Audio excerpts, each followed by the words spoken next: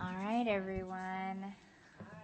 Let's, I think we got everybody here. All right. It is 9:06 a.m. on Friday, April 26, 2024, and this is a special meeting of the Washoe County School District Board of Trustees. Clerk Rodriguez, will you please do roll call? Vice President Mayberry. Good morning. Trustee Nicolette. Good morning. I'm here. President Smith. Here. Trustee Westlake. Here. Trustee Woodley. Here. Trustee Church. Here. And President, we have a quorum. Fantastic. All right, this person is the other half of the dynamic duo from McPherson and Jacobson that has helped bring us to this moment and has provided immeasurable guidance, patience, and wisdom to myself and to all my colleagues. And so, Dr. Steve Joel, will you please lead us in the pledge?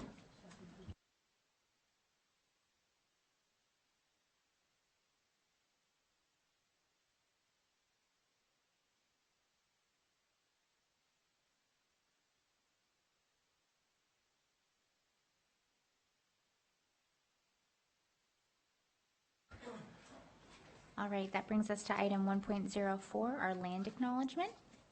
Every community owes its existence and vitality to generations from around the world who contributed their hopes, dreams, and energy to making the history that led to this moment. Some were brought here against their will. Some were drawn to leave their distant homes in the hope of a better life. And some have lived on this land for more generations than can be counted. Truth and acknowledgement are critical to building mutual respect and connection across all barriers of heritage and difference. We begin this effort to acknowledge what has been buried by honoring the truth. We acknowledge that some of our educational structures are situated in the traditional homelands of the Washoe, Nukmu, Northern Paiute, Niwi, Western Shoshone, and Nuwu, Southern Paiute peoples. We pay respect to their elders, past and present. These lands continue to be a gathering place for Indigenous peoples, and we recognize their deep connections to these places. We extend our appreciation for the opportunity to live and learn in their territory. So that closes item 1.04 and section 1 in its entirety, and we will move on now to section 2, which is the main section for today's special meeting. And I will open item 2.01, the presentation by McPherson and Jacobson, and facilitation of in-person interviews by MJ and the Board of Trustees with the following finalists for the position of Superintendent of Schools for the Washoe County School District: Joseph M. Ernst, Elizabeth Fagan, Paul Lamarca, Charles McNulty, and Troy Parks. This is an item for presentation and discussion only. And with us today, we do have Dr. Steve Joel of McPherson and Jacobson, and then also Dr. Walt Cooper of McPherson and Jacobson. But before we get going, we've got a little bit of housekeeping for the sake of my colleagues here at the dais, and then also the community members watching us. So just a few things that all the colleagues should know. You've all received a packet with the questions, and then also the previously agreed upon rubric that we have established. So what we all need to know here is that if you use the rubric just as a visual guide that tracks your own contemplation of the answers, then those are yours personally. If you write on this rubric, then it must be turned in as a public records document, but that's only if you write on it. And should any trustee want to do that, that's well within your right. And if you want more than one rubric for each of the candidates, you can also do that too, okay? And so I also want to mention that we're going to be represented today by Sarah Montalvo, who is our deputy chief from our legal team, and she'll be sharing some things from her legal perspective as well. Thank you, President Smith. Sarah Montalvo, Deputy Chief General Counsel. Just want for some preliminary matters, there is no action item on this. This is just a question and answer session. So because there is no action item, there should be no deliberations during the candidates' answers and responses or in between because there's no deliberation period. There will be a time for that at another meeting, but that is not this meeting. This is simply to ask the questions that are in front of you, and each trustee has their own questions, and allow the candidates to give their responses. And I know that Our facilitators will be going into this a little bit more, but given the brief amount of time each candidate has, and from a fairness perspective, we also want to make sure that all the questions are the same for all of the candidates.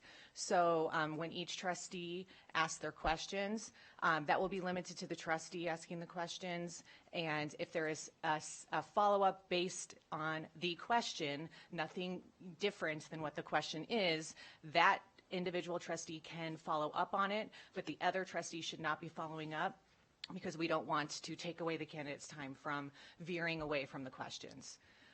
So if there's any questions about that, I'm happy to answer those, but just wanted to set those ground rules here for to be consistent with the agenda today. Thank you very much. Vice President Mayberry? Thank you for that, General Counsel.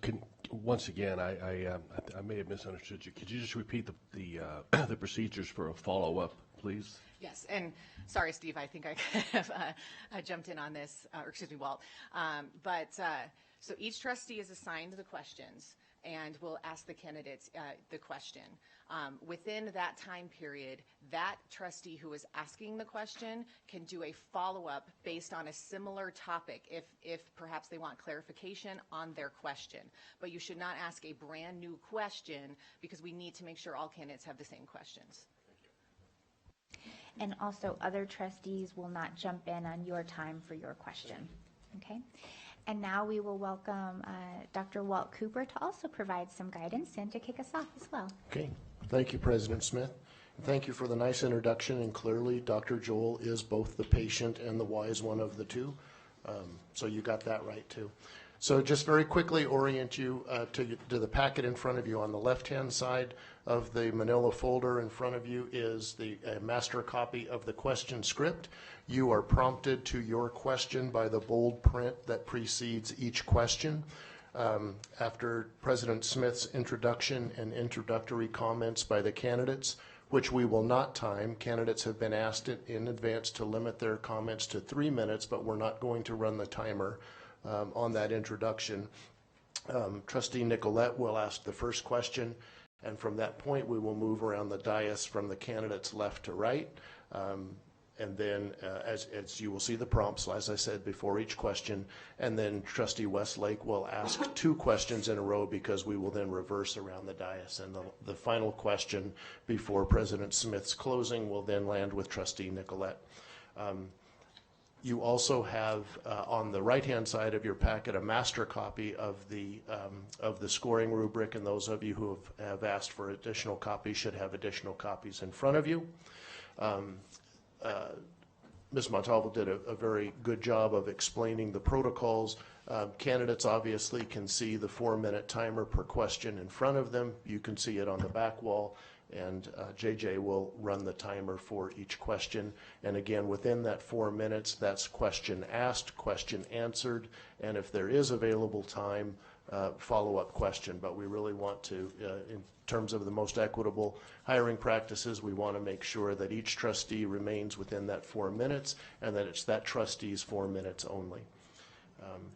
I don't have anything else, President Smith, to share unless there are any questions or anybody has still some unclarity that we need to address. If not, I will get out of the way. All right, I don't see any red lights on, so I think we're ready to roll. All right, everybody. Team, let's do this. And I am just going to leave this microphone on for the candidate. Very good. All right. And remember, team, if there are any questions along the way, don't hesitate to let us know, and we can make sure to address those so that everybody feels clear and confident about what it is we're doing. And so now, there's always a lot of fun in being the first, Dr. McNulty. So again, forgive the formality. A lot of the public and the board are used to me just kind of chatting, but I will be reading from a pre-assigned script to ensure fairness and equity across the board for everyone. So hello, Dr. Charles McNulty, and welcome. Feel free to come right up.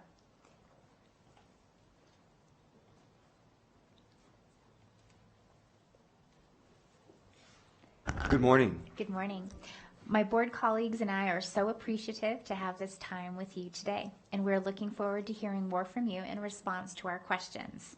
We obviously have reviewed your application materials, have seen your video submissions, and have heard from our search consultants. But to begin, we would like for you to take a few minutes to tell us a bit about your background and experiences that might not be evident in your file as you seek to be our next superintendent. Thank you. And again, one time, good morning. I got the question through an email, and I had deep time to reflect after my conversations with the trustees, my conversations with the students, the professional staff, community members and families. And I'm currently the superintendent of Pulaski County Special School District. But I deeply thought about my dispositions and how I got to that position. And it goes back to my first job in Longview, Washington, as hired as a special educator with 4 students on IEPs. And quickly, my caseload went from 4 to 11 to 43. And I feel like I'm a good content instructor in some of the core or in social emotional skills. But what I quickly realized, I couldn't teach 43 students or support them in the general education classroom without making relationships with my colleagues, the students that I took care of and responsible for, and their families. And so after a period of time, I realized I had to create systems. I had to create systems that supported and built the capacity of the teacher to understand the cues and sometimes triggers of our students, and also the strengths of our students. I had to work with the students to create structures about how they're going to handle difficult situations in the classroom. Because the students that I got to work with, although wanting to be successful, had become disconnected from the opportunities of schooling based upon a lot of things outside of school. And what struck me profoundly was that out of necessity, I learned the value of relationships and systems and people, and how excellence only occurs when there's a collaborative moment.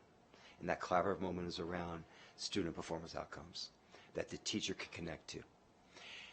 The second piece that was an epiphany, and it came from a couple conversations I've had with the trustees, was that when I was at Carl Sandburg Middle School and I was working on my doctorate at the University of Wisconsin, it was about an hour-and-a-half ride to school. And it was a school that was definitely struggling. And I would come after a 12-hour day, starting with 6 donuts and a large cup of coffee, which I know nutritionally wasn't probably the best idea. And I would end my day about 4:30 and then drive to Madison. But everything was so fresh in me, so that when I was taking the courses and I was being engaged in both theory and practice and research, it wasn't the process of getting the doctorate that counted. It was the information I was able to bring back to the school the next day, to have conversations around capacity building with the people I work with, the students I work with. And I think that intersection between theory, research outcomes, and practice, and seeing success in my colleagues, the professional staff and students, started the ball rolling towards a systemic view centered on human beings who need to act collaboratively, who need to act in a way to build not just their capacity, but the capacity of others.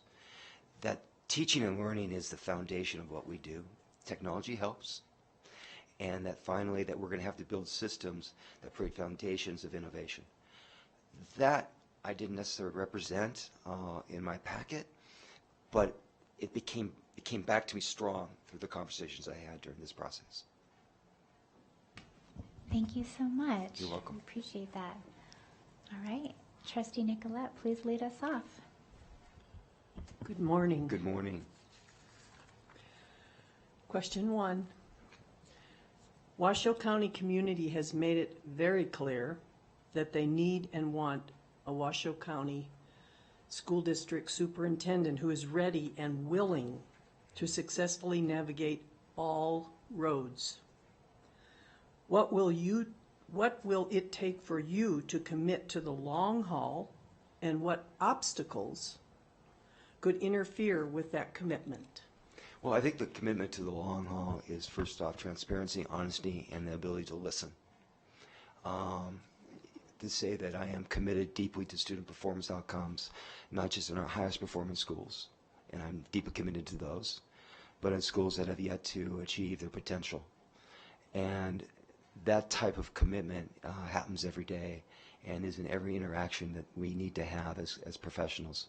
And that's professionals from our bus drivers who are deeply, deeply critical to getting our students to school, to our cafeteria and nutrition personnel and experts who feed our children and our professional staff, to our teachers, our paraeducators, our school leaders.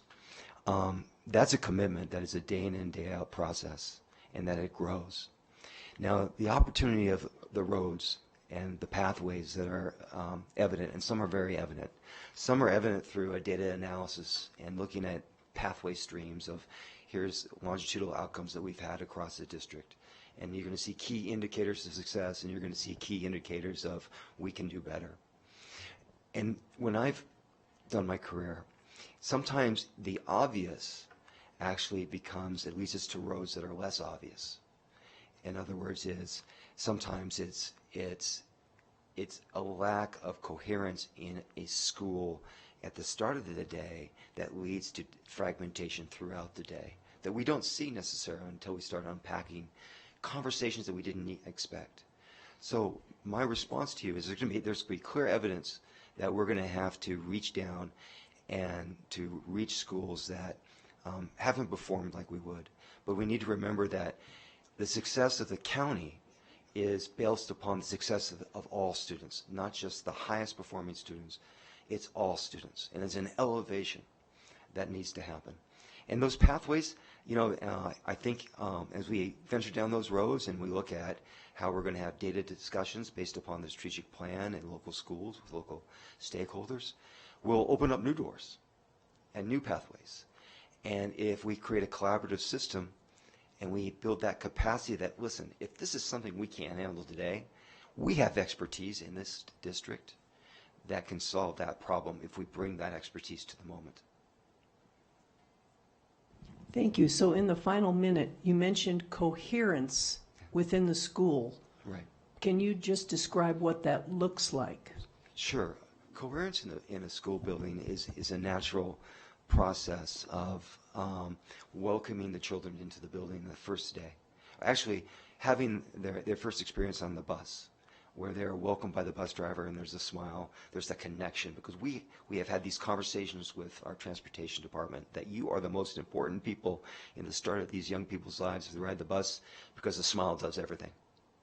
Then it comes to the smile as they enter the door, that we greet our students honestly and with great value that they've come today to learn, no matter what's happened at home. The second is that we have a structure during the school day where the students they know what they're going, they know what they're doing, they know the expectation.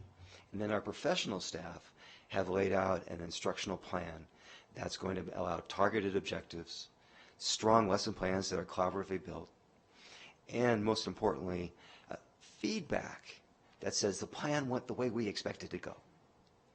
And then come back together in a professional learning community maybe the next day and go, and be not afraid to say this, that plan didn't work out the way I thought. Yeah. I have been a teacher. I thought I killed it. It was a day where my 8th graders look at me with love in their eyes, and then I did my formal assessment check at the end of the class period, and none of them got it right. So I go back to my colleagues and say, how did it go for you? And then we have those conversations.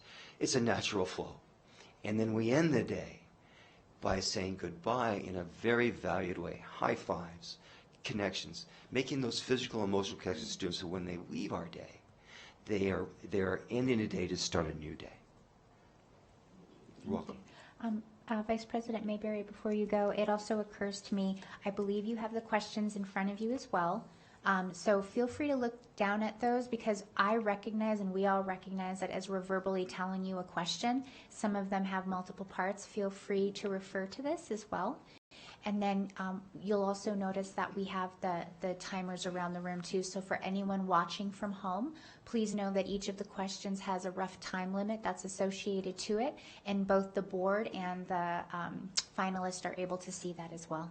And thank you. I now see the 4-minute mark, and that really is helpful. Thanks. It's completely okay. That's the benefit of you going first and me going first with this. So thank you for your patience. Vice President Mayberry. Thank you, President Smith. Good morning, Dr. McNulty. Nice to see you again. Nice seeing you again. Thank you. The question two is a little bit of a departure from probably most of them. We're going to talk a little bit about the finances. It's a short question, but it's multifaceted.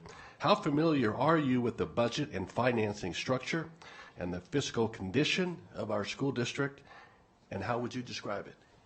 Well, when I look at first year per pupil expenditures, about 9,000 is from the state and about 1,000 or so is from the federal government in categorical funds.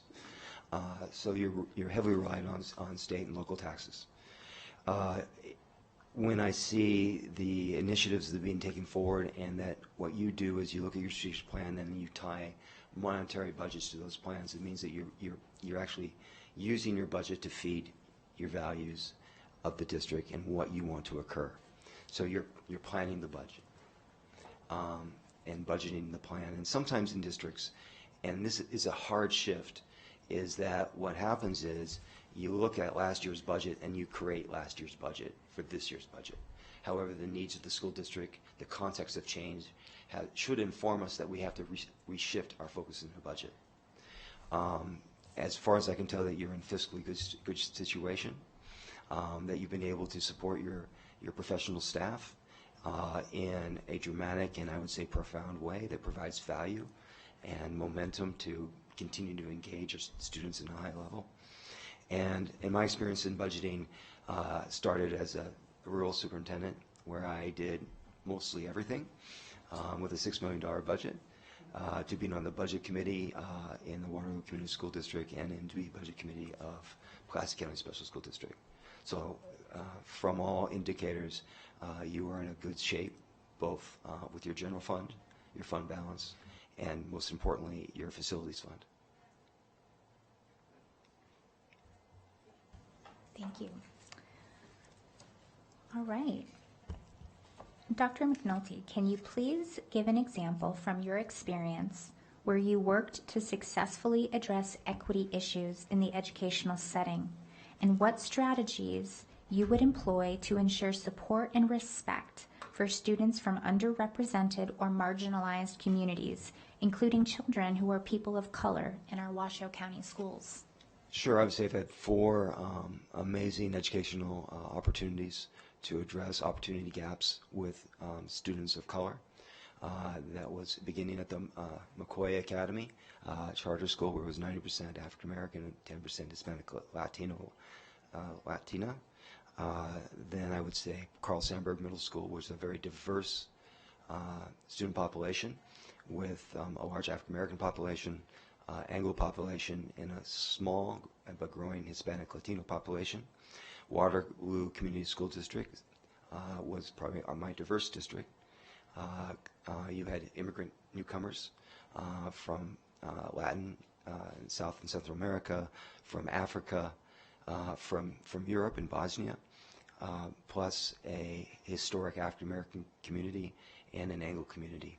And then finally, Pulaski County Special School District, as I've mentioned many times, has been under desegregation court order. And in each of these events, the first step is high expectations for all students, that all students deserve the very best.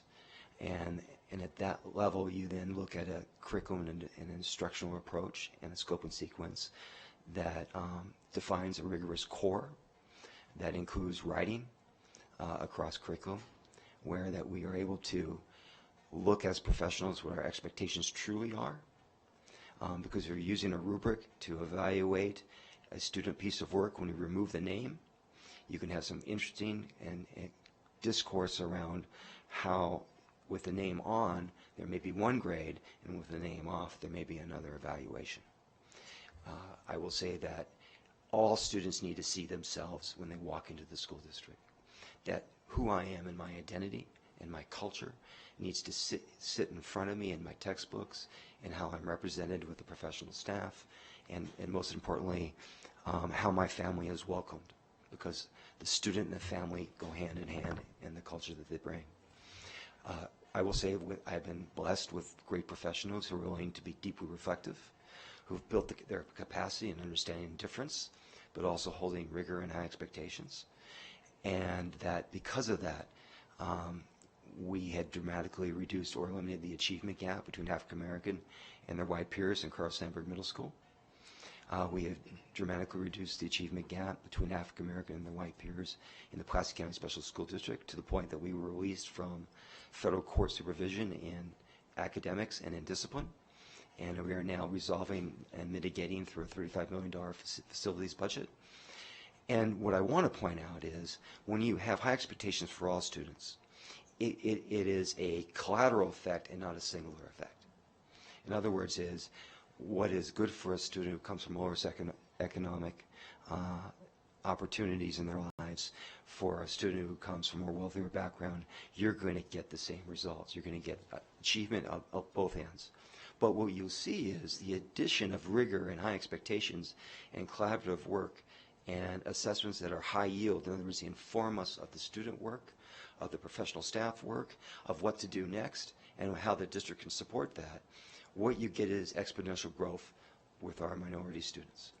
And that's where I've been, and that's what I've seen, and I'm deeply committed to, at the end of the day, that when we say that we're a district, we're talking about every child in the district. And when we say we're going to be at the highest level of performance, we're going to say that for every child and invite their family into the district.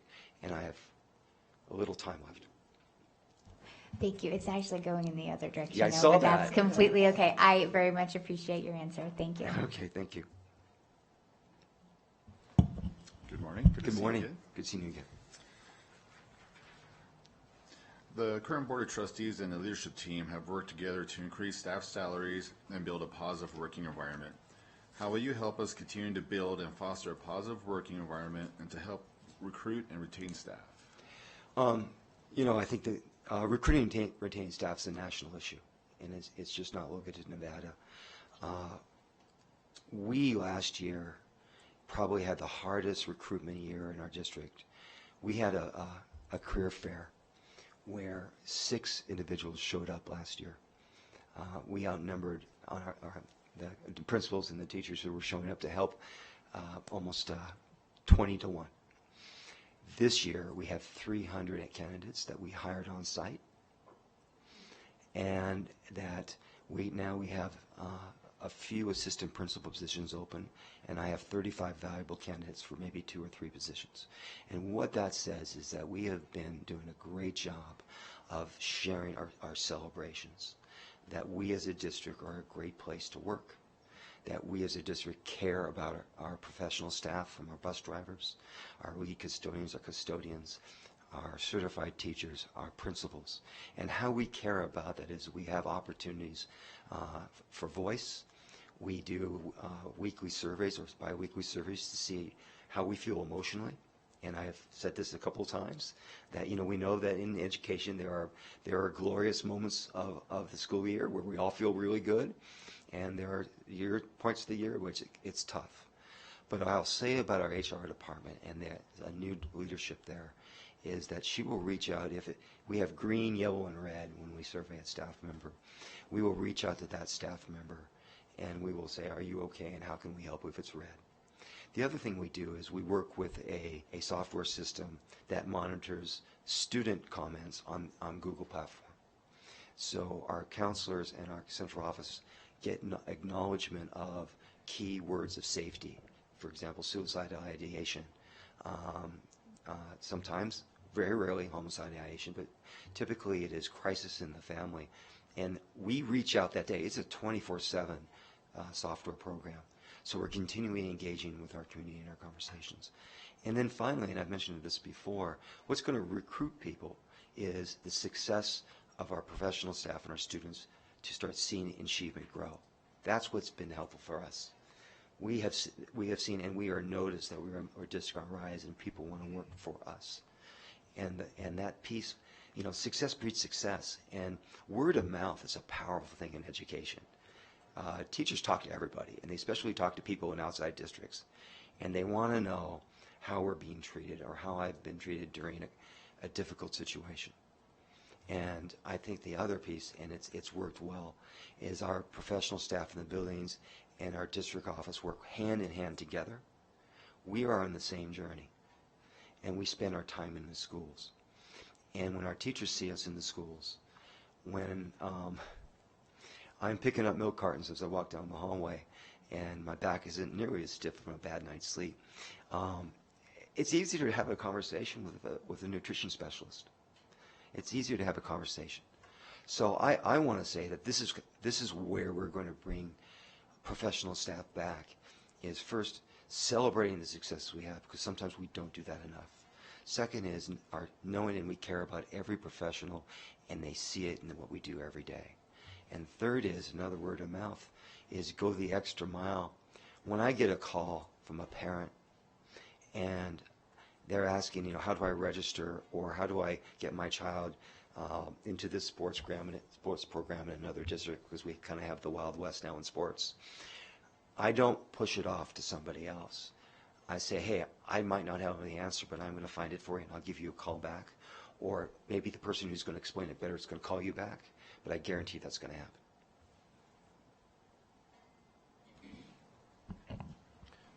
Please share your thoughts on balancing privacy and internal matters with public transparency. Can you provide an insight or personal story on dealing with this issue in your career? Sure. You know, I work in a state where, Arkansas, where public transparency is a very valued commodity in local government and in schooling. And, you know, the FOIA is used many times, and we welcome the FOIA. There's nothing really to hide. But here's the balance. When it's a personnel issue stays internal until it goes maybe to a termination point, and in Arkansas, termination, and then becomes public domain. We also are very, very concerned about student privacy. We take FERPA and HIPAA to our hearts. We are very careful to make sure that student information is not disclosed to the public. However, and we also ask our parents, because we do a lot of social media and we do a lot of activities and we do a lot of filming of our students, and we ask permission. Is it okay to film the student? And if it's not, we will remove the student from that picture. You have to value the innate concern of privacy in this day and age. On the other hand, you have to be transparent. You know, where we spend our money is important. Why we spend our money is important. We do budget the plan, and because of that, we do and we've got criticism. We do a national conference with AVID in Dallas, where we send 350 professionals with using federal funds to get better. And it's not a conference where you go till 2 o'clock and you sit and you get some sunshine. It is a conference from 8 to 7. And from that, we build our strategic plan, because we have 300 employees, and all the employees, the professional staff, get to interchange and interact with other building principals, with other teachers, with district administration, as equal learners to build an effective strategic plan for all students. I have a little time left. You mentioned, say, a complaint against a teacher, and then the termination, it becomes public. What about when there's a complaint from a citizen against a staff member? Mm-hmm. Doesn't go to termination. It goes to, say, a letter of reprimand. How do you handle that? In Arkansas, a letter of reprimand is in the personnel file. How would you handle it here? What does the policy or law say? Let's assume there's no policy. It's in your hands. Okay. That's a fine assumption. If it's a letter of reprimand that typically doesn't go to the file, that stays in a learning opportunity, capacity building opportunity with the professional staff, and stays internal. So you would not communicate that with the person that made the complaint? I would say that we made a personnel decision, and we respect the complaint and we take it seriously, and we'll act accordingly to make sure that whatever happened was taken care of, and to the satisfaction based upon the bargaining unit's letter of contract. All right. Good morning, Dr. Milton. Good morning. Okay, so here's my question. Our district is a community with growing diversity. What have you done in your previous positions, and what will you do as our superintendent to ensure you receive diverse perspectives on issues facing our district? So, student voice is a key component of how you feel when you enter a school as a diverse member of our community. We do a lot of family welcoming to schools, but sometimes newcomers aren't comfortable coming to the school because their experiences where the countries they came from or their experiences in some other district has not been as positive. So we have gone to local churches. I have gone to local churches and present, hey, we want it. We want your children here, and here's how we're going to value your children. And I want you to know that we're going to come to you if you're comfortable with that. Because often newcomers aren't comfortable. So sometimes you use a third party who they trust. Again, that goes back to the local churches, whether that's a priest, a minister, a pastor. We found that very successful, especially during the pandemic. 25% of our clientele, our consumers, our stakeholders, didn't have internet service. We had one-to-one. I mean, I will tell you, our staff did a remarkable job with a 2-hour notice to get 11,000 Chromebooks home. Okay, but we realized a week later that 25% of our students didn't have access to the internet. So then we realized that when we got the hotspots to the community, that many of them didn't have a satellite cell access in their homes. So we reached out to our churches and our local nonprofit agencies who had locations in those communities, and we provided the hotspots there. And they would reach out and say, here's an opportunity for you. We know it's a struggle, and we're going to accommodate as much as possible. But it's our job to come to you in those situations. So, and each new population of stakeholders has different needs. And that's why it's also important to understand the culture and to communicate in that culture and understand where they are here and now. And then finally is, one of the nice things is that when some of our schools, when new children come in, they have ambassadors who walk them around the school and are tagged to that. So it's not you come, we dump you into the classroom. It's we're going to spend some time welcoming you as a valued member of our now school community.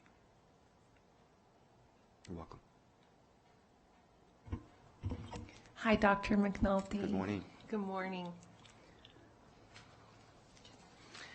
What are the most important talents you can offer us that will grow the success of our children, and what do you hope we can offer you as you become part of our community? Well, I bring dispositions and skill sets that I think are valuable to organizations and school districts. I have a strong understanding of systems. I have a strong understanding of the importance of a rigorous curriculum and what that looks like as it develops and evolves and connects to students on a daily basis. I think that I also believe in organizational grace. That as you're doing changes and reform, you have to give people the opportunity to learn and not to manage by exception. And that is when someone makes a mistake, all of a sudden they're held accountable. Well, we haven't probably done the right building of capacity or the structures in place. If you're going to put pressure on people, you better have overwhelming support so they can navigate and find success. The other piece is I've been through multiple locations in school settings where I've seen talented people feel inhibited by the structures that we've put in place, and that we've been able as a team to deconstruct those structures to open up great outcomes for our kids. And I'll say it, and I do live by this when we hire our professional staff at the district level. If you've seen success, you know what success looks like. And you come with two dispositions. One, you know the difficulty of it, and so again, that organizational grace comes into play. But you know and you feel what an outcome feels like. When we were able to get 47.5% of our students in 22-23, the 99th percentile growth on the MAPS test across the district, that's a success. Our building principals will live forever in their professional career because they felt it. The year before, I think I had said during the community 10%. Actually, it was only 8% of our schools had 99 percentile growth.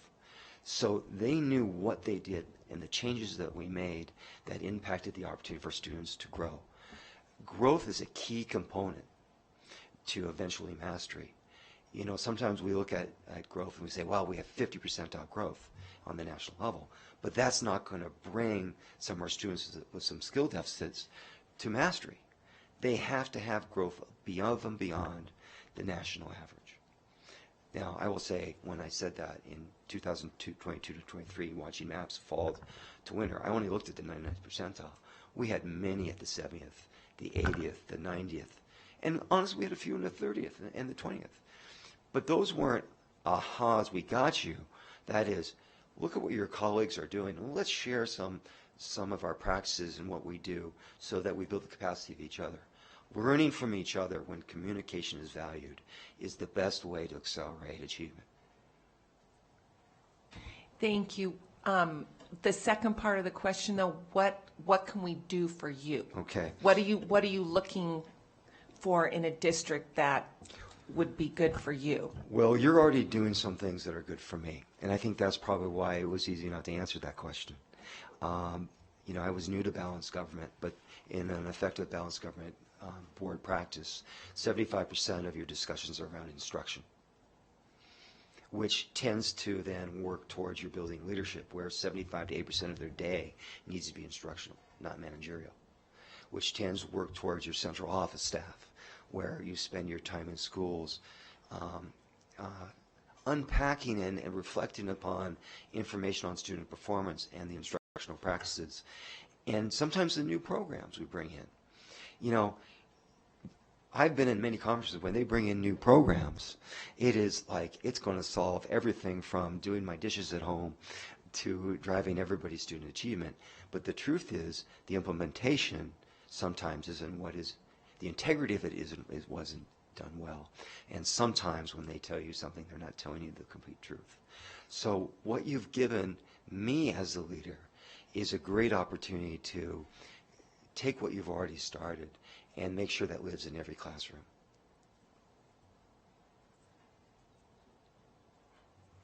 Thank you.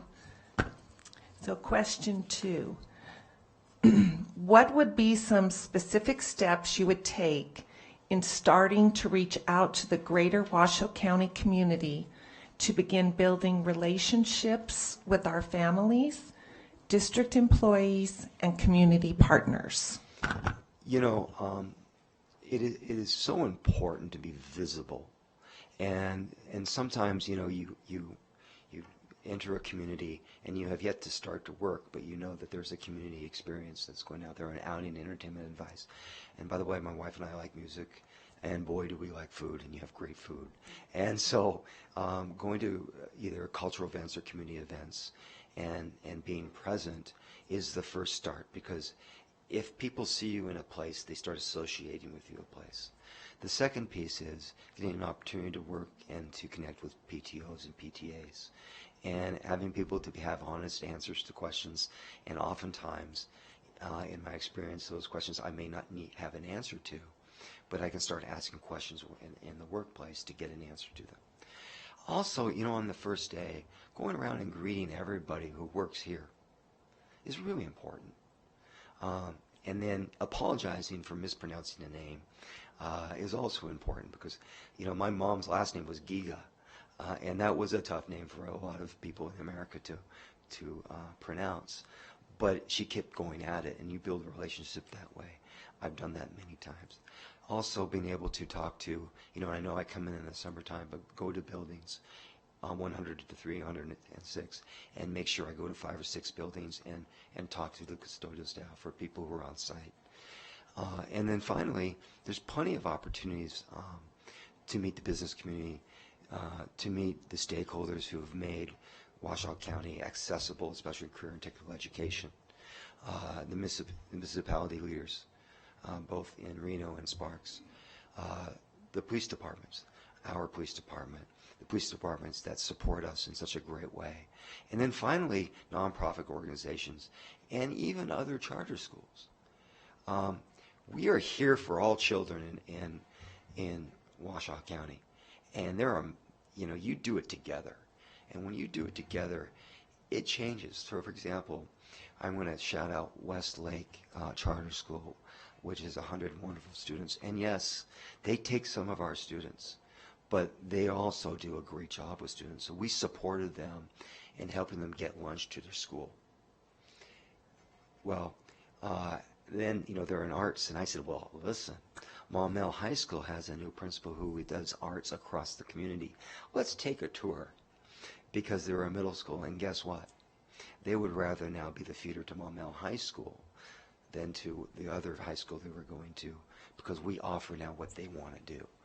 So reaching out sometimes without any expectation of being given back is it's the right thing to do.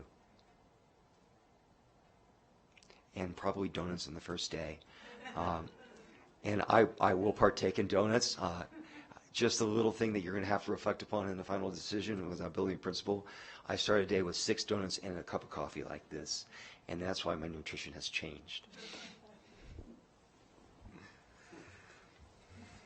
All right.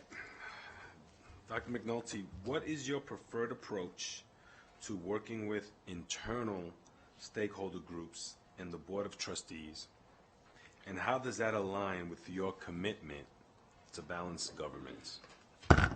Well, communication, and sometimes the communication isn't what we want to have. Working with the trustees, if there's an event that occurs in the district that I've become aware of, and I've become aware of it because, we use group text as a way from transportation to the building principals to district office to instant reports, and if it affects teachers, we're going to get the information out to our professional staff. Let's say in a school that may have had an incident, we're going to get that out before it goes to the press. You're going to know about it before it goes to the press, whether it's good or bad, because that's the start of trying to mitigate the issue and get people on board. If people, it's never the mistake or the incident that causes the difficulty in trust. It is what you do next that causes the difficulty in trust. If you attempt to cover something up, let's face it, when you have 61,000 students and 8,000 staff, you have to realize that people are going to know about something, and if you don't create a clarity of communication, people are, if they don't have the information, they're going to make it up. And we live in a social media world. So we get ahead of things. And we are not ashamed when something happens that is a mistake or something happens egregious. We're only ashamed when we don't correct it.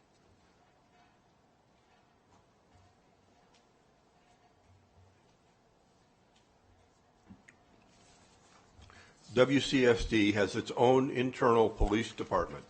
Do you have any experience over such an organization, and what do you envision the role of that department being? Well, I've been blessed to have conversations around your internal police department, and all I've heard is they are excellent. They have great relationships with the students, the professional staff, because they are part of the professional staff. In fact, your chief said something profound to me, I think it was last night in a brief conversation, is that, I'm talking to another professional employee, is that, and if I remember correctly, you and I are sharing the same experience. Wow, that was powerful to me. Say that one more time, you and I? Are sharing the same professional experience. What happens to you is happening to me. And that's a commitment level. And I may have misheard it, but that's what my heart heard. Now, I will say, we are also blessed in Pulaski County Special School District. We have very good school resource officers with very committed municipalities where we work in an open communication. And they are there for our children. And I cannot say enough about them. But they are another agency, and they are another agency with their own goals and their own responsibilities and their own policies and practices. And again, I've had no complaints, but I recognize that there's a distinction between us and Pulaski County. It would be welcomed to have an internal police force that is so dedicated to the children, the community, and the professional staff. So I have a few minutes left. Okay. Do you see their role as, say, law enforcement, say arresting bad kids, kids on drugs, or as the police officer's your friend and you can confide in me, or somewhere in between? Well, I think that, community policing and that building the relationship with students transcends into the relationship with police officers, in the community. And that's a powerful place. I will say to you, and I have a strong feeling, our administrators are not going to bring police officers into school administrative responsibilities.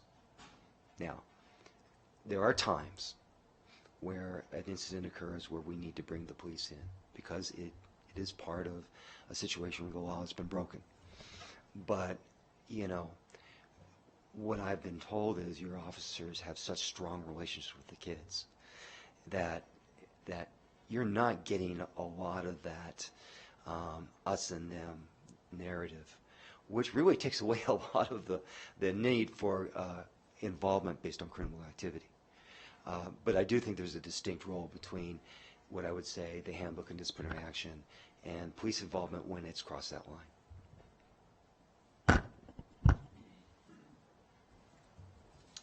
Hello again. Hey. Describe how you'll be involved with the state legislative process and what experience you have working with elected officials. I've had some strong experiences with elected officials, both for advocating for the rights of students in our district and for support and for getting support from the legislator. We have a number of senators and representatives in our district because we're a big district. We're not 65,000 square feet, but we're 650 square feet, and we have different constituents with different ideological positions. And I have gotten support from both sides of the bench, and I've been very thankful for that.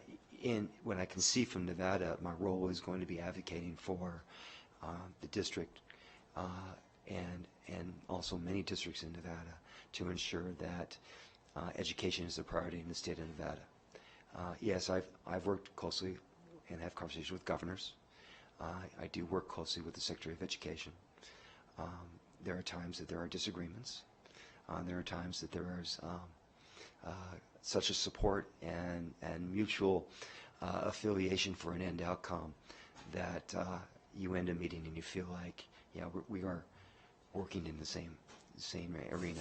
But I do see my role here in Nevada as probably a little different based upon the educational structures in the counties. I do have a little bit of follow-up. Part of the reason why that question is one thing I did appreciate about our previous superintendent, and I didn't have the pleasure to see Superintendent McNeil in that role, but the commitment and the time spent in Carson City advocating for our schools, right. And increasing our per pupil funding, along with the majority of our trustees were there as well. Right. Do you have any experience, or can you elaborate any stories or anything like that maybe you did? Sure. I've spent some time in the legislative body working with senators in small committees about issues that were important to them and issues important to the district. And I would say that some of those conversations were congenial and supportive, and we were on the right track. I'll never forget being brought in by the Black Caucus, and the district had a history of being under state support with finances, and they were very honest about, yes, we want to see improvement for all children, but we want you to be responsible for the financial well-being of the district given its history. And I thought was a very important meeting, so that when we were working with the state over financial issues, there was a foundation built there. I've also been in conversations where there was a disagreement by a number of legislators with the actions of the district and support of the board. And I am not afraid to enter those conversations respectfully, but making sure that there are clear lines understood between legislative action and district autonomy.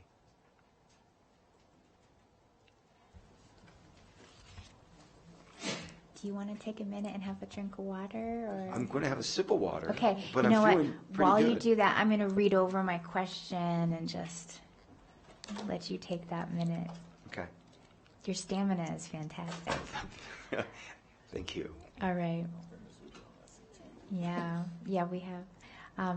Can you please give an example of a situation where you dealt with complacency or protection of the status quo with your team when facing a challenge that required them to move out of their comfort zone? How did you handle it, and how did they respond?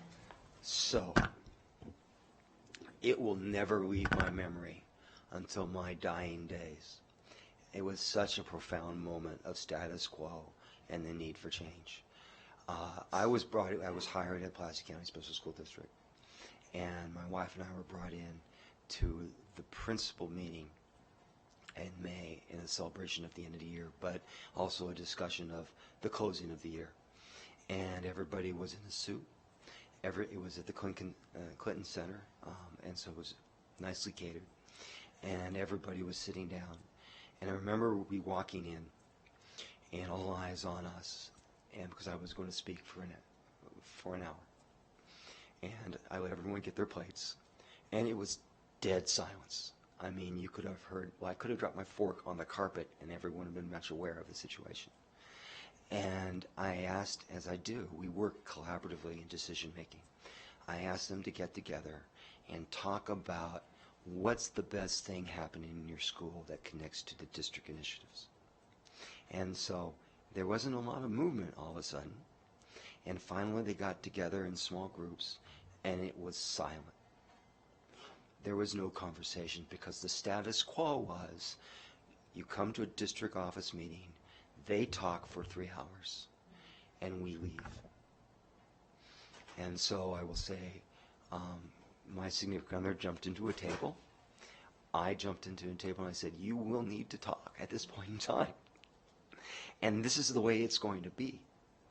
And at this point in time, this is a risk for you because you are going to change the status quo by doing your behaviors. But I'm going to ask you to change the status quo. And this is our first time meeting before I am even employed. And slowly, the room started buzzing. And slowly, we started having conversations about what is going well and how the supports are going. And then at the end, there was a risk-taking of, here's what we would like to do better. So our first meeting as a professional staff and our building principals in the central office, I started the meeting with a question. What does high performance outcomes look to you? Because that's where we're heading. And I will tell you, it took a little time. But if you're going to change the outcome of schooling, you have to have leaders who are risk takers and also model that behavior with their staff. Faculty meetings should not be giving information that you can send out on an email. Faculty meetings are broad and important and assertive discussions of what we need to do for students, what's happening in our classrooms, and what can we learn about good teaching. As building principal, we would take a writing sample every faculty meeting and use a rubric and evaluate it so that we knew what rigor was from a paraeducator to the building principal. And that's how it's changed and evolved. I mean, I will also say in the first meeting, there was no laughter. They had good food, but there was no laughter. I can say, and if you were to call our district leadership, we have fun. We have important discussions, but we value each other, and when you value each other, you can have humor. You're welcome. Okay, Dr. McNulty, we're on final approach here. 2 more questions. What is your general philosophy in building relationships when it comes to important external partners, including the media, public agencies, nonprofit organizations, and even organizations that are adversarial in nature? Okay. I was kind of laughing. We have a few of those. So it's kind of a 2-part response. First and foremost is when we established the academies of Central Arkansas, there was a lot of pressure from the chambers of our municipalities, Little Rock, Maumelle, and Sherwood, to get going. And the problem was the pandemic hit. And I recognized as we moved towards systems, we became fragmented almost instantaneously. And we weren't ready to dive in effectively Because the worst thing that can happen in any innovative approach, in any change, is that you're not really prepared, not for the first day, not for the first year, but for 4 years down the line. In the academy structure, you have to have internships in place with your business partners, your nonprofit agencies, for your juniors and seniors to have real work experience. If you don't have those in place, what you have then is a pathway that has less hands-on experience all the way to your senior year. So it was my role to work with the chambers, to large stakeholders like Sensor Arkansas Water, Entergy. And then on the same token is to utilize our professional staff who had strong relationships, for example, with Children's Hospital. I don't always have to be the leader to build a strong relationship, but we have to put the people in place who have those relationships and those social networks that get it done with expediency. So if I was to call out, for example, our director of academies, her name is Kristen Herring, and she is amazing, and hopefully no one takes her from Pulaski County when I just said that. She has built relationships with corporate sponsors that in my role I haven't been able to get to. But then when I do meet them, they know that she's a professional, that she's dedicated to the outcomes of our sponsorship, and she's also dedicated to the students and the outcome of the academy structure. So it is a team that builds those multiple connections, and that I may be the leader in one situation, but I may be also the associate that is the symbolic power before that. This is important to the board, this is important to our district leadership team, and this is important to our kids. Going back to the media, we've built a strong and positive relationship with the media. There have been multiple times where we have gotten ahead of a situation because we knew silence was only going to create more disturbance and more distrust. And I work with a great executive communication team. You have a great team here. And it's better to get the message out beforehand than to keep backtracking every time something comes up. So we do that. And I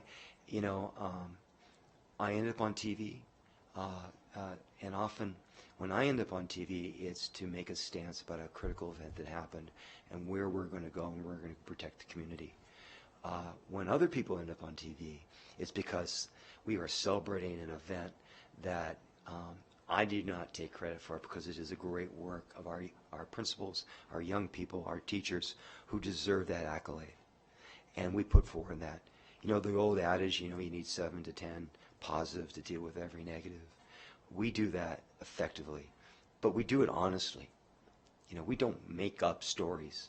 These are celebratory events that our students are actually doing. In fact, I want to just share that we are going to break the Guinness Book of World Records on the electrical current transference amongst people in Sylvan Hills High School. We have taken the entire feeder of young people, and I know the press is going to be there, and we've lined up one end to the football field to the other, and it's going to be a media event, and we're going to break the record. And by the way, they cost to get in Guinness Book. It's $7,500, and we were able to get our business stakeholders, our community, to donate to get to that level. Yeah, you're welcome, and I hope now it gets covered. Okay, bringing it home here. Okay. Final question. Please describe lessons learned related to building a healthy, successful, and sustainable organizational culture. Share what worked and share what did not work. So when you are able to make connections, I'm going to use the example of Waterloo. 3 high schools have worked independently for a period of time. And then we looked at our graduation rates. There were key unpackings of what was happening to our freshmen that related to poor graduation rates. And that is failing freshman English and freshman algebra, because that put them behind in the course so far in the freshman year that it was really hard to catch up. That put them already at risk of graduation.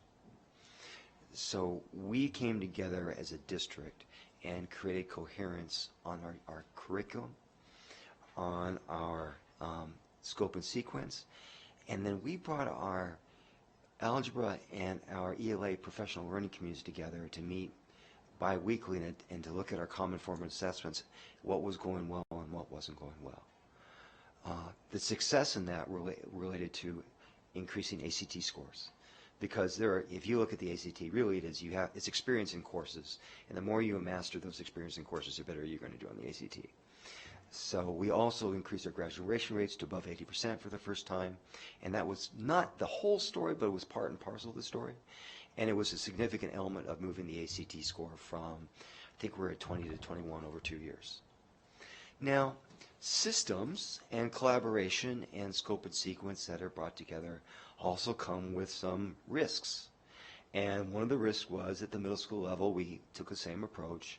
We developed the scope and sequence and an alignment in our assessments to the state assessment that we felt really good about. And so we took the test with all integrity, and across the district, we dropped 8%. Okay? I will tell you that was probably a couple sleepless nights for me. But what we were able to do is come back together and say, okay, here's the bad news. We dropped 8%. Here's the good news. We did it together. So now that we did it together, we can act together to mitigate the problem. And by the way, in the next 2 years, we caught up. It didn't happen at once because you know what? You don't solve the problem each time holistically. It takes a little time to problem solve. But that's what the systems do. There are many times where your achievement comes across the board, but there are going to be times where you act in good faith and you think you know what the state assessment is going to measure, and guess what? You missed it, but you did it together. The problem with every school on their own is this school is going to hit it, this school's not, this is going to be the status quo. And to try to come up and piece together what happened is very difficult. It can be done, but it takes time. And our students don't have the time.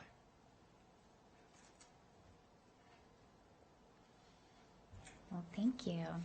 So thank you, Dr. McNulty. That concludes the questions we prepared for you, and we very much appreciate all that you have shared with us today. Before we wrap up, however, we would like to give you an opportunity to share some final thoughts. Did you prepare to answer something that we did not ask today? Or do you want to share anything else you think we should consider as we work to select our next superintendent? I actually reviewed this question. I read it when it first came to me, but I felt like it would be better to review at the end of the process. And I want to compliment you in the process. I've eaten a lot, and thank you. And the second piece is I've had some amazing conversations. What I want to share with you, and what I think that as a candidate I bring to the table, is that I love what I do. And I hope that that's what you have seen in my conversations. I also love working with people, and I love the fact that there's opportunities for people to shine. And when people shine, you get the same thrill as you do as a member of a team sport. I may not have scored the touchdown, but I was part of the outcome. The other piece is, and I go back to what I think I said at one of the community meetings, I have been part of something special. I was part of that experience. And when you've been there, you see things that are elements of something special. And the work that you've done, and the work that your leaders have done, and the work that your teachers have done, it's there. And I wouldn't be saying it if I didn't feel it these last 3 days. When and this is a little of who I am, when I was able to dig down into student performance plans, and how there was a strong attempt to relate it to the direction of the board and the direction of the central office, that's a beginning. But the question is, how deeply do we need to go? And I know what that looks like. And that's not, let me tell you this and let me tell you that. That is, you know when a student has created mastery, and let's talk about that.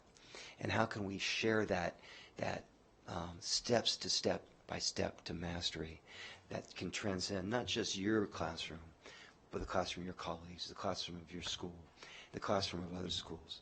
we have to work together and not act in silence and bring the natural pool of fragmentation into a system of collaborative professional practices based upon a school board that is providing the direction that a district needs, and based upon a central office team that now embraces the school site. And I was talking to one of your leadership in central office, and organically they're starting to have that conversation. So it's there. But it's not, this is not something that we can delay, because there's evidence and practice now that if you put them together, it comes together fast, because I've seen it come together fast. You know, you don't get the 47.5% 99th growth at the end of a pandemic after fragmentation when you come together quickly as a team. And so that is what I think I come. I come with the experience and the exceptional opportunity as a professional, as a person, that I want to share and I want to be part of again. And every bit of my fiber in my conversations last night with you all, with your professional staff, says that it's here. So I want to thank you for this opportunity. Thank you very much. Dr. McNulty, we appreciate you being with us today. All right. Thank you. And we'll leave this here? Yes. Yeah, there we go. Thank you. Safe travels. All right, so I'm going to keep the meeting live in session. As Dr. McNulty heads out and our next candidate comes in, it will be before the stated time. Remember, these were all approximates. But while we make that transition, if anyone would like to take a moment, you're more than welcome to briefly. Just remember, I need 4 of us to stay in this room at any given point. So while we queue up our next candidate, if anyone needs to take a moment, now would be the time to do that very, very briefly, because we're staying in session, okay? But I need 4 people to stay here. Okay. Trade off. Yep, just trade off. Go, go, go. So if I need my 3 to go and then to come back, okay? I just need 4 people to stay in the room while we queue up our next.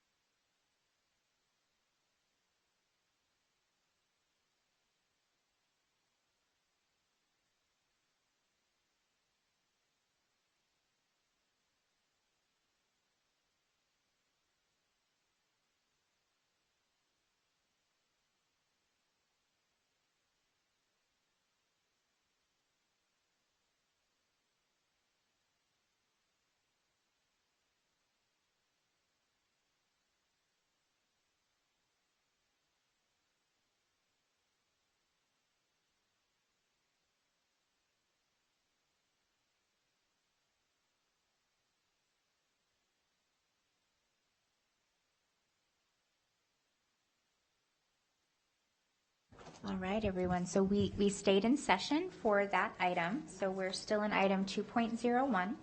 And before I read the structured greeting, Dr. Fagan, I did want to let you know that your opening statement, once I read the introduction, is not timed.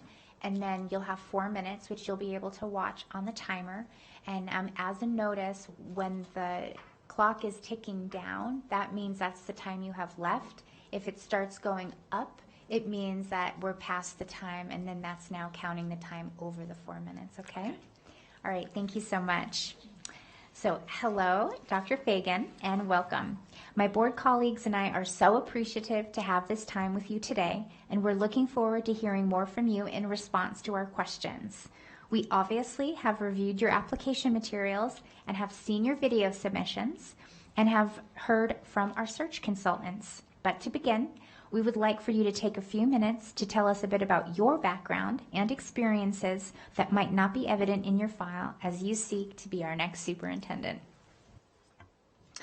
Well, thank you so much for having me here. I really appreciate it. It's been wonderful and a rigorous but excellent process. So first of all, I just wanted to say that to all of you, and I appreciate the time that you all have put in this week, in addition to all of your other lives and things you have going on in your homes and with your jobs. So as far as my background that may not be evident, so when I went to college, I was a Pizza Hut waitress, and I bring this up because I think I learned a lot about customer service and working with all people through that process. I learned a lot about the customer service industry, what it's like to, try to support someone that you've never met and to build that relationship in a short amount of time and serve and support their needs. So the reality is I actually feel like that was a bit of a foundation for me as I moved into administration.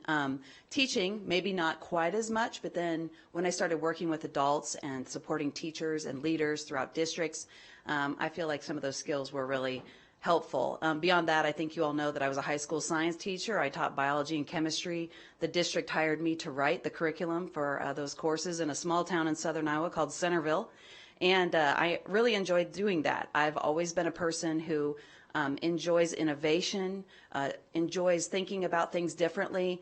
One of my professors, Dr. Liggett, once wrote in a recommendation, Liz, as my student, she doesn't say why, she says why not. And I think that really is something that encompasses sort of who I am, as I love to work with people, inspire them forward, dream of things that we are all get excited about, and then put our resources to those outcomes. So other than that, I think I've been a high school principal and associate superintendent and a superintendent in 3 different large districts, very different experiences that have all really contributed to who I am today and what I like to do professionally. Thank you. Okay, I'm kicking it off with question 1. All right.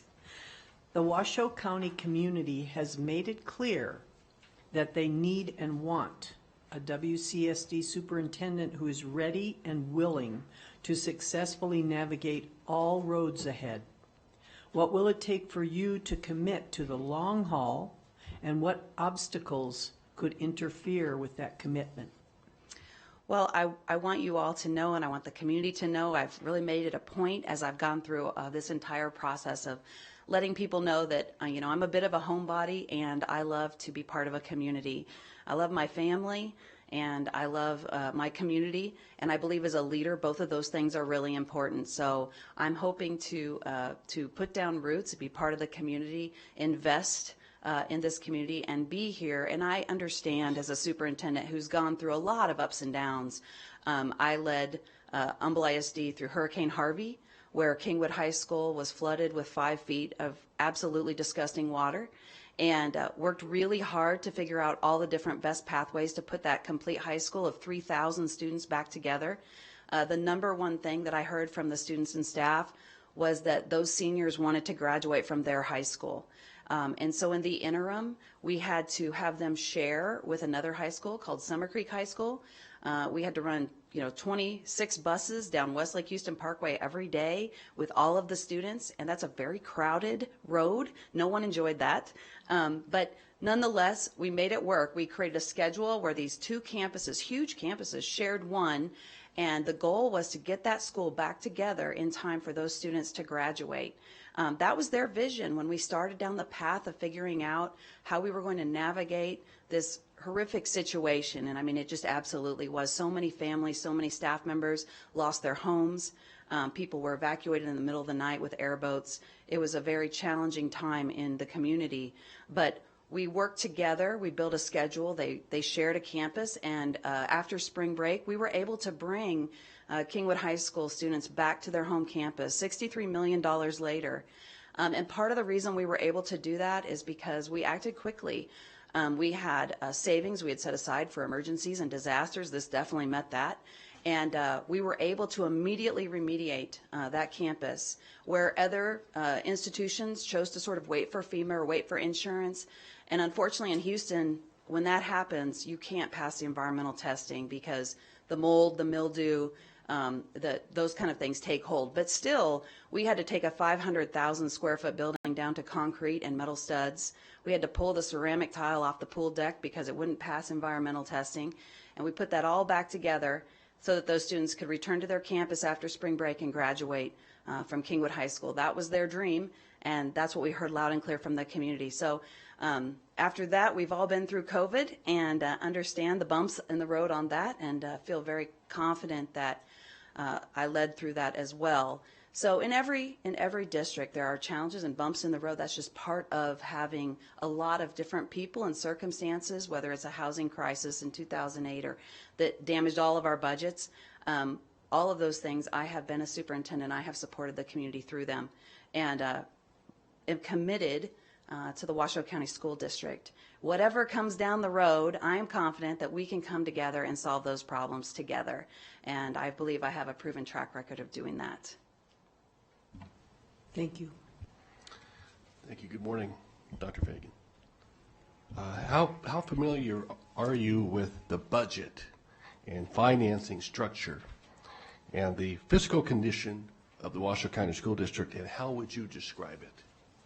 Well, obviously, this is a very large organization with a large budget. The good news is that the Nevada legislature has allocated additional per pupil funding, and that has been then passed on to employees, which is near and dear to my heart, making sure that employees are receiving the compensation that attracts and retains the very best. Those are some of the things that I have read about and explored. When I look at large organization budgets, I'm looking for a solvent budget that is not overspent with recurring expenses that are eating away at the savings. I've never passed budgets that do that. At the same time, it's important that certain percentages of the budget do go to salaries and benefits because this is a people organization. And so I've noticed that, the district that I currently serve in has about 50 schools, and this particular district has over 100 schools. And so there are some economic efficiencies that are just not in the structure, which eat away at some of that ability to be more flexible with the budget. But I've also recognized that with the 1 cent sales tax that was passed and the dollars for capital improvements, that those things have allowed the district to use those figures and that money for capital improvements and then focus on this other sort of recurring expenses. And when I was at Kate Smith Elementary yesterday, we talked about the condition of the campus, and they love that campus, by the way, and it is the sweetest campus. It has elements of Montessori that I absolutely love. I love Montessori in early childhood. I think sometimes we don't get that right, and we don't concentrate on fine motor development with young students. We know that's imperative for their success. So I loved seeing that there. But part of the conversation was about the condition of the campus, but also the conversation was about the plan for that campus to ultimately be replaced and potentially merged with other campuses. So I know that there is a plan to perhaps improve the financial efficiency of the district, which will allow for greater flexibility for employee compensation as well as other interests in spending. So I feel like my exploration of the financial situation is that the budget is a good one. It's a solid one. It's not upside down or insolvent. I feel like the capital piece is extraordinary with the community support from the business community and others, that there are excellent plans in place to continue to renovate and even consolidate where necessary. And so all of those things are very positive financial situations. And beyond that, you know, when you have as many employees, about 9,000 employees here, you're going to have a different circumstance than when you have half as many schools or only 7,000 employees. So the money is spread more thin across the system, but it's absolutely something that, you know, you can continue to work for and look for financial efficiencies that you can then bring and redistribute to high priorities.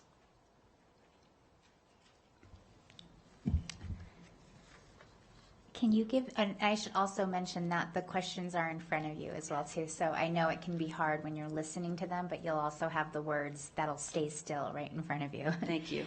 Can you give an example from your experience where you worked to successfully address equity issues in the educational setting, and what strategies you would employ to ensure support and respect for students from underrepresented or marginalized communities, including children who are people of color in our Washoe County schools?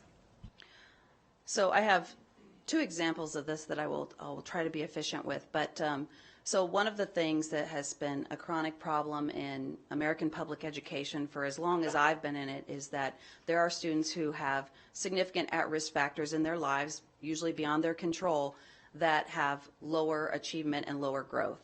And for at least, 50 years, or since 1999 anyway, a lot of companies and products have worked to address that through workbooks or programs or this kind of thing. And we just haven't seen the kind of success from those that we have wanted. And we've all hoped that, okay, this new thing is going to be the magic bullet.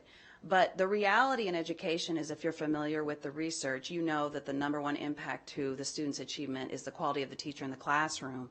And quality teachers work for quality leaders. That's the number one thing they want. And we also know that teachers have the most ability to make a significant impact. So when you take at-risk funding, and I did this recently, and you look at it differently. So in the past, you get it at-risk funding mid-year, you have to spend it by a certain date and time, you have to spend a certain percentage or you lose it. And so districts have hustled to buy Chromebooks or workbooks or whatever the case may be. Instead, why wouldn't we put that money where we know it makes the biggest impact? And so in Humble ISD, we created a system to quantify the most at-risk classrooms in the elementary. The secondary teachers were completely on board with it. We took the dollars and double staffed the 50 most impacted classrooms in the district with teachers, and it had to be an agreement with the teacher. We didn't just say, hey, you're having to do this. We went to them and said, would you like to do this? Here's the training that will accompany it. This is what it will look like. 49 of the 50 teachers said yes. We moved on to classroom 51, and that teacher said yes. We did the professional development. We hired the teachers. And here we are several years later, and the data are really amazing. In fact, at Convocation, we celebrated these teachers because really, for the first time in my career, I actually saw students who are so far behind making progress like I had never seen before. So in some cases, growing 4 grade levels in a year instead of 1. And remember, these are very at-risk children. They're not, they're not your sort of average, typical peer. And so to see that kind of growth from them is unheard of. We saw them outperform their peers when you looked at graphs. And the other thing that happened is the teachers who were thinking about leaving education because they didn't enjoy teaching alone, and they thought it was just so rigorous, and they didn't like the sort of narrative around it.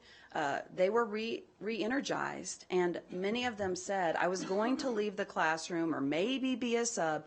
I am staying in the classroom. I love my team partner. This is just a completely different model, and so I'm staying in education, which is a wonderful thing in a teacher shortage situation. The other thing I'll just briefly say is that when I arrived in Humble ISD, we had PTOs that did fundraisers for playgrounds. So it wasn't very hard to figure out that in the most at-risk schools, the playgrounds may consist of a dirt walking path and maybe one piece of equipment. On the more affluent schools, they had beautiful playgrounds. And the same was true. We had, like a lot of cities, our oldest facilities were in our lowest SES neighborhoods, and those children just didn't have the same type of facilities. So in the last bond, we passed playgrounds for everybody and re-energizing the class or the neighborhoods with those new schools for at-risk students.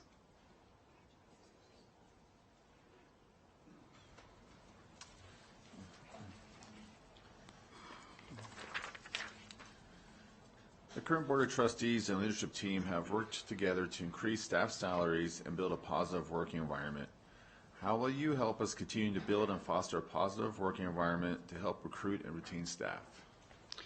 Well, thank you for that question. I think this is, just as a former teacher, principal, and now superintendent, this is one of my highest priorities because, as I've told you before, there's one single important factor in the experience a child gets, and that's the quality of the teacher in the classroom.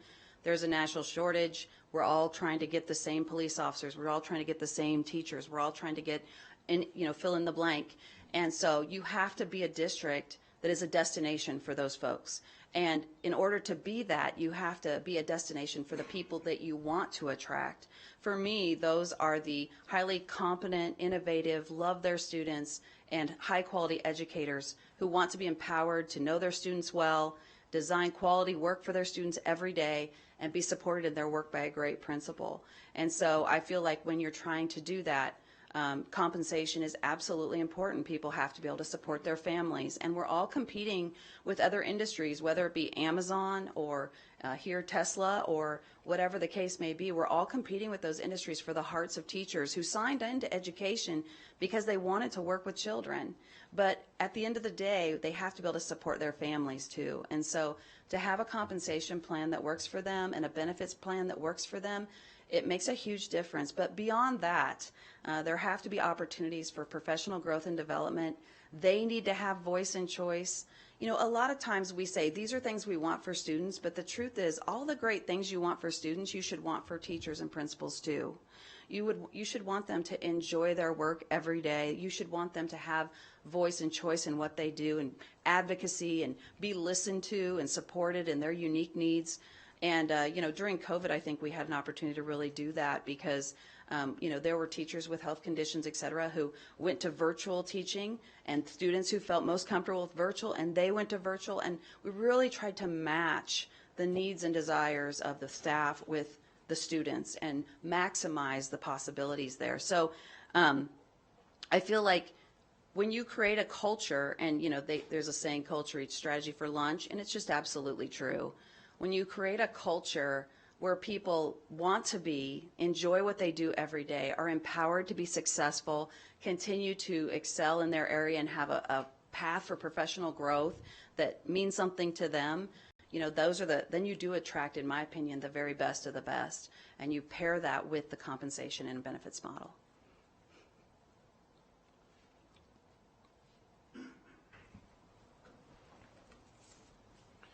Please share your thoughts on balancing privacy and the internal matters with public transparency.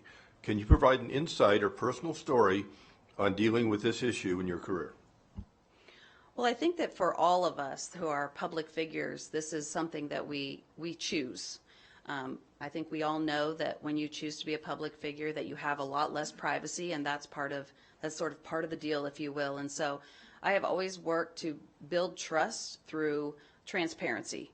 And whether it's with parents and just letting them know what's happening at a school and being open and honest about it and seeing them as a partner in the process, as long as I'm not revealing any kind of confidential information, then I think that's the best possible strategy moving forward. And I think, recently I went through some media attention where I am, and there was a lot of sort of information left out of stories. There was information misrepresented. And so if you're open and honest and willing to have those vulnerable conversations, then people, in my opinion, are receptive to that and are willing to hear the rest of the story and understand what you've gone through and what may not be represented in that story that they're reading.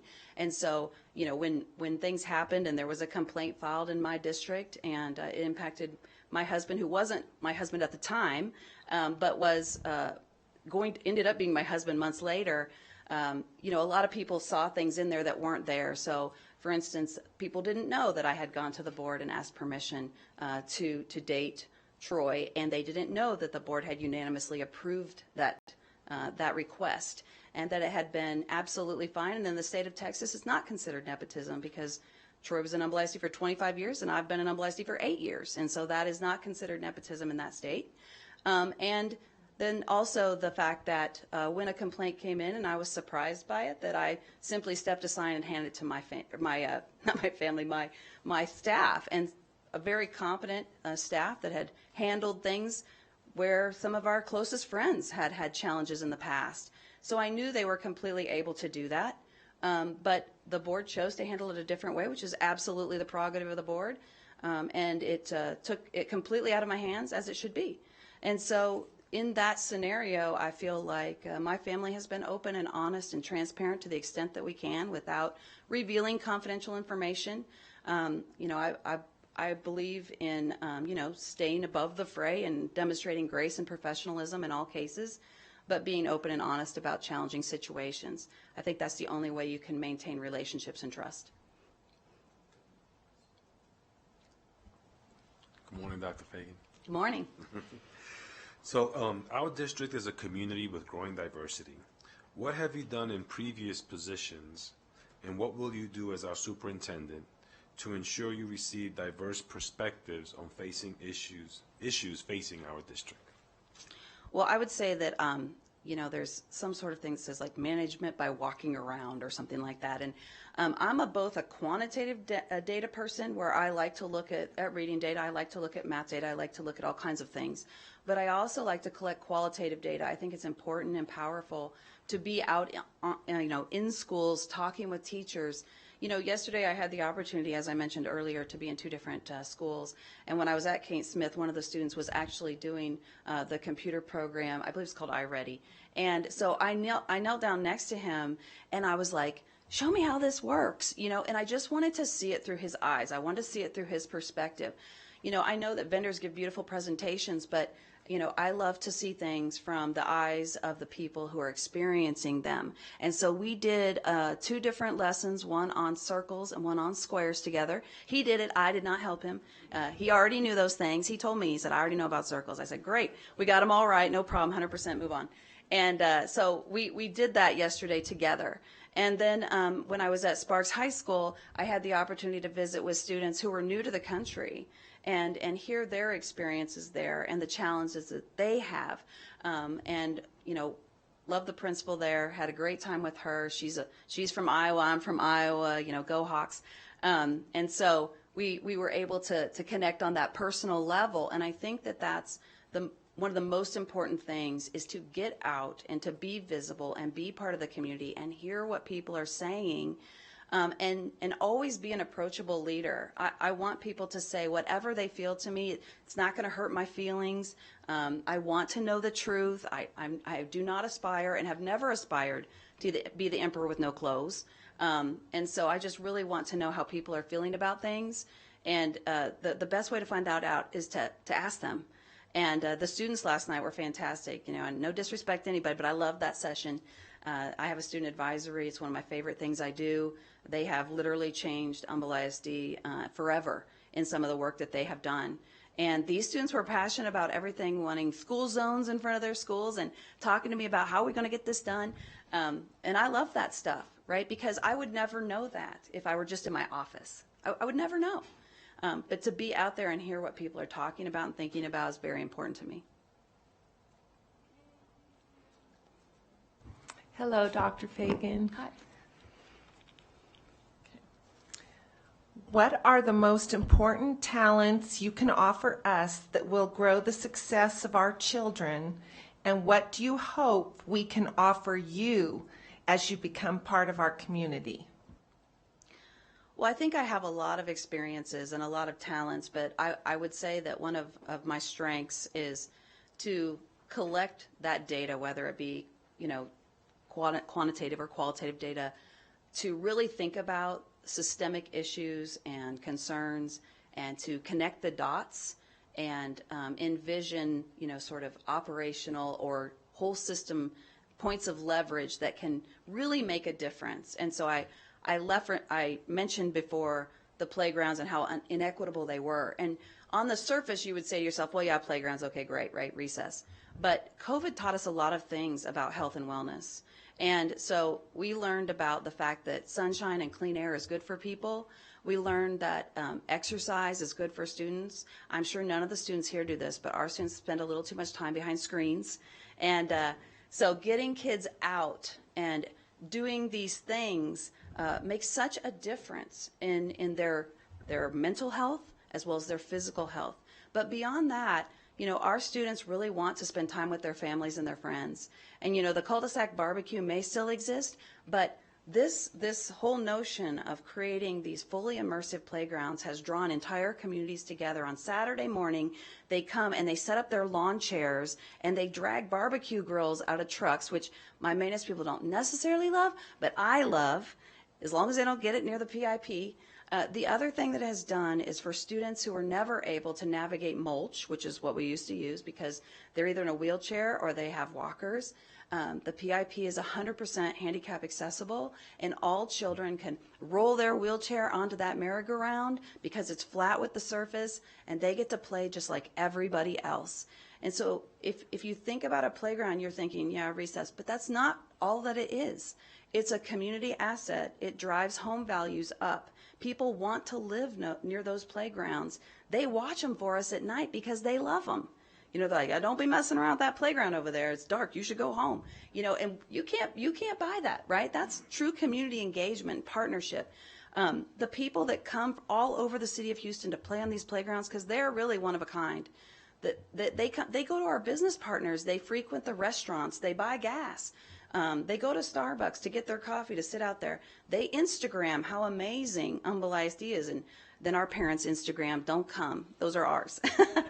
So it's a really, so I use this to illustrate the point that what I think that I do that's a little differently than a lot of other leaders is I look for things that bring people together and accomplish lots of goals.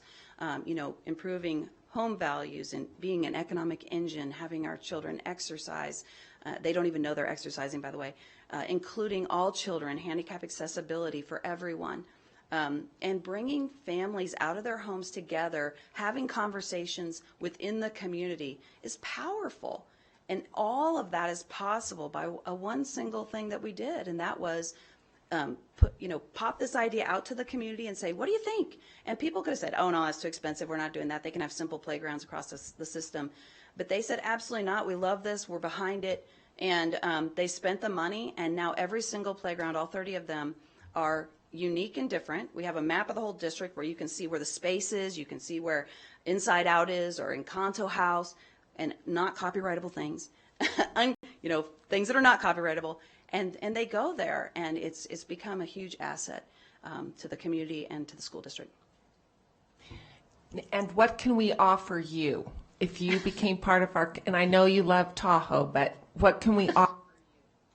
Okay, she's going to make me go over time if I answer this, but I love it here, and I have thoroughly enjoyed meeting all of your staff, and just all of those pieces is really filling my bucket. I've enjoyed all of you, and I love it here, so absolutely.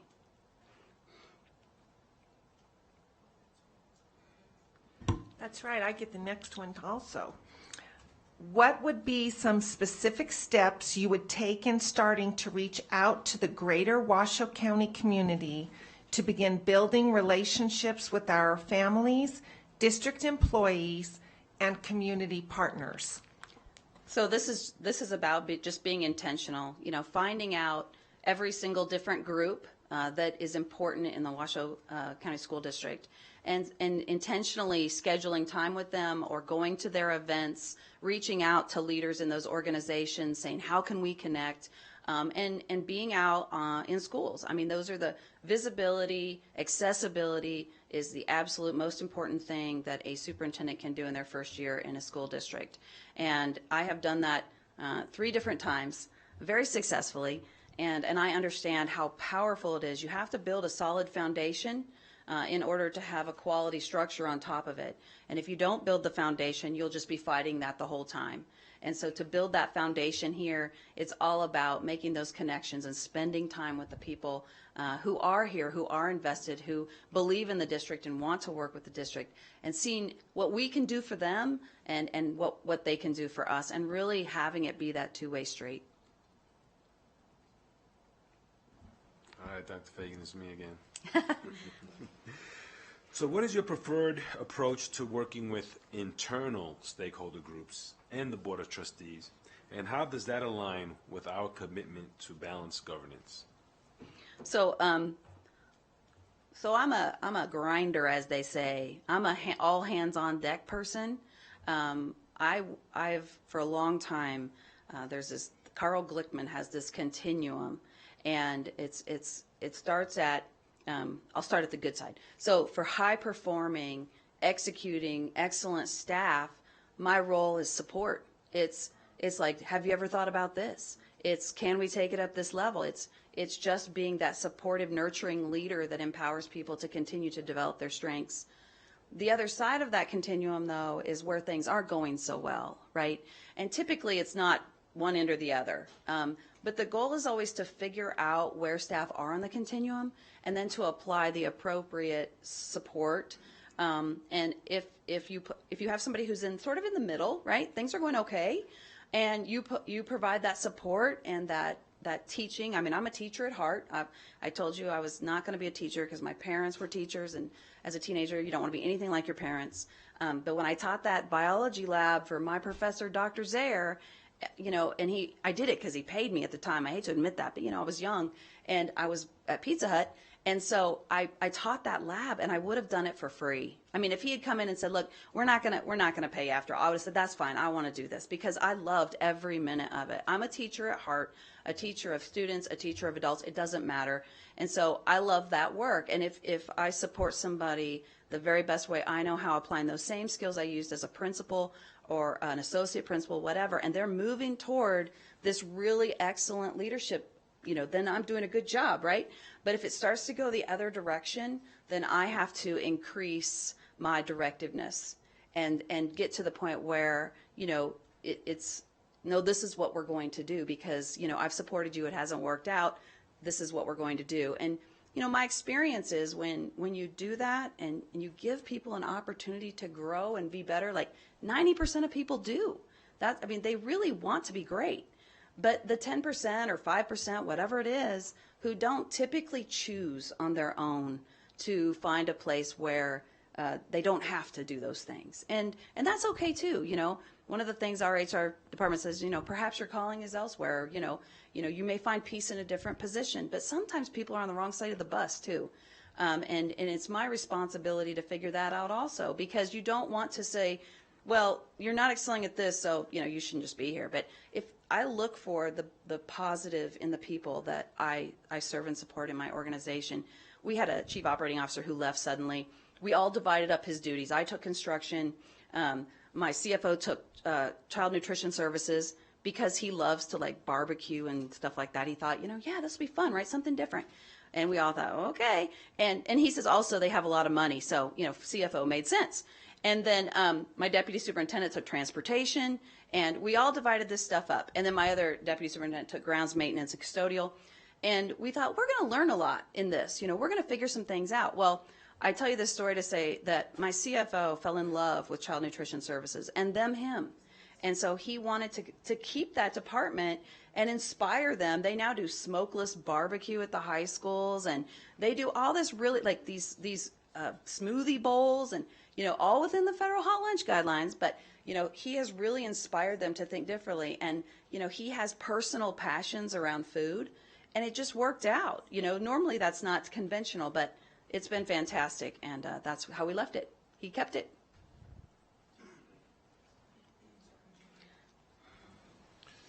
Okay. WCSD has its own internal police department. Do you have any experience over such an organization, and what do you envision the role of that department being?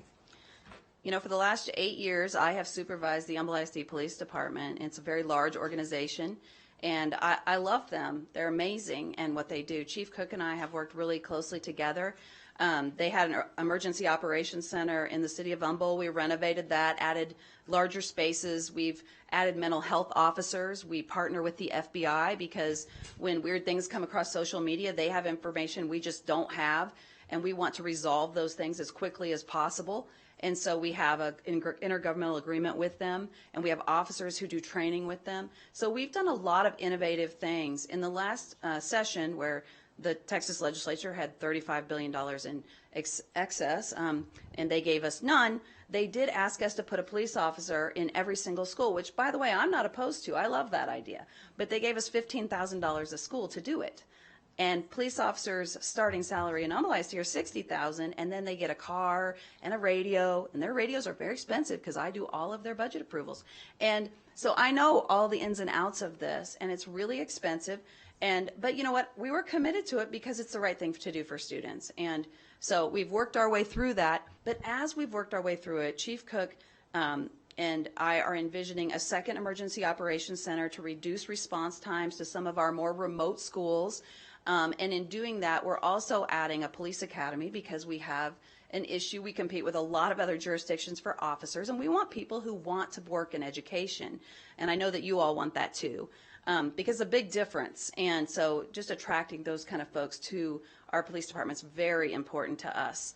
When I was in Des Moines, it was whoever was on call. You know, you called 911 and whoever shows up, shows up. And sometimes that was actually a catastrophe, and we wish we had never called at all. You know, and so in any case, so we really are committed to the power of having, you know, the police officers, the relationships with the students. So we are building a second EOC. It has a police academy part of it. It also has a CTE program for students who want to be dispatchers, because there's not enough dispatchers. The minute they turn 18, they can be a dispatcher and make around $50,000, at least for us. And they can then use that situation to go to college or become something, you know, whatever they want to do. But we're always thinking about what else can we do? How can we take it up a notch? One of the things that Chief Cook's working on right now is a sort of a vaping awareness thing through the officers, because every school district in America is dealing with smokeless vaping. So we had vape detectors, which were working fine. Now the vapes don't smoke, which means the detectors don't catch them. And so we have a whole different set of issues. But we think part of the issue here is the lack of education for students about the truth about vaping, that it's not like tobacco. I mean, they think, oh, it's not tobacco, it's actually good for me. It tastes like strawberries. You know, it's actually not good for you at all, and here's all the things we know about it. And so we want to teach students about that. And so Chief Cook's like, we need to resurrect the old DARE program. We'll just reinvent that thing, you know, and we'll have officers out there helping kids understand the ins and outs of this. So we work really closely together, and that's just an illustration of really how I work with everyone. But, you know, we're a team, and he knows way more about law enforcement than I will ever know, but I believe in him, and I know if there is ever an active shooter that he will be there, he will go in, and he will take care of it, and that gives me a lot of faith. The other thing we did that I really liked is we had a building we were going to tear down, and so I let him go in there, and he like blew doors off and shot up stuff, and just to test, like, what does it take to take a door off, and how good is this ballistic film? And he just wanted to test all these things that you could never test, because we're not going to blow the doors off of schools we're using. But we took Kingwood Middle School, and at the very end, right before it was torn down, he destroyed it with the officers, and they know so much more now about what they would need to go into this campus and protect this campus than they did before.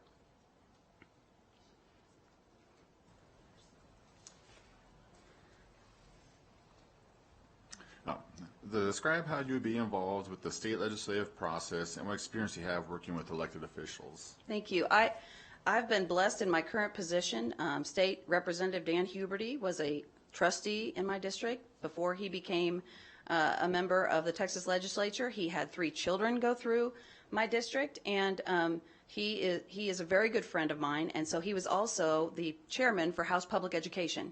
And so he and I worked together on a lot of different things, and I understand what that looks like, and how, you know, I understand the negotiation, the compromise, and all of the things that they have to do.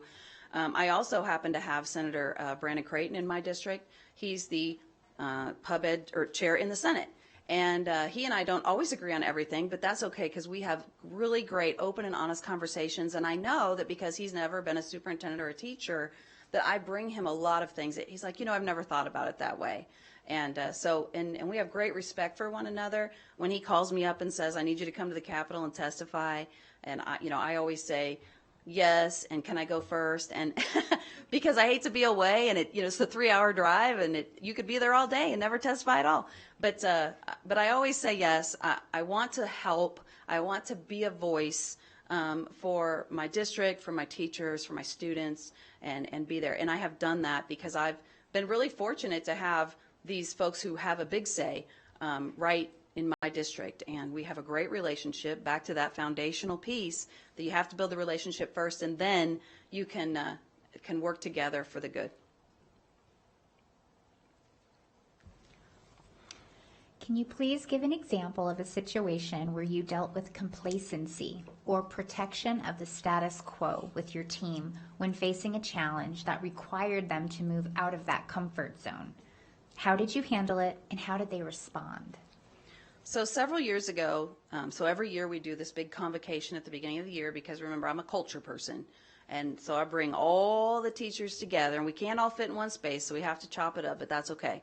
And we bring everybody together, and then we have this big, what's going on with the district and what are we excited about? And we celebrate, the teachers who were moving the needle for our most challenged students and shrinking those gaps. We celebrate them, and my thing is all about lightness, and so I hand out lights and do all of this kind of stuff. And then these teachers, they display the lights in their classroom, and everybody knows that they earned a light, right? So it's this building positive culture. I encourage teachers to always tweet out their best ideas. I believe social media can be used for good, and that's all I use it for, is to push out really great ideas. Because if I'm a kindergarten teacher over here, and it's my second year, and this great kindergarten teacher over here is doing this thing that is just spectacular, isn't it just great for us to know about it?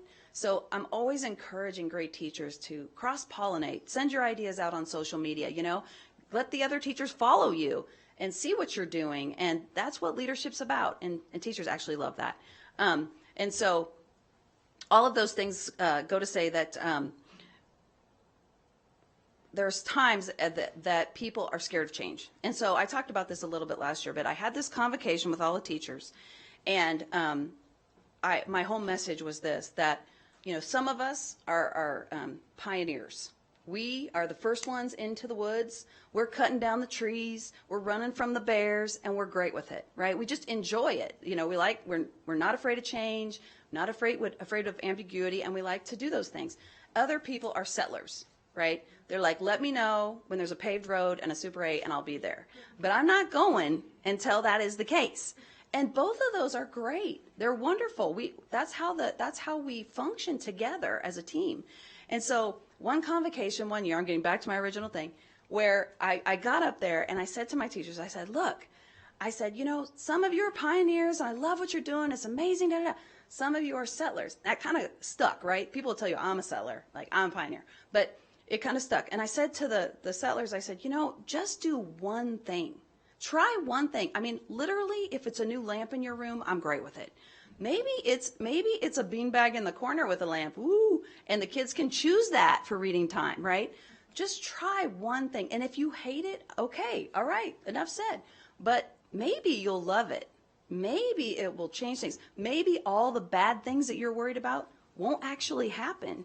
And then, you can come along the path too. And so I did this whole convocation on this. And it really changed the conversation. Some people took big risks, some people took little tiny risks, and it was fine. But everybody was moving out of the status quo. And as they saw people celebrated for doing innovative things that were good for students and made a difference, then they were like, oh, yep, the settlers were really starting to come along. And I would say now, 6 years later, it's just absolutely changed the culture to a culture of innovation in the best interest of students and celebrating greatness and, being proud of what you're doing and being supported and trying something. And that's the other thing I said is, look, if you put the beanbag in the corner with the lamp and the kids start hanging from the lights, I promise you we will not fire you for that. And they laughed, and at the end of the day, we all moved forward together.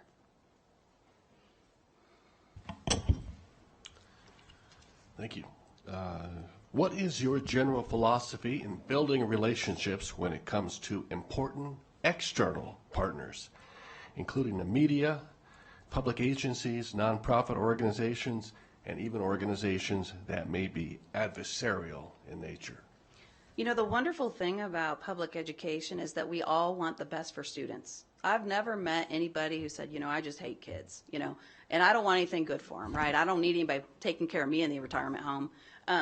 So my experience is we all have common ground, which is a great thing, right? That's not always the case, but we all have that common ground, and we don't all have to agree on everything. It's fine, right? We're all adults, and we can all have our differences of opinion, and we can say, okay, well, we're not going to agree on that, but we do agree on this, and we can move together in that way. I have great relationships with the media. I've always had great relationships with the media. I don't fear them. I enjoy visiting with them. They're another avenue to communicate with the community, the parents, and other stakeholders. In this day and age, people want communication the way they want it. Some parents want podcasts that they listen to on their way to work. Some want newsletters. Some like to read it in the newspaper. Some want it on the website. And really, if you really value communication and ideas, all of those. And you try to push things out to people in ways that they are excited to receive it. And so that includes the media. I currently sit on the HCA Kingwood Hospital Board, and so I'm a partner with them. And I also sit on the executive board of the Partnership Lake Houston, which is like a chamber, but it's also an economic development engine for the community. And so I try to give to those organizations and be partners with them, so that then they are supportive of the school district. And so I've always done that. I've always worked together with community agencies, whatever they are. I was also, we have Family Time, which is a shelter for abused women.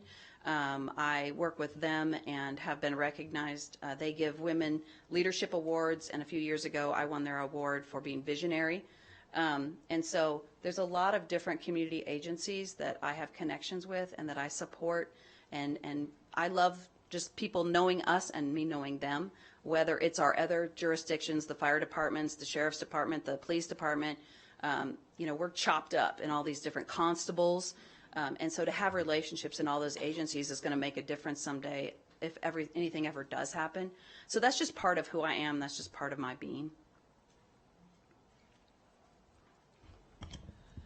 Okay, let's bring it home here. Last question. Please describe lessons learned related to building a healthy, successful, and sustainable organizational culture. Share what worked, and please share what did not work. So I think I've given you a lot of examples of this, but at the end of the day, I believe all healthy organizational cultures are based on relationships, and they're based on incentivizing the things you want to see. They're not about forced marches or top-down directives, at least not in education. I just don't see that has really worked historically. Instead, it's about incentivizing good things and people being excited about the future that they're creating for themselves and their families, as well as the students that they serve or the school that they serve. And so I have found that to be a very successful model. So we have county commissioners in Harris County, which is I think the third largest county in the country, and there are 5 of them. And I was appointed to the Harris County Safety Commission by Commissioner Ramsey, and I was his one and only appointment. And so I think that speaks to the relationships that I have built and the investment that others have in the district and the culture that we collectively support and want to have and believe will continue for the long run. Thank you very much, Dr. Fagan. So that concludes the questions we prepared for you, and we very much appreciate all you have shared with us today. Before we wrap up, however, we would like to give you an opportunity to share some final thoughts. Did you prepare to answer something we did not ask today? Or do you want to share anything else you think we should consider as we work to select our next superintendent? Well, thank you. I thought you had excellent questions and really allowed me to share some examples of who I am as a leader and what I believe I can bring to Washoe County School District. And so I don't have a lot of other things to share that you didn't ask, but I would like to say that I want you to know that I'm committed to this community.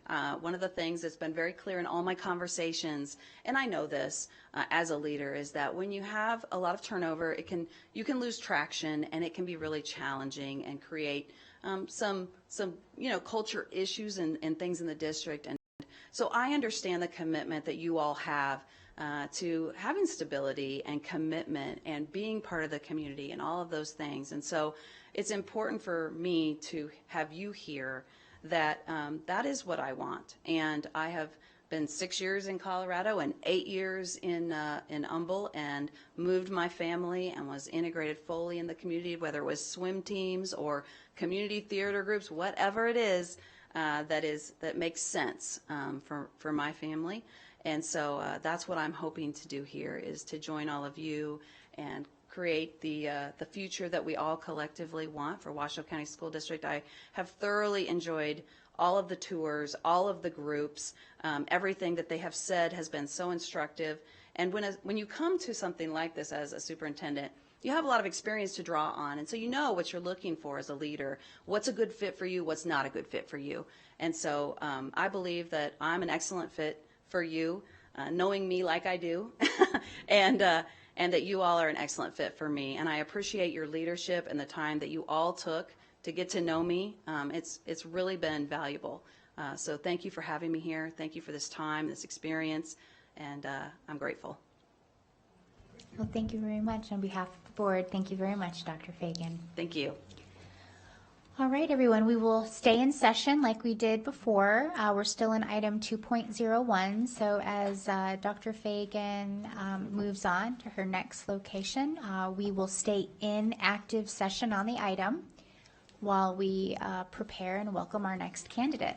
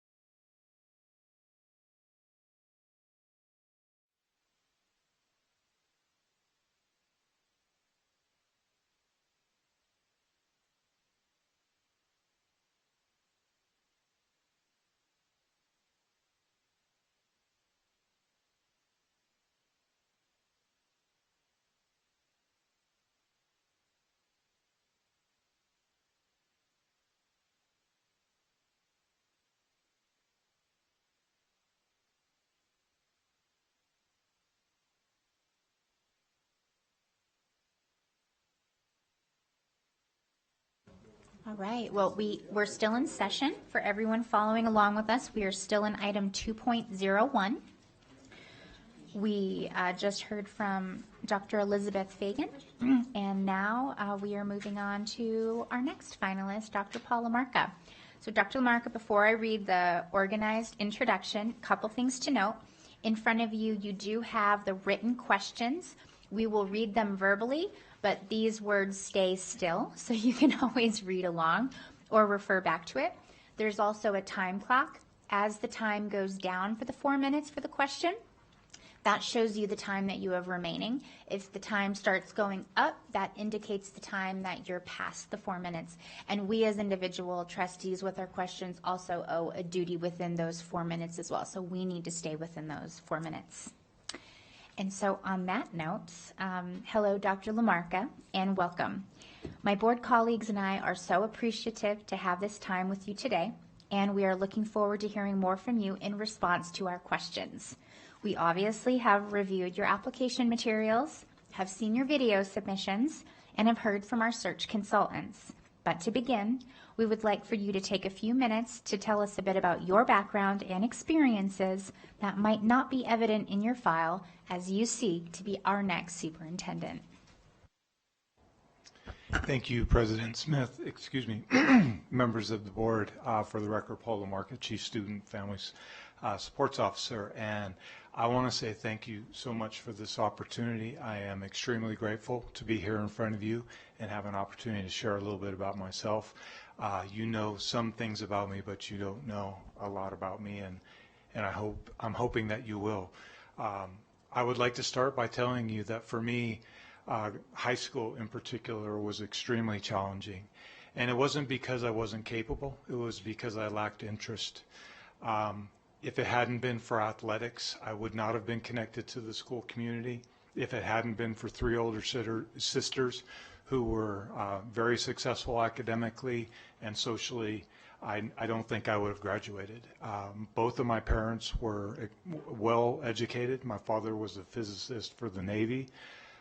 And we grew up knowing that we needed to be successful academically and that we were college bound. I sometimes wonder about students in our district and how many of them have those same supports that I was privileged to have. How many have had older siblings that have paved the way? How many have access to sports and activities that interest them and connect them to school? How many students and families are struggling with home, with food instability, employment issues, health issues, transportation issues. One of the things that I truly cherish about public education is that every child has a right to a free and appropriate public education. We do not turn any child away at the door. We welcome, we value, we include every student and every family regardless of circumstance. And as such, our schools and our students are a reflection of our community, and the strength of our community depends on the strength of our schools. They are at the heart of our democracy.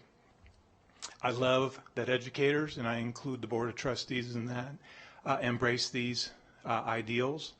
I love that we are trusted to help shape the minds as students develop a sense of self, persevere through our system, and walk the graduation stage with the skills and competencies they need to be successful and fulfill their dreams after high school. I do believe I'm uniquely prepared to take this leadership role and to make sure every child has access and opportunity, that we foster a strong community, and that we challenge every child to be the best that they can be.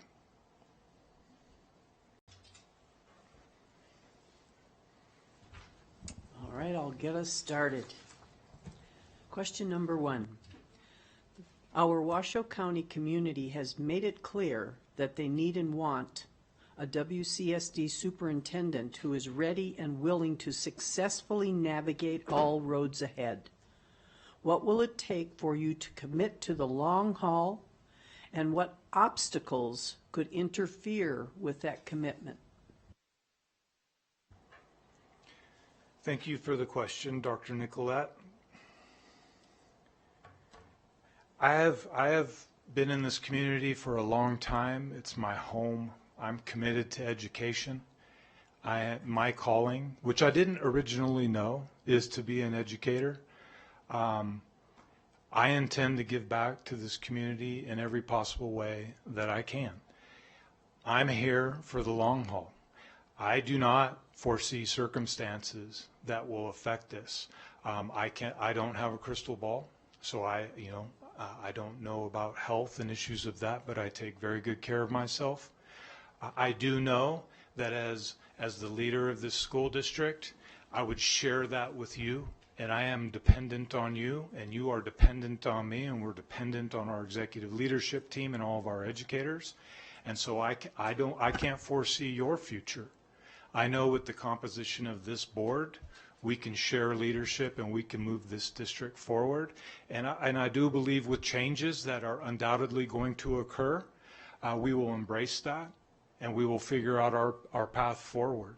I will tell you that I know from experience that it takes a long time to create the change that we intend to create. This is not something that's done in a year. It's not something that's done in 2 years. It's not something that's done in 3 years. This takes a long time to build what we need into our DNA as a school district to move in the right direction.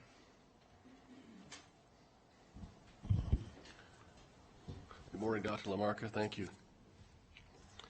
How familiar are you with the budget and financing structure and the fiscal condition of the Washoe County School District, and how would you describe it?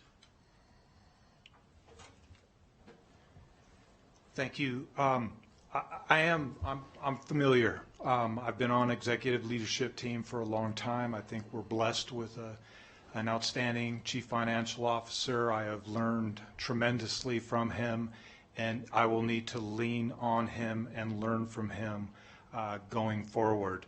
I know that our operating budget approaches $700 million. I know with all of our different revenue sources, we have an annual budget in excess of $1.5 million. I realize that we have restrictions on how we use our operating budget. We have restrictions on how we use our capital budget. I very much appreciate the oversight committee and the planning committee and your role in creating our budget annually. I know that we experienced a year this year like no other in my history. I started in 2007, and actually at the end of that year, it was also a very good fiscal year, and we sat in as an executive leadership team, West Conference Room, and we were able to put up all of our priorities. Tier 1 priorities, Tier 2 priorities, and Tier 3, and we were funding in the middle of Tier 2. We have not enjoyed that since until this year, and so we are very thankful to the governor, to the legislature for their commitment, and we just need to build from there. I would tell you that our per pupil expenditure is still lower than the national average, and our educators have done more with less since I've been a part of this, and I know that they'll continue to do that. But we do need to continue to advocate for more resources, because that's what our students and our educators need to be successful.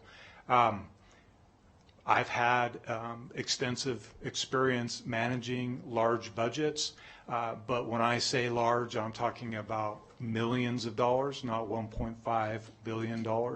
And so this is an area where I have learning ahead of me. Thank you, sir. Can you give an example from your experience where you worked to successfully address equity issues in the educational setting, and what strategies you would employ to ensure support and respect for students from underrepresented or marginalized communities, including children who are people of color in our Washoe County schools? Thank you for this question. Issues of equity have been a passion of mine since I worked on my doctorate degree in social psychology. This is something that I would suggest to you I'm an expert in. As you know from my resume, I've been an adjunct faculty member with UNR for more than 25 years. And every year I've provided lectures to PhD students. And each year I lecture on intergroup and race relations and on measurement. Within our school district, and this goes back a little ways now, I was very instrumental in bringing Glenn Singleton and what we call courageous conversations to our school district. This was under the leadership of a different superintendent, and it was sorely needed. If you look at our data today, we have disproportionality in our numbers. We have disparities, and they're long-standing. And you ask us to be data-driven, and the only way to narrow those gaps is to think through an equity lens.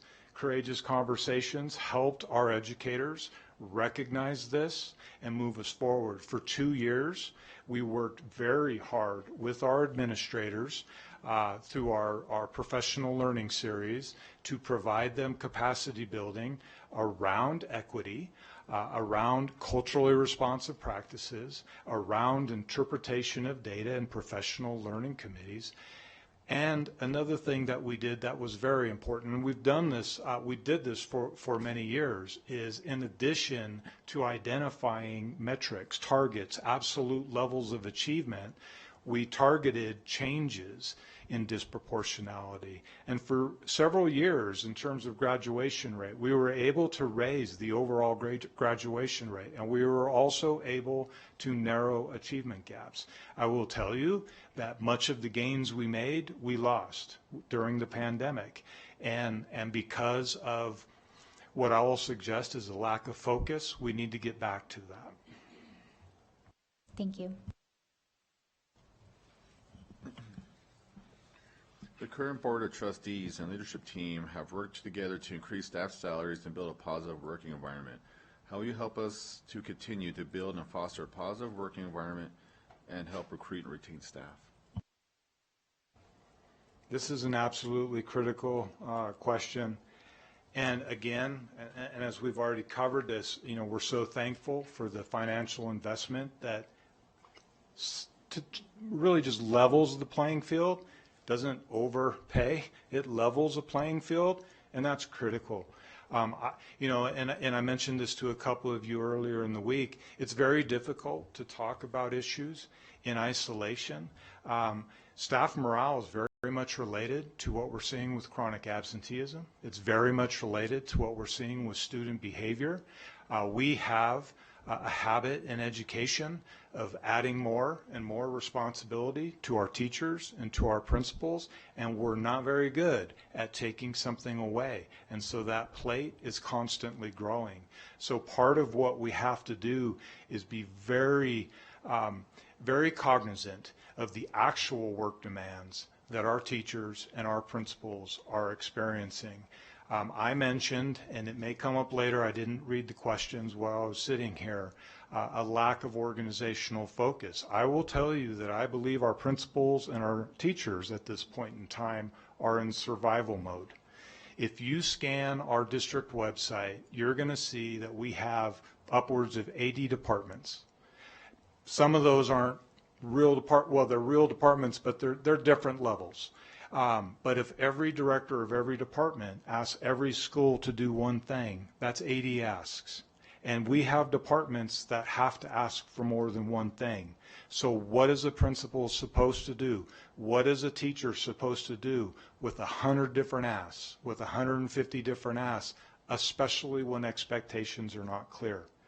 So in order to develop and strengthen our staff morale, we have to lead with our heart, we have to lead with kindness, we have to validate our employees, both their positive and their negative experiences. But what we also have to do is be very clear about our expectations. We have to support our educators every day, and we have to hold one another accountable for results. And then when we identify barriers that are affecting our ability to be successful, we have to break those barriers down. Please share your thoughts on balancing privacy and internal matters with public transparency. Can you provide an insight or personal story on dealing with this issue in your career?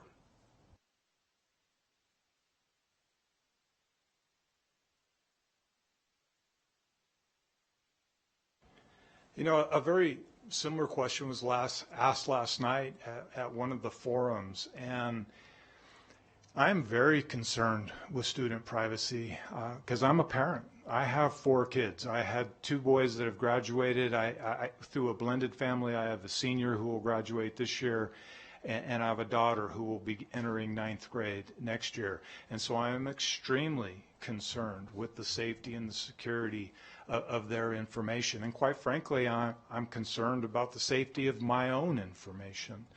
I do have confidence, and I do believe that we make every effort in our school district to safeguard private information. And I also know that that's a balancing act, because we do need to have information that helps us meet the needs of students. And some of that information can be sensitive. So I will also mention that while I do have confidence in our information technology office and our security systems, those things are not foolproof. I am comforted knowing we are not holding on to psychiatric information. I do not believe that we're holding on to information, to my knowledge, that has damaged kids as they've gone into adulthood. But again, I don't have a crystal ball. In terms, I believe the question really went beyond that. Let me reread. Basically, transparency with the public. Yeah. You know, I think that's critically important, and I do think our school district should be applauded for doing a good job with transparency. Our data gallery provides a view into how we are fiscally responsible. I think that's critical for our public to know. I think your open meetings are critical, and I think we enjoy public comment and we share information. I really, as a personal opinion, I will say I wish our meetings could be, and they can't be because of law, a little less formal at times, because I do not think that they lend themselves at times to civil discourse. It's very difficult to have a conversation where shared meaning can grow from that. But I really do think that we follow a very strong process, and we are transparent, and we are open, and we are honest, and we make mistakes, and we take responsibility when we do that. Hi, good morning, Dr. Lamarca. Our district is a community with growing diversity. What have you done in previous positions, and what will you do as our superintendent to ensure you receive diverse perspectives on issues facing our district? Thank you, Mr. Woodley. And this is similar to that previous question. Again, this is a passion area for me, and not just because of some interest, because of how desperately important it is. I was a strong advocate for issues of diversity when I was with the State Department of Education. While I built our No Child Left Behind plan for our state, I was also one of the strongest critics because while that plan provided a lens that forced us to look at disparities, it also hung us up on accountability, which had unintended consequences, and it led to further marginalization of students. I've already mentioned the work that we have done around courageous conversations. We have always, in my leadership, looked at disproportionality, used data to drive decision making. One of the things that really, crystallized my belief in students and the need for them to be advocates was a tragedy in 1999. I'm not going to mention the tragedy because it wasn't the tragedy, but a student's speech after the tragedy where she made an impassioned plea to educators and to legislators needing for us to address bullying and to address the social needs of students. And I'd like to say that speech led to massive change, and it hasn't. It has led to change, and it changed this individual. And so that led me to want to embrace student voice in a different way. It had already been something I knew of, but we embraced it differently. We brought that to this district in 2015 when we had our first student convening. I was the co-MC along with a student from Innovations. We did great work. You now have a student board member. We have a board representative on our Safe and Healthy Schools Commission. We have students involved in things like hiring a superintendent, and that's because of the diversity of their opinion. They bring to us the needs from various backgrounds. We're talking about race issues, we're talking about issues of sexual orientation, we're talking about gender issues, and we're talking about things that are very meaningful for them. And probably the takeaway point is we can't ignore those things, because if we don't help guide our students and empower them, then they're going to learn on their own. And they're not necessarily going to learn the things that we know they need to be successful in adulthood. Hi, Dr. Lamarca. What are the most important talents you can offer us that will grow the success of our children? And what do you hope we can offer you as you become part of our community? I'm incredibly witty.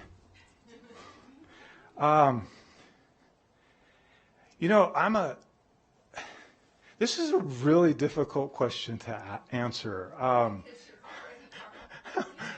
Well, I am, but it's also it's one of those things where, I don't know, I struggle with describing myself. I can tell you that who I am now is very different than who I was when I was describing part of my high school experience. I have matured in very positive ways that helps us all, especially me. I have learned through experience that listening is more important than talking, and I know I'm talkative. But I do know that listening is more important. I know that when we listen to people, then we're able to do things with people and not to people. I absolutely agree with a balanced leadership approach, a balanced governance approach.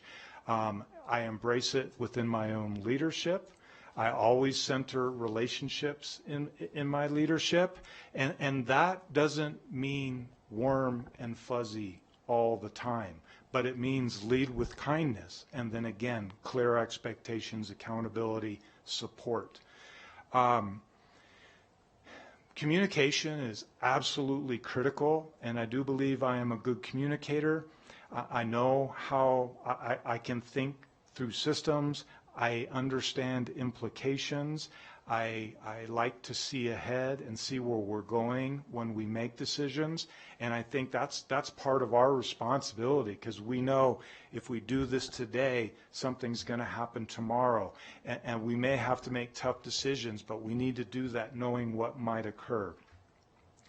I think one of the things that I offer most now for you is a calm and thoughtful leader who is in it for the right reasons. You and we need stability, and that's what I've always done. I was with the state for 9 years. For 8 of those 9 years, I was at the executive level. I was the chief accountability officer for 5 years. I was the chief school performance officer for 6 years, and I've been in this current role for 7 years. I leave things better than I found them, and I stay long enough for that to occur. I talk about being calm because my beautiful wife tells me the calmest person in the room is the strongest person in the room. And she's actually saying that not just to be kind, because it's about co-regulation, and it's about dealing with emotional issues, because we are emotional beings, but being able to be thoughtful and civil in discourse. And I'll bring that to this board and to this community. I have the next question also. what would be some specific steps you would take in starting to reach out to the greater Washoe County community to begin building relationships with our families, district employees, and community partners? Again, I love this question because it's just absolutely critical. It's not words when I say that the strength of our community is dependent on the strength of our schools and vice versa. I truly mean that. And we've done this work. And we need to do more of this work, but we have done this work. I want to try to take each of these in turn because they're so important. So I'll start with families. We have an amazing leader of family school partnerships who has championed family engagement for years. She's known nationally, and I'm just amazed by her work. And you have recently made an investment to expand that work. So we need to continue things like parent-teacher home visits. We need to continue to invest in our family graduation advocates. We have gotten away from what we call FACE liaisons because of a tightening Title I budget, but these individuals are critical because our FGAs, our family graduation advocates, and our FACE liaisons, they work directly with students and families who are struggling academically in our schools. They are an indispensable resource to our principals. Ask any high school principal if they want their FGA, and you know that because you got emails around that during budget. One thing I love that we did in the short previous administration was to assemble a group of family member volunteers to form a family action committee. And that's a group of about 50 families taking time to meet periodically to identify issues in the school district, but to sit down in working groups and come up with solutions that I, as your superintendent, would bring to you as long as they're feasibly or fiscally responsible for your approval or for your denial. This is a form of shared leadership, and our families should share in the leadership of our schools and our school district. In terms of our educators, one of the first things that I want to do in what I would call the entry phase is to develop a principal advisory group and a teacher advisory group. And of course I would work with the associations, but I'd also want some latitude who is on that group. And I would want to meet regularly with each of those advisory groups and at times together so that I always constantly know the pulse of what is happening. I mean, absolutely, I intend to be in schools every day that I can, certainly every week, but I also need to be able to hear in an informal but a confidential context what is really happening, because that's part of how we're going to relieve the responsibilities that it's not necessary for a principal or for a teacher to be doing. I need that kind of input. We need their voice. And then finally, with community, I feel very confident and strong about the work we have done here. We have outstanding relationships with the Human Services Agency, with Juvenile Services, with our county manager.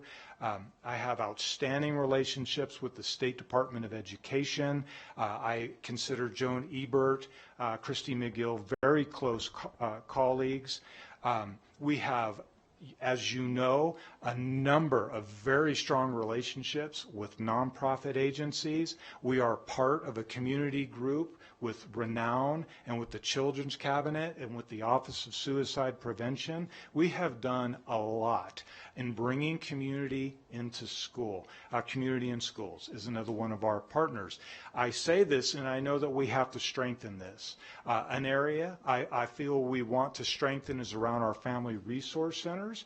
I think we need more sharing with the other municipalities in standing those centers up and manning those services. Thank you. All right, Dr. Lamarck, I have the next question.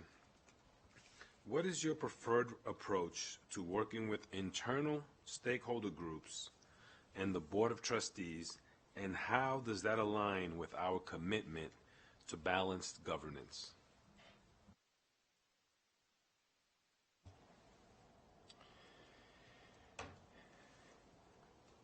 My preferred approach, this is actually somewhat, my answer is going to be somewhat related to the comments that I made in reference to a question that Trustee Church asked. Our board meetings are great, and they're not always the best place to do some of this particular work, but the board has to be involved. So, and I know it is an incredible burden, although you're paid amazingly well to be boards of, or trustees. So I know you have all the time in the world, but I think at times we need workshop space. We need longer periods of time. What I would say is, let me reread the question just really quick.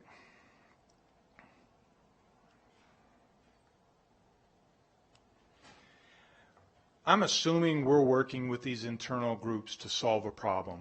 We have to actually know that we have a problem that we need to solve. So we need to review data thoughtfully. We need to not jump to solutions. We need to think about root causes, and that requires discourse, and it requires a diverse set of opinions as to what is going on and why it's going on. As we determine that, we have to come up with solutions. We have to make decisions about whether or not we are going to invest in something. Obviously, if we're going to procure a program, we have to follow appropriate laws and policies in order to do that. Whenever we do this sort of a thing and we're solving a problem internally, we have to develop a project plan. We have to know who's doing what and when. We have to know what we're going to look at as we're making progress to know that we're doing what we're saying we're supposed to do.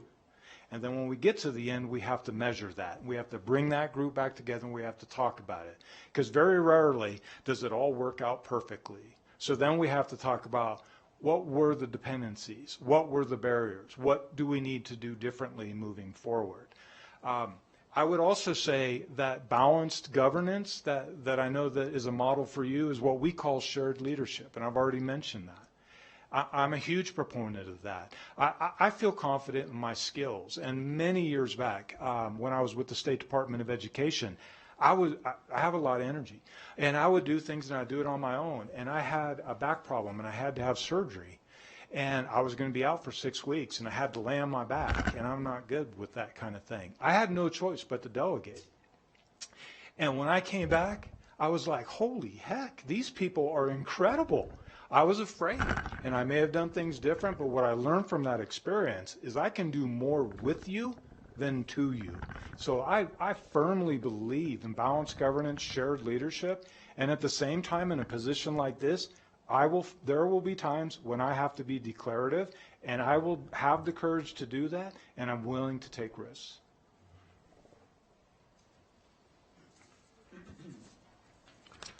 WCSD has its own internal police department. Do you have any experience over such an organization, and what do you envision the role of that department being? Thank you. I love that we have an internal police department. I know that many other school districts will contract those services out. I have watched our officers in action in schools because of our work, as you know, around behavior. We have very close relationships with school police. We have very close relationship with probation and parole as well. What I will tell you about our school police that I believe is unique is the way they are trained. So the way they approach and they handle and they build relationships with students is different than how a Reno police officer or Sparks police officer or Washoe County sheriff might do that. And it's not because there's something wrong with these other officers. It's because they're dealing with a broader community under different sorts of pressures. And so what's great about our school police is they're doing more before their problems than after their problems. So our school police officers, especially the ones at high school that are there every day, they develop relationships. And you know who they're developing relationships with most? It's the kids who are most troubled. And that's who we have to serve. If we expect to lift the whole district, we have to lift the lowest performing schools and the students who are struggling most. I do not have experience directly supervising a school police or a police agency, but I value our collaboration, and I will tell you that at times it's a difficult relationship because we rely on school police. We defer to school police when we're experiencing problems, and we still have administrative responsibilities. So the difficulty is that sometimes, and you know this, given your background, there isn't enough evidence or there isn't enough of something for the police to intervene. But we still have to deal with the problem administratively. And that sometimes can be difficult with the family, because they know the police have decided it's not an important enough issue to go forward, but we still have to deal with it administratively. So if the question is really about the value of a school police within the school district, I strongly value that. I think that's something we need to hold on to. I think Tracy Moore was a great hire.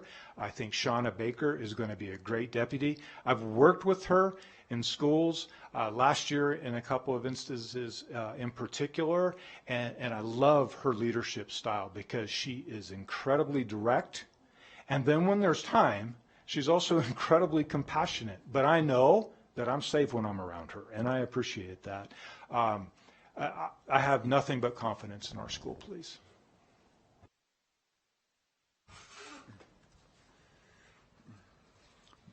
Describe how you would be involved with the state legislative process and what experience you have working with elected officials. Thank you for the question, Trustee Rodriguez. I'm fortunate in this area. I have a lengthy history in working with legislators and the legislature. I've been active at every legislative session since 1999. I have testified at every legislative session since that time. I believe I've testified during every interim since that time. There may be a couple years when I didn't have that opportunity. I have had strong relationships with many legislators in the past. I had very strong relationships with a senator named Bill Raggio for years, and that was a very interesting relationship because we didn't necessarily see eye to eye on issues, but I worked very well with him, and he pushed me extremely hard. This was during my time with the State Department of Education. As you know, in the past legislative session, I was very active. I was reviewing bills, and I was asked and given the opportunity, which I relished, to help write language for Assembly Bill 330 and Assembly Bill 285. Assembly Bill 285 was Assemblywoman Dr. Taylor's bill. It was a committee bill, and 330 was the governor's bill. And both of those bills passed. And that was critical legislation because that legislation sort of turned back the clock to 2019 when some significant progressive changes were made to law that had unintended consequences that the legislature at that period of time didn't know would occur. That was the issues especially around battery and distribution. I believe I have good working relationships with legislators. I was testifying actually just a week ago. I believe it was a week ago. It might have been 2 weeks ago. It's been pretty blurry the last couple of weeks. And I would say I believe in my heart that our legislators, they have very difficult jobs, and they're after the same things that we're after. They want the best for our students. They want the best for our communities. It is true that they have diverse backgrounds, and sometimes, especially when they're newer legislators, they don't necessarily have a history. So sometimes they will ask for things that, quite frankly, are already in place. And so I do think we need to strengthen our relationships. You know, we had a government relations dedicated staff member in years past, and she certainly would help build those relationships. We've changed that model, and I know we work with Dylan Shaver and his group for that same kind of work at this juncture, and I think that can be very positive. I think at the last session it was a bit clunky. And that's always going to happen with change. And so that's something we have to work on. But we need to be building relationships during the interim so that we're successful during this session.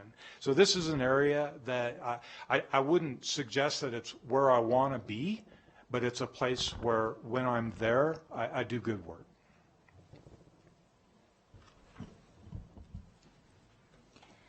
Can you please give an example of a situation where you dealt with complacency or protection of the status quo with your team when facing a challenge that required them to move out of that comfort zone? How did you handle it, and how did they respond? Thank you. This is a good question. This is a challenging question. And what I'm going to refer to in my answer is when I was the Chief School Performance Officer. And I will say that when I took that role, things were already moving in the right direction, but there was complacency. This was a couple years after we started appropriately measuring graduation rate, and we realized that our graduation rate was much lower than we had thought. Our school district had thought we were at about a 77-78% graduation rate, when in reality we were at about a 55 or 56% graduation rate. And that is a huge difference. And so we were already on the reform path. But when I took over school performance, and I had incredibly valuable relationships with the area superintendents that I was supervising, and these were skilled and highly competent individuals. And still, I think that we were complacent. I think that as previous building leaders, and then in their roles for years as area superintendents, they knew the kinds of pressures affecting schools. They knew that many of the same issues that were occurring then are occurring now. There was too much on plates, so we were too often giving breaks. And so that's where we shifted our focus. Our focus was our responsibility to our schools is to be very clear on expectations, to provide every bit of support we can provide, and to hold you accountable for results. And when I say you, I mean us. If McQueen isn't doing a good job, we're not doing a good job. If Hug isn't doing a good job, we're not doing a good job. But they're the front line, and we have to have mutual accountability. So it was a difficult position for the area superintendents to be in, and now our associate chiefs, and it still is. They are the primary gatekeeper, so to speak, the primary conduit between central office and schools. They have a very difficult job. So when they're representing essentially the district and our expectations, they have to be very tight with schools. This is what we expect. This is what we need you to do. This is how we can support you. And then they have to listen. And when they identify that the school is doing what they can and they have barriers, then they come back here and they fiercely advocate for their schools. And they get them what they need. And they never lose sight of accountability. I would say a similar kind of an issue that I've experienced is around kind of personnel sorts of issues or complaints. Every time we hear something from a parent, from a student, from a staff member, our obligation is to investigate that. Now, a lot of times it doesn't rise to a formal investigation, but it's an informal investigation. I have to get to the bottom of what's going on within my scope of responsibility. Too often, people interpret that as, you think I've done something wrong.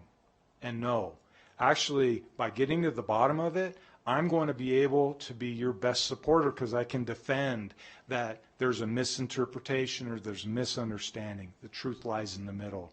And so I think we can get complacent and just assume that some of these complaints aren't meaningful, but we have to deal with them because if we don't, it eats away at staff morale.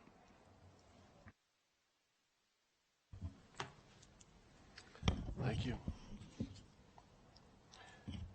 What is your general philosophy, another relationship question, what is your general philosophy in building relationships when it comes to important external partners, including the media, other public agencies, nonprofit organizations, and even organizations that may be adversarial in nature?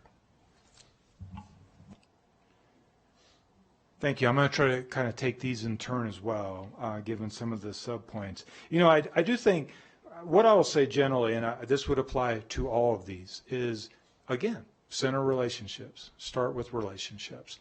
Don't make presuppositions or assumptions about other people before you get a chance to know them. And I've never found that to take me in the wrong direction. I mean, even if we end up having a conversation, leaving disagreeing, we may have a friendship, or the next time we talk, there may be capital there so that we can have a new conversation. So, you know, take care of the person first and then deal with the problem.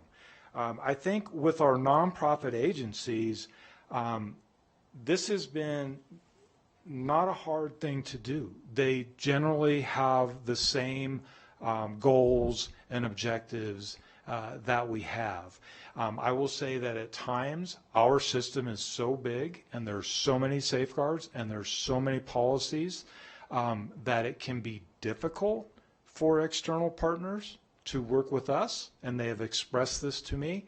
And so we have to think about that as a district to make sure we're not kind of self-imposing some harm that's making it difficult to achieve Pillar 2 and to achieve our promise statement, because it tells us that we need to strengthen and expand partnerships.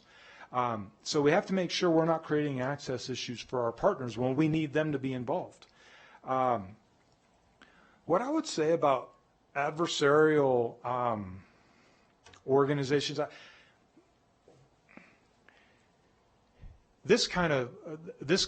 my experiences with this would primarily be legislative kinds of discussions, discussions I've seen in this board room, and what my general approach would always be to listen.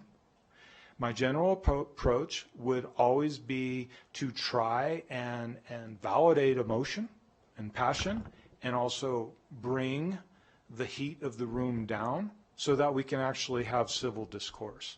I think we're stronger because of our diversity, and I really believe that. And that doesn't mean we all should think the same way. Our strength is in that we don't. And I don't think that through a conversation that means we should end up thinking the same way. But we ought to be able to leave those where we continue to think differently, feeling good about one another, respecting one another.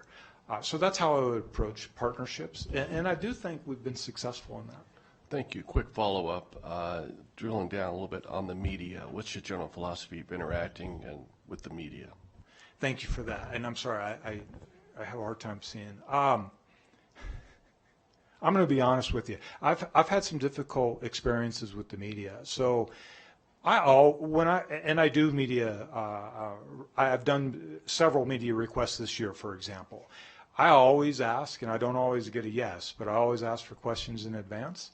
I always just try to be as honest as possible. I answer the questions that are asked. I don't tend to go beyond those questions unless I get an opportunity, which we will often offer, to meet with the media in advance of the interview, especially when we're talking about a thorny issue, so that we understand where they're coming from and they understand some of the issues that we're dealing with. That tends to be our most productive engagements, but it is a different kind of an experience, and I'm comfortable with it. Again, like the legislature, it's not necessarily where I want to be, but I'm okay being there.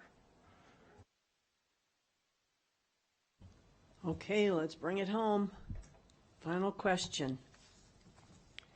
Please describe lessons learned related to building a healthy, successful, and sustainable organizational culture. Share what worked, and please share what did not work.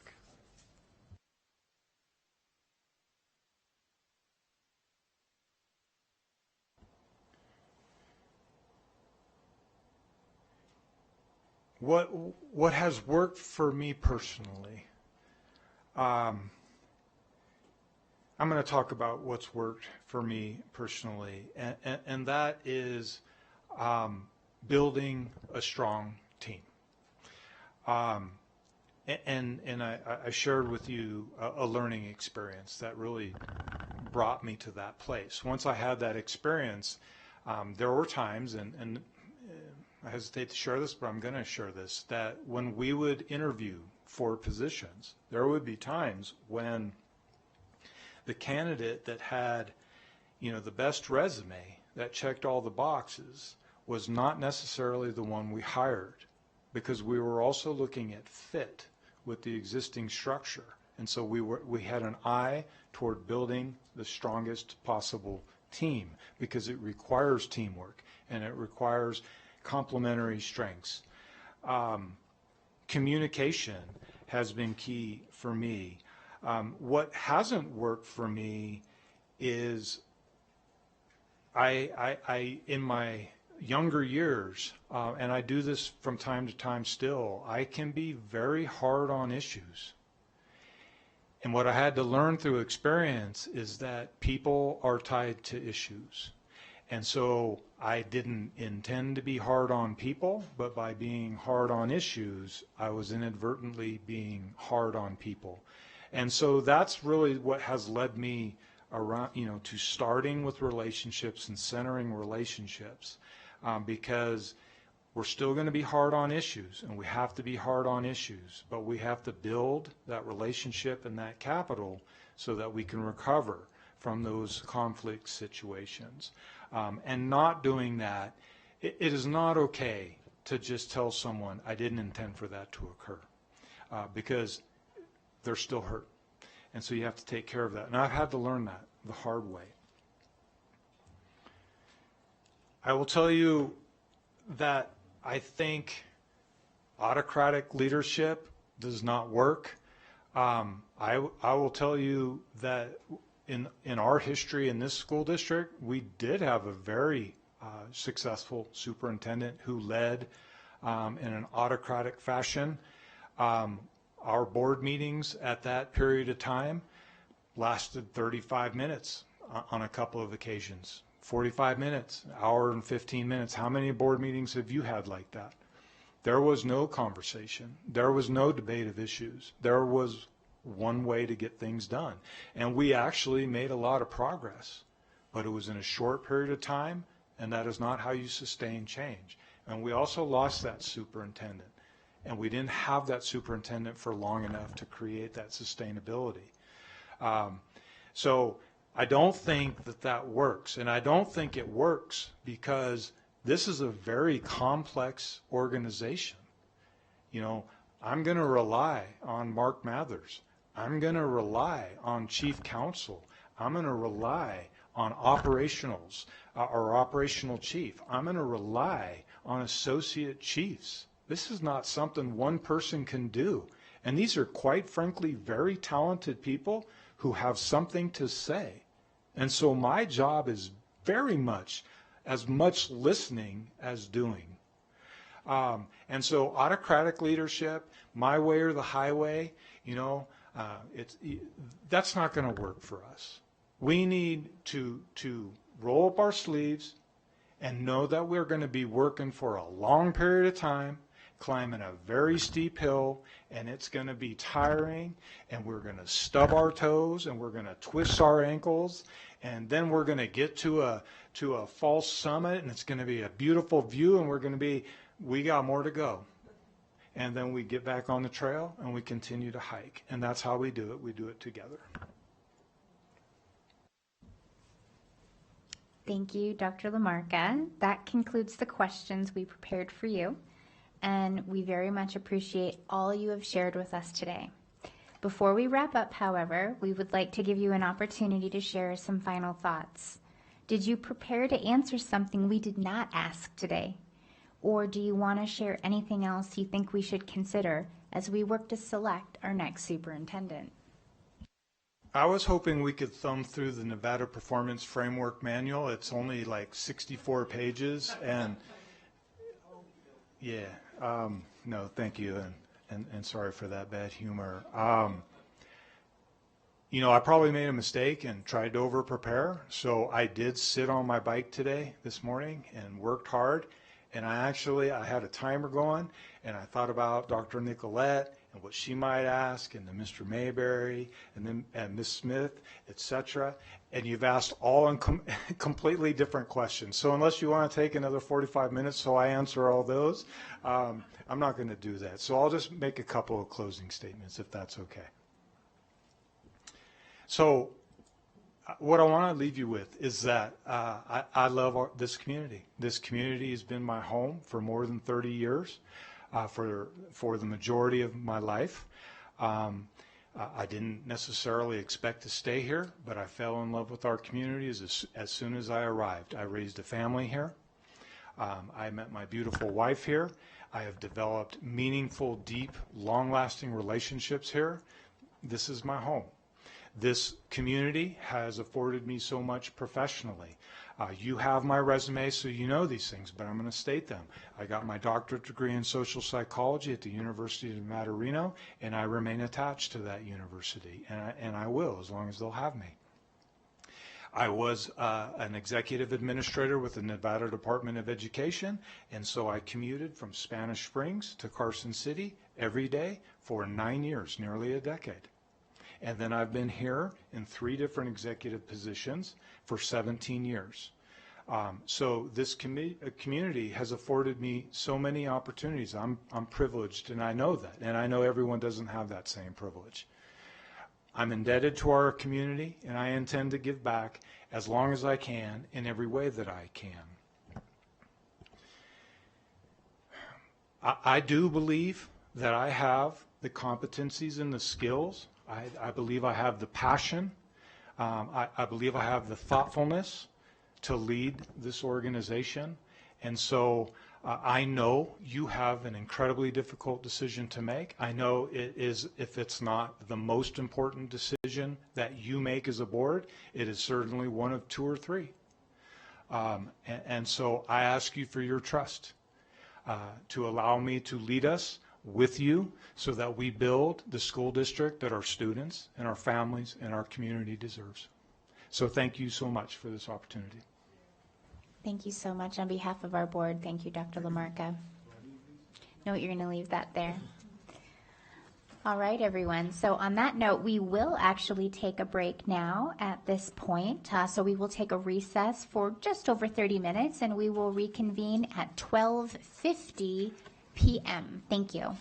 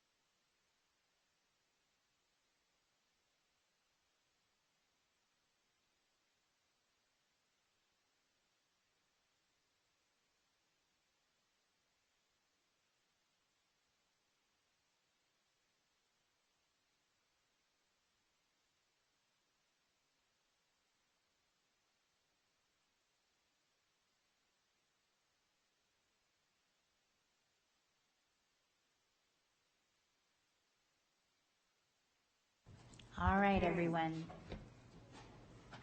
It is 12:56 p.m. on Friday, April 26, 2024, and this is a special meeting of the Washoe County School District Board of Trustees, where we are still in item 2.01. This is the presentation by McPherson and Jacobson and the facilitation of in-person interviews by MJ and the Board of Trustees with the following finalists. And so we had previously moved through our first 3 finalists, and now we will be welcoming up Mr. Joseph Ernst. I'm getting the thumbs up that he is emerging. Welcome, Mr. Ernst.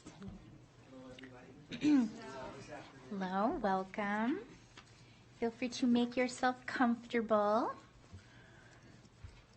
So as you settle in, a couple things, some housekeeping. One is that all the questions that we are about to share with you are also printed for you on the piece of paper, because we recognize that while we may issue a question verbally, it's nice when you can refer back to it in written form in front of you. Also, with the timer, there's 4 minutes allotted to each question. You don't have to use all that time. When the timer is going down, that means that's the time you have remaining. If the numbers start going up, it means that that's the time past 4 o'clock, not 4 o'clock, 4 minutes. And on that note, I'm going to go ahead and read a formal introduction as we get started. Hello, Mr. Ernst, and welcome. My board colleagues and I are so appreciative to have this time with you today, and we are looking forward to hearing more from you in response to our questions. We obviously have reviewed your application materials and have seen your video submissions and have heard from our search consultants. But to begin, we would like for you to take a few minutes to tell us a bit about your background and experiences that might not be evident in your file as you seek to be our next superintendent.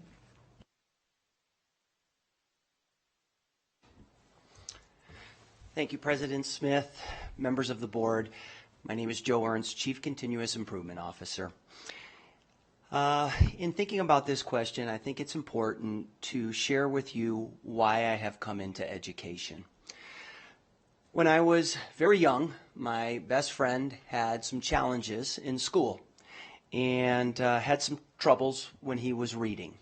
And consequently, he was held back, was not promoted, and did not go on to the 2nd grade.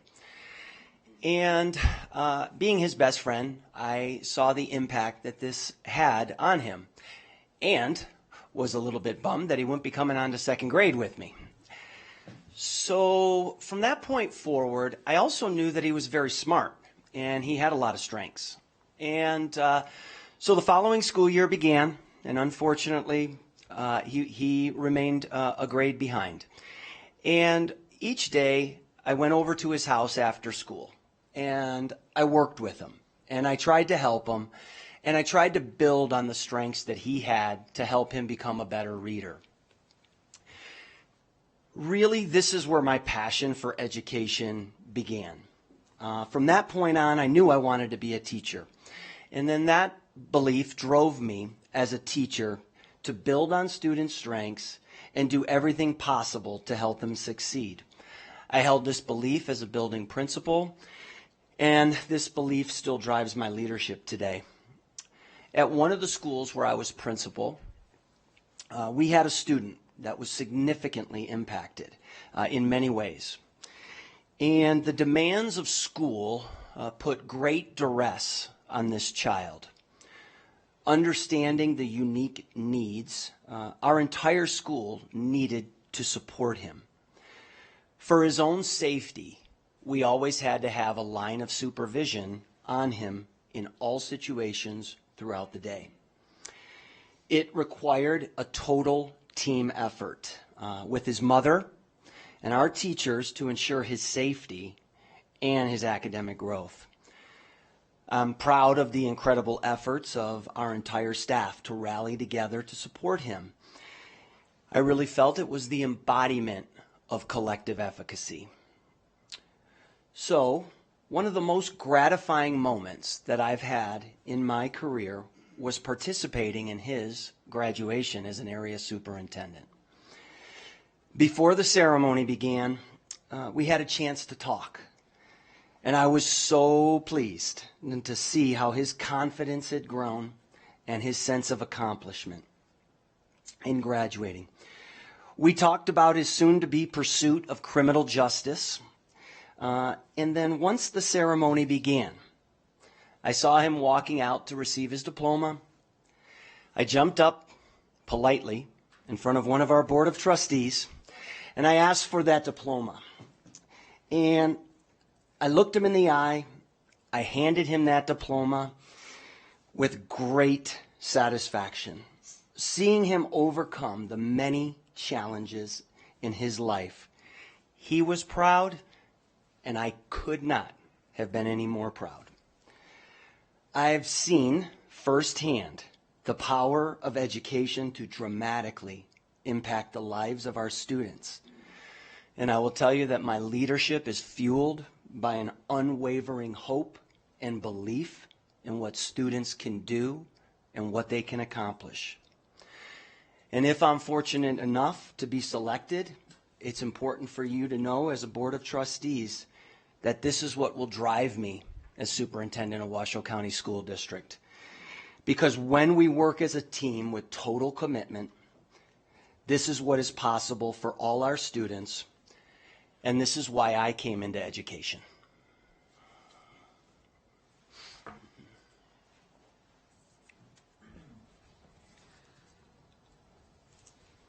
Hello, welcome.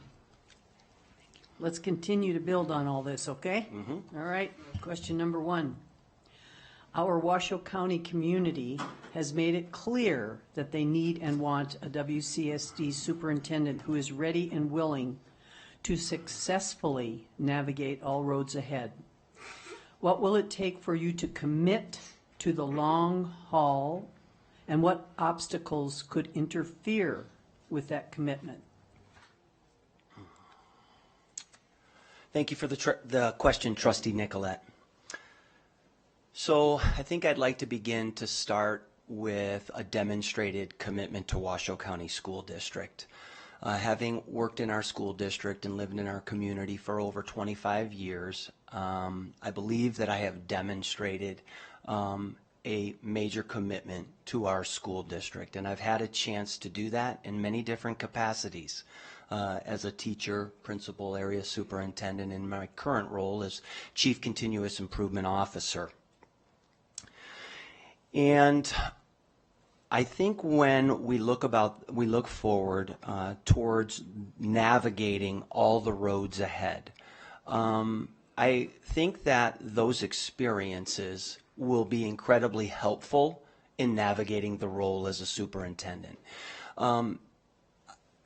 I think having the experience as a principal and a supervisor of principals gives you a unique understanding of everything that occurs in buildings. And from that perspective, I think that you gain an understanding of the many challenges building by building and system-wide. The commitment for the long haul. That's what this commitment is all about. Previously, I had not considered a superintendency, but I feel like leadership is very much a calling. And this is a unique situation for our district, and this is a unique situation for our community. And I sense there will be plenty of obstacles ahead. That is a part of education, and that's a part of leadership. And when we're looking to navigate those obstacles, we'll do so in many different ways. We'll do so with respect. We will do so with listening. We will do so with what has been described by our board as a desirable attribute of tenacity. Because with that tenacity, and I will tell you as a lifelong leader, tenacity and humility are two of the greatest attributes you can have as a leader. and they are essential. And so each obstacle in our way is an opportunity to problem solve, figure out ways to do things better, and take us forward as a district. When you look at some of the potential barriers, I would say that first I would offer a very sincere compliment to you as a board of trustees. You have been very courageous in your leadership as public servants, and you have worked very well together to support our district needs. And I think that when you look at the role of a superintendent and a board of trustees have to have a high-functioning relationship for the benefit of our school district. And so as long as we are able to continue to make sure that that strong relationship is in place, then I think we have the potential to move things forward and really build on a very bright future.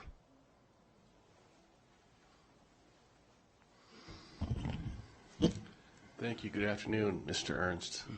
And you know, you're right. We are courageous. Second question. Yeah. Thank you.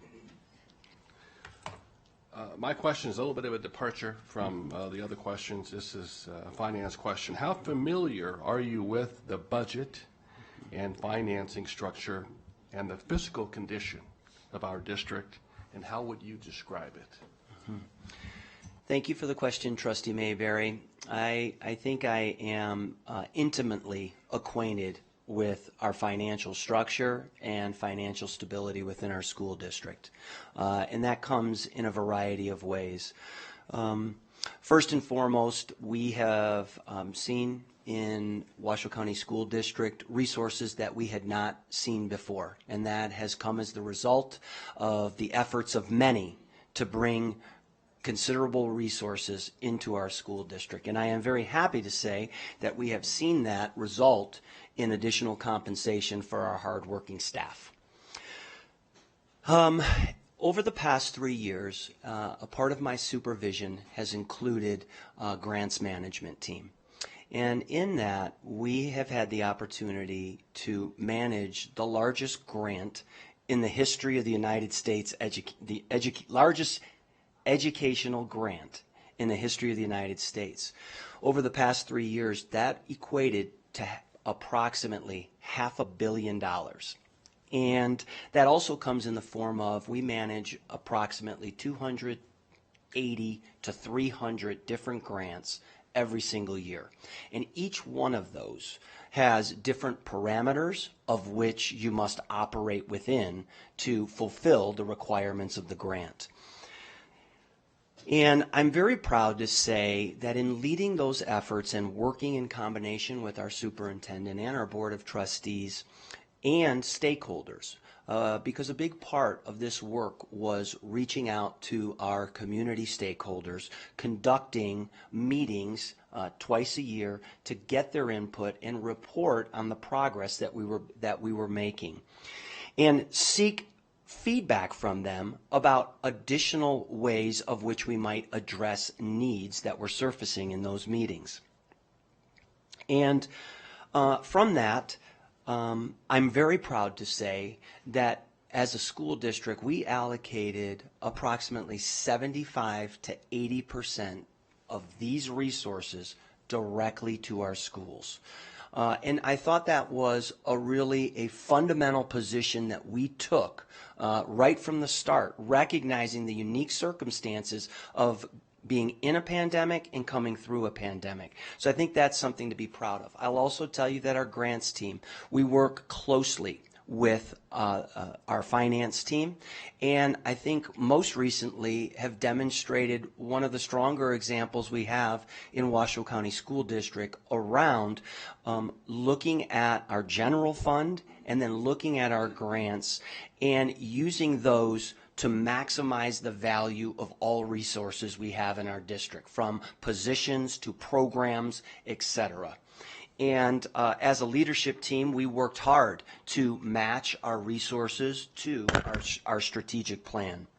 And so From that standpoint, I feel like we have a really good relationship from the financial side of things. And as a school district, we have maintained strong financial security over the past 3 to 4 years, and as far as having savings and being able to use those in times of need. So I'm very much familiar with our financial stability in Washoe County School District and working together moving forward.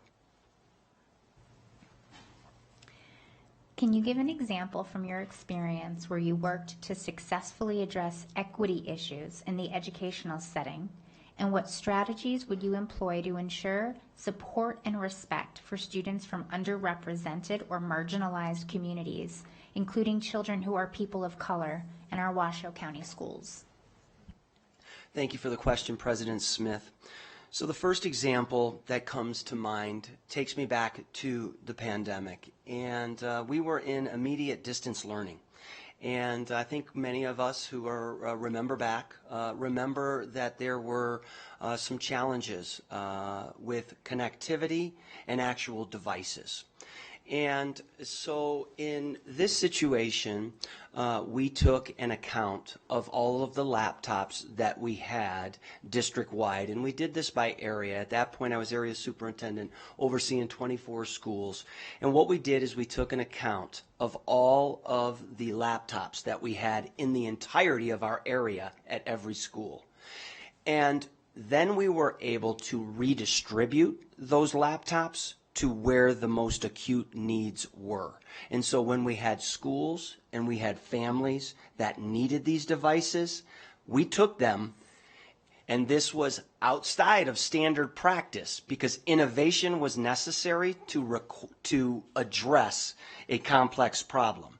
And so we took laptops from different schools and we mobilized those and we took them to other schools to make sure that all of our students had the devices that they need. And so that was one example in terms of trying to create some educational equity amongst all of the families within school district during the pandemic. I think when I begin to think about marginalized communities and people of color in Washoe County schools, it takes me back to the time when I was principal over at Anderson Elementary School. And during that time, it was important as a school that we demonstrated noticeable outreach to our families. And so prior to the start of our school year, as a group of teachers, we mobilized and we visited over 500 households to let our students know that school would be starting in a couple of days, and we wanted to absolutely make sure that they were aware of that. And so to take me to the root of this question, I think when we are advocating for underrepresented or marginalized communities, it's important that we as a system demonstrate our outreach and not require the outreach to always come to us, but that we more actively reach out. Because when we do that, we start to build trust. And from that trust, many things are possible. And so those are a couple of the examples in this area. The other thing I think that might be worth considering relative to this question is Area 3 Superintendent. We have noticed, of course, and seen historical gaps in students of color and the academic outcomes. As an area superintendent, I headed an effort with our equity and diversity team to make sure that we were bringing forward a better understanding of how to meet the needs of all students. And so we worked with principals, our principals worked with staffs, and we made a considerable effort to make sure that we were meeting the needs of every student in our building. Mm-hmm. The Board of Trustees and leadership team have worked together to increase staff salaries and build a positive working environment. Mm-hmm. How will you help us continue to build and foster this positive working environment? and to help recruit and retain staff? Thank you for the question, Trustee Rodriguez. First and foremost, again, I compliment the efforts of our entire team to make sure that some of these resources went to our staff, because it's a critical component, and I think in education, when we have an opportunity to compensate very dedicated and hardworking people, it's important to do so. It demonstrates a value that we have in them as our employees and the work that they do. I think when we are looking to build upon that positive working relationship, there are a number of ways in which to do so. I think first and foremost is really a proactive communication in partnership with all of our associations. And I think when we look at that, it's important to create that partnership on the front side so that when you move forward with an effort, that effort is solid, supported, and then can be communicated by all in the manner that it is intended to go forward. And so I think communication is very much a strong part of fostering that positive climate. I think about an example currently. We work with the Nevada Department of Education, our team right now, and at times there are a direction that is provided that maybe hasn't been thought through with the LEAs at the levels that we would like. What happens at times is then these guidelines, guidance, or rules come forward to us, and yet they maybe aren't vetted in ways that are productive.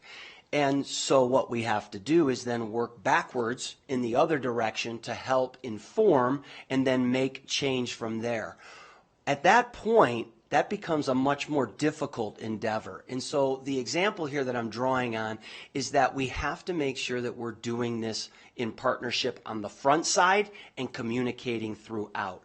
And I also think when you're looking at fostering positive working environments, organizational planning is a major part of that. From that organizational planning, you can create far more consistency, you can reduce variability, and you can really create stability amongst our entire workforce. And so I think that that lends itself very much to an increased staff morale, because from that predictability, people can operate and they know what's expected of them and what to do. I do think that when we are looking at teacher recruitment and retention, that this will remain an area that we will need to focus on immediately and for the foreseeable future. And when we can create a magnetic culture, a culture that people want to be a part of because we become so high functioning together, then people want to join that team. The other thing is you are able to retain your employees far better. We understand that in education, unfortunately, within the first 4 to 5 years, 30 to 40% of our teachers end up looking for a different profession. And when we create the conditions that optimize their ability to be successful, because it's from having success that makes them want to continue to move forward. So those are a few of the areas that I would be working on to make sure that we're addressing and moving forward with this positive working environment. Please share your thoughts on balancing privacy and internal matters with public transparency. Can you provide insight or a personal story on dealing with this issue in your career? Thank you, Trustee Church. So I will say in my current role as the Chief Continuous Improvement Officer, I am often challenged to bring forward to each of you various forms of data. And in all of those instances, we come forward to you, myself personally, in a very honest, open, and transparent way. Because we think that transparency and that honesty is what our community needs, and it is what builds trust. And so in my current role, sometimes that data is maybe a little less optimistic than I would like it to be, than we would like it to be. But it's important that we share that open and honestly with our community. And I can say that as a superintendent, it is important to celebrate successes, and it's equally important to identify where those areas of concern are and speak to them and find ways to improve them. So I do think that reporting and communicating honestly, openly, and transparently with our community is essential. And I have been doing that in a number of ways. Again, reporting to yourselves. I will tell you that when you are involved as an area superintendent, there are times where you have to balance the confidentiality of students, perhaps based on a situation of bullying. And there could have been a situation where there are very unique circumstances, and you must maintain the privacy of each student. And that, in the structure of what is required of us as a school district in terms of how we proceed with bullying investigations, can be challenging. But in each and every instance, we have made sure that we work to balance the privacy of all of our students when we're moving forward. So those are a couple of the areas as concrete examples where we've had to move forward with open, honest, and very transparent communication. How about employees? I think with employees, and thank you, Trustee Church, I think with employees, it's critical. We look at communication, and communication cannot be understated in an organization of our size. And I always think that it's critical that our employees stay informed of what is happening in our school district. And oftentimes that's informed about the many great things that are happening in our school district, because then they can continue to expand that communication out. And so I think it's critically important that we are making sure that we're communicating with our employees, keeping them informed, and having them help also communicate plenty of the great things that are happening within the school district. All right, Mr. Ernst, it's my turn. Our district is a community with growing diversity. What have you done in previous positions, and what will you do as our superintendent to ensure you receive diverse perspectives on issues facing our district? Thank you, Trustee Woodley. So going back to the data, there are noticeable achievement gaps with various populations of students. And it is critical as a system that we address those. We're looking at making improvements in learning, which will make improvements in our academic outcomes. But we see that we have some very specific populations of students that are not currently achieving at the same levels as others. That is a signal, a very clear signal to us as a system that perhaps we could better meet their needs in different ways. And so I think that you start this by making sure you have a clear understanding of the data and the information. I think when we get to the diverse perspectives part of the question, I think that it's important, as I stated in an earlier question, of active outreach. I can tell you that what we see when we are doing surveys, because our team conducts the surveys within our school district. And often we have very disproportional input in our surveys from various communities. And so when we get that, what that speaks to is it may not be always entirely representative of the entirety of our community. And so what we do in those instances is try to find additional ways of outreach to gather those diverse perspectives. So a concrete example is perhaps moving from just electronic dissemination to paper copies, to sending direct surveys to parents' homes so that they have those in their possession and they can complete those. I think that that it is about really reaching out and being intentional with the feedback that we're seeking and the feedback from all. And so, because diverse perspectives can really bring strength to an organization. Those diverse perspectives is what can inform us and help better guide us as we're moving forward. And so in the absence of collecting diverse perspectives, then we're not taking a step of which we could to help really make significant improvements. And so, Trustee Woodley, I would say that to get those diverse perspectives, it will be actively seeking those diverse perspectives, reaching out to communities, reaching out, and those diverse perspectives also include our students. They include our staff. They include our administrators. They include our departments.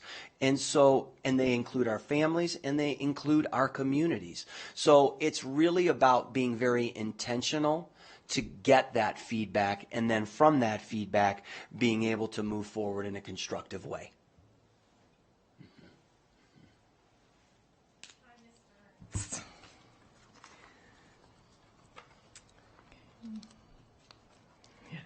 Wanted to make sure you could get a drink in there. Thank you, Trustee Westlake. What are the most important talents you can offer us that will grow the success of our children, and what do you hope we can offer you as you become part of our community? Thank you, Trustee Westlake. So, again, we began the interview with an understanding that you've had an opportunity to read through many of the written materials that have been provided. When I look at talents, I can tell you that I have been a leader in every aspect of my life from the earliest moments. And leadership requires a balance of listening and being decisive when needed. Leadership requires a balance of patience and then moving with urgency to most positively manage the speed of change and transformation. And I will say that those are very much talents that I feel like I can bring. I've demonstrated them in a number of settings. And when you look at an organization, I think it's important that we think about it in those terms.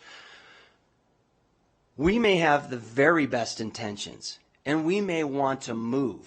And I can tell you, I have a bias to want to move quickly and fast and forward. But if we're doing so without the careful consideration and with all of those that we serve, then in the end, you're really not moving forward. And so I think that by having an awareness and having led in multiple situations with multiple people, led students, led principals, led parents, led departments. Those are all different ways of which you've had to demonstrate that. So I think those are talents. I'll tell you a couple others that I think that I offer. And one is around organizational planning. Organizational planning is really important. And I think I've probably shared a time or two with others. One of my favorite reads is Boys in the Boat. And Boys in the Boat is about not just rowing in the same direction, but it is about being coordinated and in sync in rowing in the same direction, and it's about doing so, each person doing so to the absolute best of their ability. And so when I think about my leadership, those are things that I build my leadership around. Those are the expectations to have, because when we do it, I think there's great possibility and it benefits our students and community. I'll also say this, that I feel as if feedback I've received is that I am a strong communicator. And we all know that communication starts with listening. And that's the foundation for communication. From there, you move forward, and then you work to create clarity within the system. And so I think that my communication, my organizational planning, my demonstrated leadership amongst multiple contexts, and really understanding how to best manage the speed of improvement and transformation are all talents that I could bring as a leader to Washoe County School District. It stays with me on the next one too. What would be some specific steps you would take in starting to reach out to the greater Washoe County community to begin building relationships with our families, district employees, and community partners? All right. So and thank you, Trustee Westlake. I'd like to start by saying that I believe wholeheartedly that relationships are the currency of transformation. And I think it's really important that we center our collective beliefs from that mindset.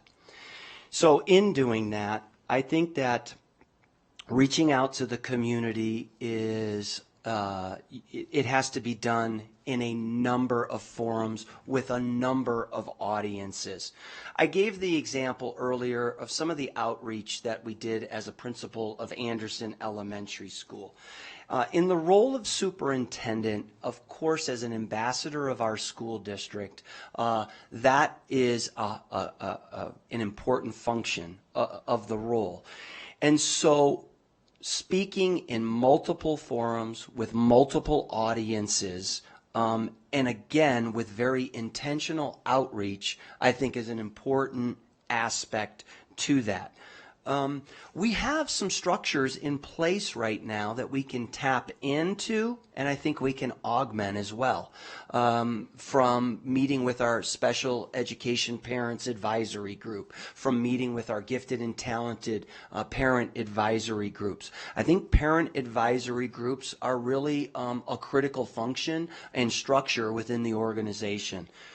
I think from district employees, I think it's twofold. I've talked about earlier in the interview about working with associations, and I think it's important to work and hear directly from our employees.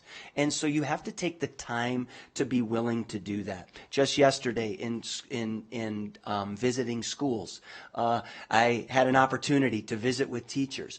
And what I enjoyed is that they felt comfortable and trusting enough to share their concerns very directly with me. And I look at that as really a compliment, because we need to know what the concerns are. If we don't know what the concerns are, then we don't have the opportunity to address them. So when I look at it, it's really about setting up structures. It's visiting with school staffs. Anytime you go on a school visit, set some time aside where the group can come in. You can visit with teachers. You can visit with staff. I also think that an underutilized structure in in what we might be able to continue to improve on is more focus groups amongst differents. So we can have departmental focus groups. We can have principal focus groups. And what we can gain from that is feedback. And we can then use that feedback for reflection. And then how can we get better?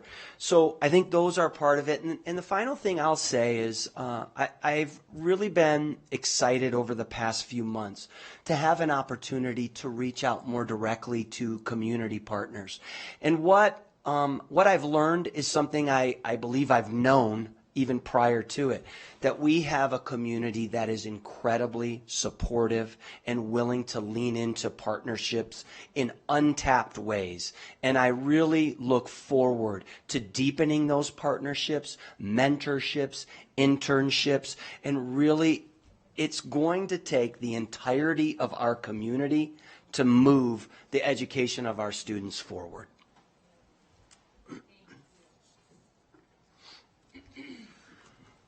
All right, Mr. Ernst, here's my second question. What is your preferred approach to working with internal stakeholder groups and the Board of Trustees? And how does that align with our commitment to balanced governance? Thank you, Trustee Woodley. So in terms of working with internal stakeholder groups, I'll try to give an example and then I'll work to connect that to balanced governance. So most recently, we've adopted a new strategic plan, and in that we have defined some very specific action steps in each of the goals. Recently, our team has had a chance to meet directly with directors and talk to them about their action steps, identify the critical next steps, and also look at a timeline and then benchmarks that will demonstrate success forward on those action steps. I really think taking ideas to action is a critical aspect of moving learning forward. So in terms of working with internal stakeholder groups, it's important to stay informed. It is important to listen. It is important to seek understanding. And so again, I've talked a little bit about some structures that you can put in places, some ways of which you can do that. When I take that forward to the Board of Trustees in balanced governance, and I would say a thank you to all of you for the opportunity for all of the candidates to meet with Dr. Alsbury to discuss balanced governance. I will say that it was an exceptional opportunity and a very helpful one as far as getting a running start moving forward around the foundations of balanced governance. I think when we look at balanced governance, I think you're looking at the ability to use checks and balances in very productive ways. And of course, our Board of Trustees often operates and puts consideration up at some of the policy level. But it is incumbent upon a superintendent who is working to manage the day-to-day operations to make sure that they are actively communicating to our Board of Trustees to make sure you are informed of very important work to help drive some of that larger system thinking. So I think it's really important to have open, ongoing communications. I think it's important to build in formal communications, weekly meetings. I think it's important to also have informal, open door availability for our Board of Trustees. You may hear from a stakeholder when you are out in the community about a certain something, and it may cause you great concern, and you want immediate understanding of that. I think the availability of the superintendent is essential to that. And so I think that when I look at balanced governance, I think it's an outstanding structure of which we can manage the educational landscape. We have seen some new and unique structures relative to school districts throughout the country. But I would say that when I look at one of the most effective structures, it is indeed around balanced governance. And I'll say it in one final way: communication, communication, communication. Clarity, clarity, and clarity. And I think that is the best way that we can work together in a balanced governance sense. As a preface, I'm going to stand up and stretch my back, so I'm not ignoring you as I stand up. Okay. WCSD has its own internal police department. Do you have any experience over such an organization? And what do you envision the role of that department being? Thank you, Trustee Church. I have worked with school police throughout my time in the school district. I have worked with them as a teacher, I've worked with them as a principal, and I worked with them very much as an area superintendent. And one of the things that I think is a really constructive place from which our school police operates is their desire to operate first and foremost from relationship building. We have had school police come into our schools well in advance of perhaps student outbursts or unsafe situations. And our school police department has demonstrated in many different instances, particularly when I was an area superintendent, a willingness to come out and talk with students that perhaps the principal identified is someone that could use a little extra guidance, support, and help. And I like that we are willing to operate from that stance. Certainly, our school police also has a critical function in our organization. We have to maintain safety. Safety is first and foremost. That has to be our top priority. And our school police plays a critical role in that. And so, again, I've worked with them in a number of ways to help create that. From situations where we needed to call them in regarding potential parent situations at the school where we had to bring forth some calm, from student situations. And I think that when you ask the question about what do I see the role of that department, I see them being a cornerstone of safety and helping very much with belonging within our school district. I think they're a cornerstone of school safety, making sure that we're working with our emergency management team to make sure that we understand emergency procedures in our building. It's really important that we are building some muscle memory in that area in case a situation arises. As far as directly supervising school police, I haven't served in that role. But I will say that I think we have a great opportunity moving forward. Chief Moore, I think, is really an exciting hire for us, and I think we already see some structural changes in the department and a real willingness to listen to others and get input as far as forming practices and policies from school police. So those are some of the things that I think about school police, and then in terms of working with them moving forward, just as you do with all chiefs, it's about making sure that we're working collectively together. And I think that as our best, we're integrating the various departments together. We're not in isolation. And sometimes that can happen, that you can have school police perhaps over here in isolation from academics.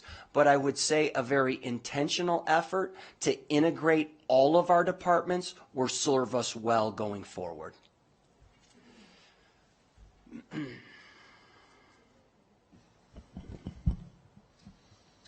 Describe how you would be involved in state Describe how you would be involved in state legislative process and what experience you have working with the elected officials. Thank you, Trustee Rodriguez.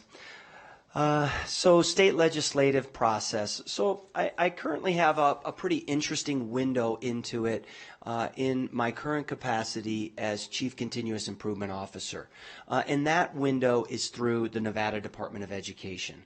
We, in all of the departments that I oversee, work very closely with the Nevada Department of Education, who often is a liaison to our legislative bodies. And that comes from grant management and oversight. We work with them. We work with them just today. We had our annual attendance audit within our school district. Nevada Department of Education comes out and they review they take a sampling of schools to look at that. So in all of the departments that I currently work in, we work closely with Nevada Department of Education. One of the projects that we're working on right now is around our Nevada School Performance Framework and making sure that our framework is most accurately capturing the work that is being put forward in schools, and particularly less traditional schools within our system. And so we're working with them, and then Nevada Department of Education working with our legislative body.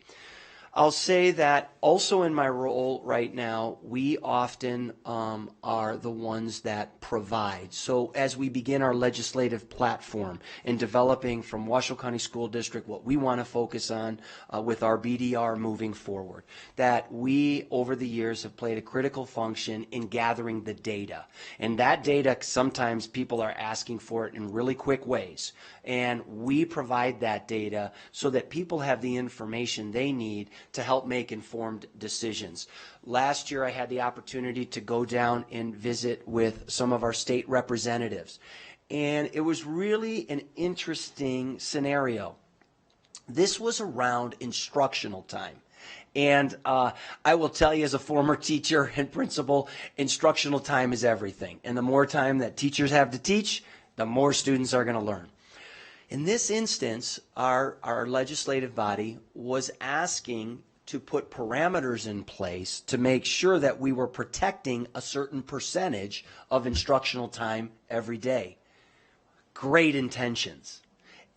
However, at the same time, it was going to require arduous efforts from our teachers to actually document day in and day out the instructional time in each of their classes.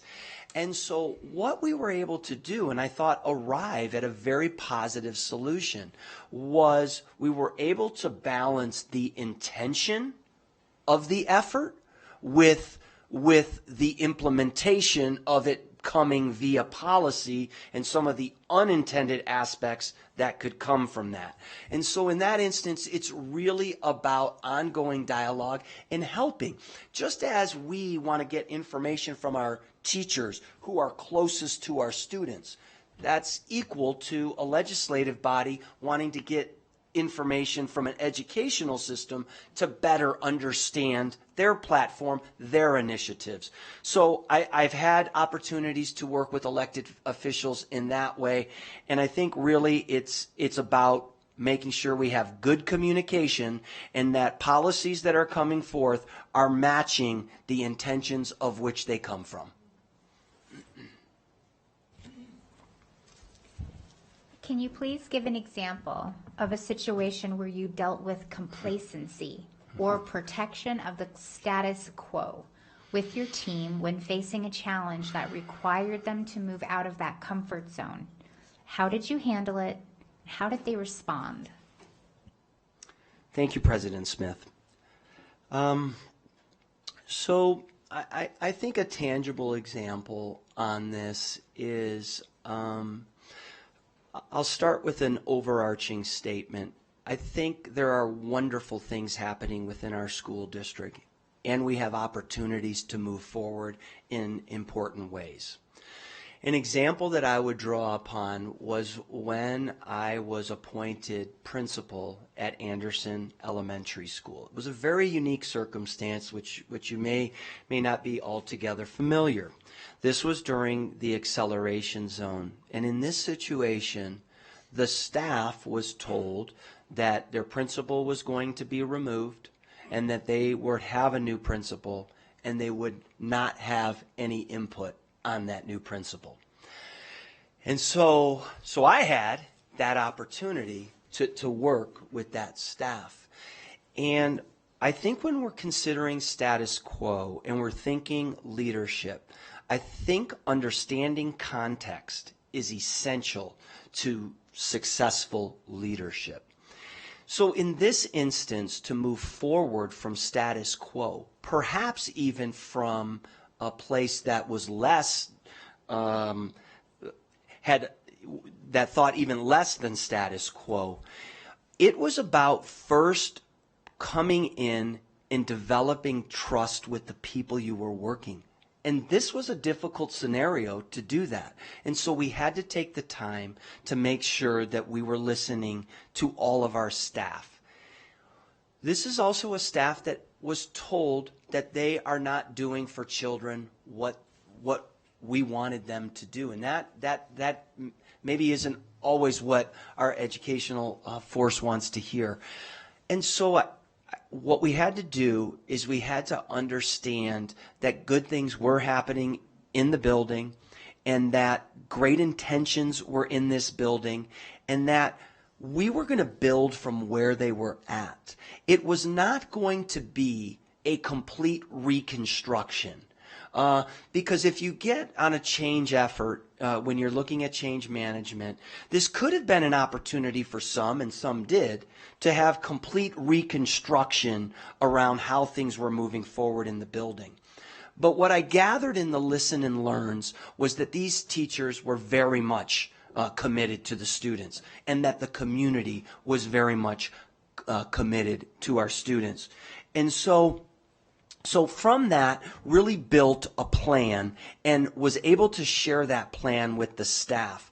And one of the things when you're moving from status quo, it's about sharing a vision. And so, from that input, in being able to share that vision, and behind that vision, sharing beliefs and rationale of where you're coming from on change, really helps people understand the why behind it, and they tend to be far more likely to commit to that cause. And so in this instance, we were able to move from status quo, or we were able to move from underperforming in student outcomes to quickly moving forward to being recognized as one of 9 shining star schools in the entire state of Nevada.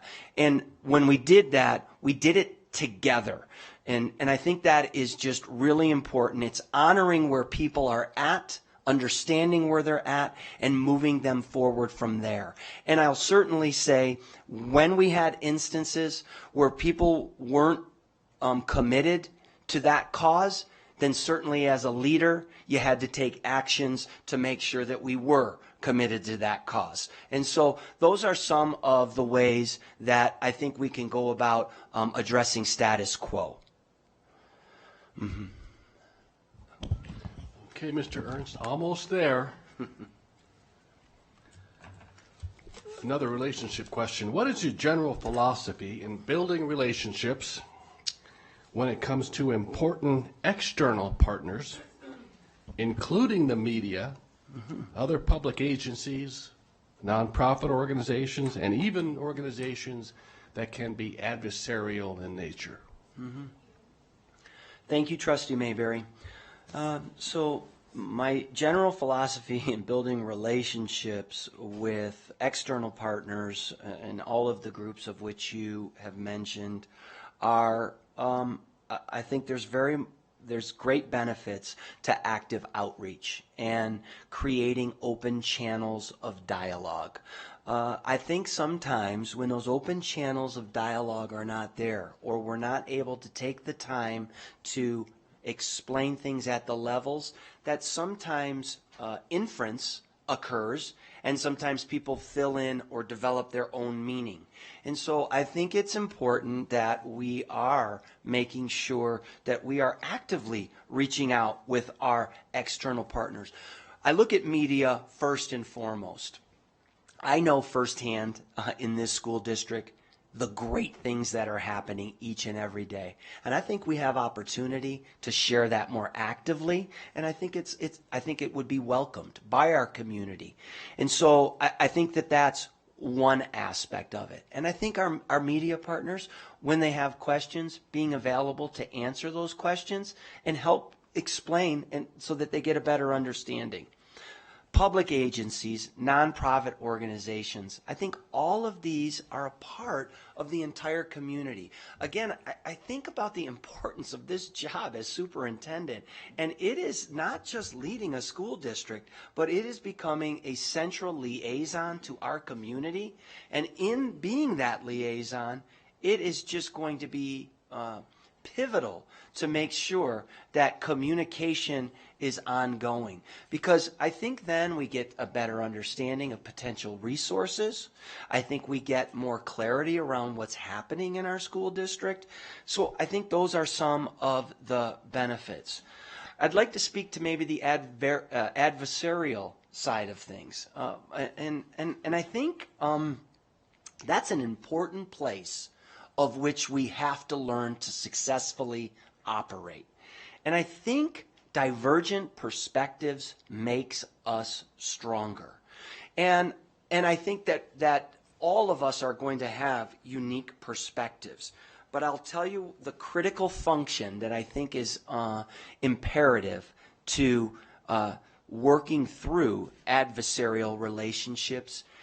It's not only the ability to listen to that perspective, but it's the ability to understand that perspective. And there's a pretty big difference between simply listening to the perspective and really understanding that perspective. And when you understand a counter perspective, that helps you in terms of how you can move forward to find more common ground. And that common ground, sometimes you may simply not find it, and sometimes you may have to say, this is how things are moving forward. But I think it's less than satisfactory when we are not truly taking the time to understand, again, not just listen, understand an adversarial viewpoint. Because when you do understand it, I think you can make more meaning from it, and I think you can take it to a much more constructive place. Okay, we're bringing in the home run. You ready? Mm-hmm. All righty. Final question. Please describe lessons learned related to building a healthy, successful, and sustainable organizational culture. Share what worked and what did not work. Maybe reflect on some new information. Sure. So I think this question starts to get at what is a successful and sustainable organizational culture. And I've made reference earlier to successfully managing the speed of change to get to improvement. And I think there are often there's some great ideas that are out there. But it's important that when you are leading a team, that the team feel empowered, they feel valued, and they feel committed to doing the work, recognizing that they can be successful in the implementation and that the implementation speed is not unrealistic to what the desired outcome might be. And so I think lessons learned is that it's critical to always think about how to most successfully manage the speed of change. And by simply just demanding change, for the sake of demanding change, without being provided conditions to support people and help make them more successful to realize that change, can be a fatal flaw that we have in leadership. I think another aspect is tunnel vision. I think when I look at it and maybe even reflect myself as a leader, because I believe that continual reflection, self-reflection, is what helps you grow. And so I can speak sometimes from my own behalf or even an organizational behalf. And that's around tunnel vision. Yes, we want to find and see that destination and get to that destination. But in the absence of looking left and looking right and checking to make sure that people are moving forward to that destination with you, then you're really not going to arrive at that destination. And so I think that tunnel vision has to be pretty carefully managed and thought about. And the opposite of tunnel vision becomes then responsive adjustments. So that's where you can strengthen the organization. So rather than have that tunnel vision and that's where we're going to get, and we're going to get there no matter what, and even if nobody's following, we're going to get there. The opposite of that is when you're doing it together, you're able to gain insights, and then you're able to make responsive course corrections and adjustments. And some of those small adjustments are then what actually helps you arrive at it. And so that tunnel vision can kind of take you away from the target, but broadening that scope of vision and bringing people with you helps you far more likely get to the outcomes that you desire. So I think in speaking to that question, that's I'd like to respond to that. Mm-hmm. All right, Mr. Ernst. That concludes the questions we prepared for you, and we very much appreciate all you have shared with us today. Before we wrap up, however, we would like to give you an opportunity to share some final thoughts. Did you prepare to answer something we did not ask today? Or do you want to share anything else you think we should consider as we work to select our next superintendent? Thank you, Trustee Smith. I did prepare some closing remarks that I would happily share with each of you. First, I'd like to, again, and I mean this with all sincerity, I'd like to thank you for your dedication as public servants. What you do is not easy, and we appreciate your courage and we appreciate your leadership. And we appreciate your commitment to Washoe County School District, and we appreciate your commitment to this community. I recognize there's many outstanding candidates, and I hope today and throughout the past 3 days, and perhaps even throughout my career, that I've demonstrated my commitment to Washoe County School District, and I hope I've been able to describe my track record of making significant improvements in the various positions I've held. I also hope that I've been able to provide you and our community with a sense of my vision, my values, my core beliefs, and my leadership style. I intimately understand the importance of selecting the candidate that best fits Washoe County School District. And like I said, there are so many aspects that are outstanding in our school district, and we have many strengths to build upon. I'll start with our students. We have amazing students. We have dedicated and talented staff. We have increased resources. We have a new strategic plan. And we have a community that is willing to help in all ways. We have an immense opportunity right now, and I think our future is bright. I'm excited about what we can accomplish together in partnership with our students and our families, our staff and our community.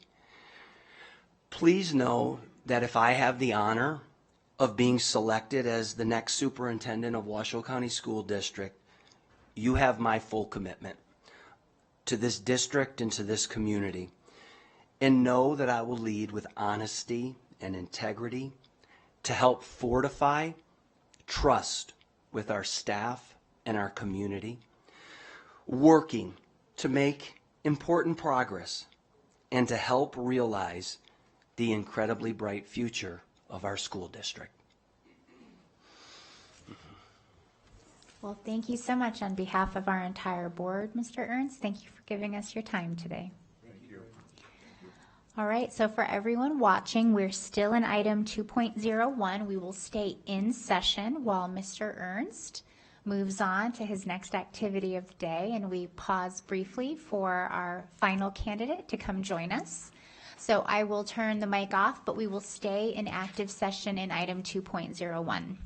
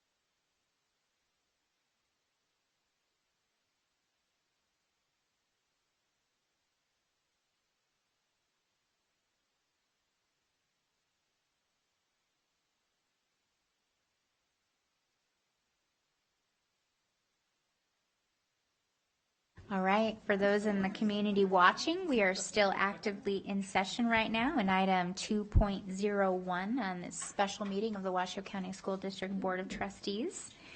And we will welcome our fifth finalist. And before we start with our formal introduction, a few housekeeping measures. So one, the questions we're going to be asking you today, Dr. Parks, are in front of you because we recognize that as we say something verbally, sometimes it's nice to be able to read something at the same time or go back to it because the words stay still when they're on the paper. Also, we've got a 4-minute timer for each of the questions we have. You do not have to use all 4 minutes. As the timer goes down, that shows the amount of time that is left. And once the timer starts going up, that means that that's the time past 4 minutes. Okay? So 4 minutes is the timer. Okay. So, welcome, Dr. Parks. My board colleagues and I are so appreciative to have this time with you today, and we're looking forward to hearing more from you in response to our questions. We obviously have reviewed your application materials, have seen your video submissions, and have heard from our search consultants. But to begin, we would like for you to take a few minutes to tell us a bit about your background and experiences that might not be evident in your file as you seek to be our next superintendent. Thank you, President Smith, and thank you, Board of Trustees. As you well know, I am Troy Parks, your Chief Academic Officer. The first thing I want to do today is recognize my much better half, my wife, coming here today supporting me. Been together 31 years. As you know, many of you know, she works at Marvin Piccolo School as an APE teacher in the pool. I have been blessed and graced to have her by my side through this daunting process. What I want to do to open this up is just provide you a quick overview of the leadership roles that I've played that I believe are going to transform our district into the district that delivers on high levels of learning for all students. And this is the most recent leadership that has happened under our Office of Teaching, Learning, and Leadership. If you remember back, we used to have two offices, Office of Academics and Office of School Leadership, and we combined that into what we now call Teaching, Learning, and Leadership. And you have heard me many times say that our focus is on making sure that we are supervising our principals for instructional leadership. And that means that our associate chiefs are extremely consistent when they go and visit their principals. They are always talking about best practices that are going to lead to better student learning outcomes. They are providing their principals feedback, and they are helping them to look at their teachers and their schools to make sure that feedback trickles down to the teachers who can become better serving of their students. With that, I have mentioned this, but we transformed our Edison office from a maze into highly collaborative spaces where all of our directors now are working at making sure that we work on the front end to connect the work for our principals and professional learning, and that we don't continue to just support blindly and not know what other offices are doing. Another leadership opportunity was we've looked at the incongruence between our evaluation cycles and the number of highly effective employees that we see, and we have really taken a look at what it means to have evidence for highly effective, and we are providing our principals much feedback around what it means to be a highly capable, highly effective instructional leader.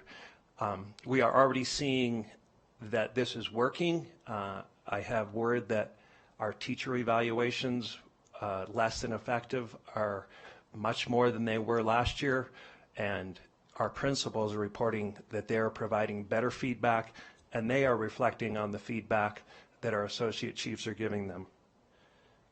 Also want to highlight iReady.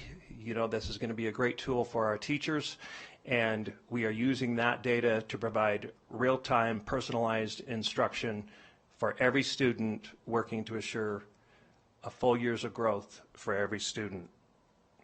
And then recently, with all of the directors in the district, I was able to lead our focus on being ahead of professional learning for next year.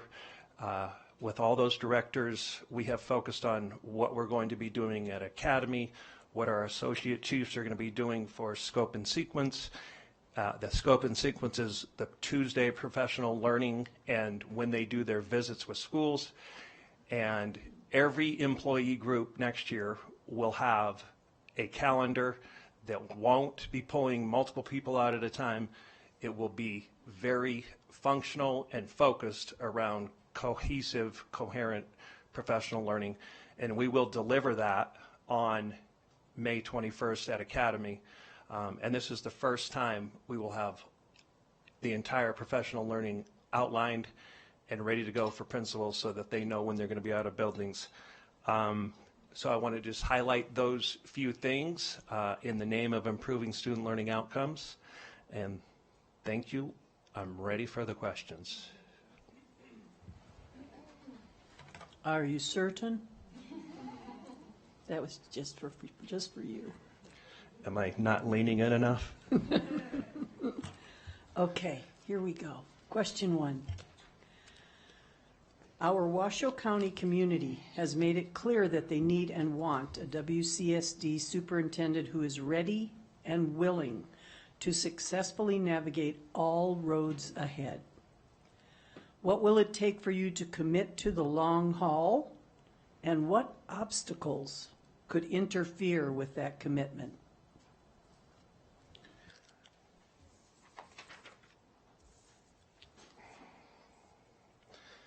So I would start this by saying I have already had many conversations with my wife and making sure that we knew to the best of our knowledge exactly what we were trying to get ourselves into. As many of you know, I am a third generation local, and it took a lot for me to make the decision that I wanted this position to be able to make a difference for our students. I think the biggest thing that I want you to know about successfully navigating is that I have already established trusting relationships with leadership team, with principals, with teachers. I'm going to continue that work, and I'm going to make sure that we are listening as a leadership team to our staff and making sure we hear from them as we implement change.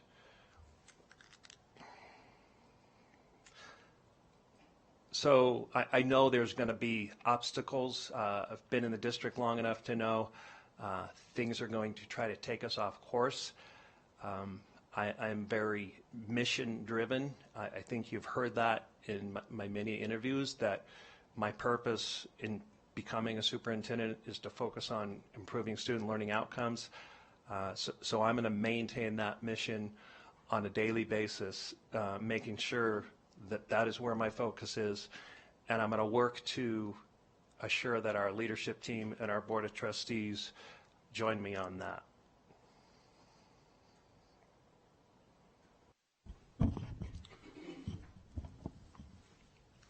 Good afternoon, Dr. Parks. Happy Friday. How familiar are you with the budget and financing structure and the fiscal condition of the Washoe County School District, and how would you describe it? So with my budget experience, I'm very familiar with it at the district level, where we talk in the form of billions on the academic side and billions on the operations side. So that's a little daunting, but being familiar with it as a principal, I know that the biggest focus I've got to have as superintendent is how are we spending those dollars? Where are those dollars going in the name of supporting our strategic plan, in the name of improving student learning outcomes? And we did this very well this year when we met as leadership and brought forward to you our strategic plan. and all the things that we felt like we needed to put money behind because we knew that those actions would lead to better student learning outcomes. So that will be my main lens with the budget. I will have many opportunities, I'm sure, to work with our CFO and make sure I understand where those dollars are going. And the way I would describe it is when you think about that level of responsibility and that level of money, it is a tremendous responsibility. And as superintendent, I would make sure that I worked closely with CFO, that I would work closely with leadership team and our staff to make sure we are using our dollars for the greatest impact on our students.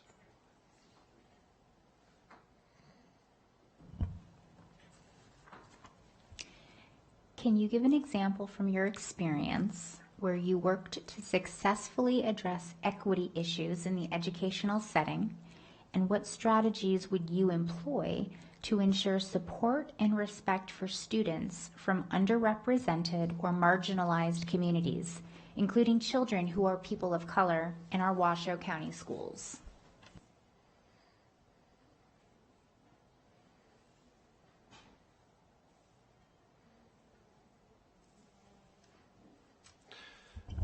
Well, the example that I would give is that at my first site that I worked at as a principal, we had special education practices that were exclusive of children, and they had been going on for years, and there was not an inclusive special education environment.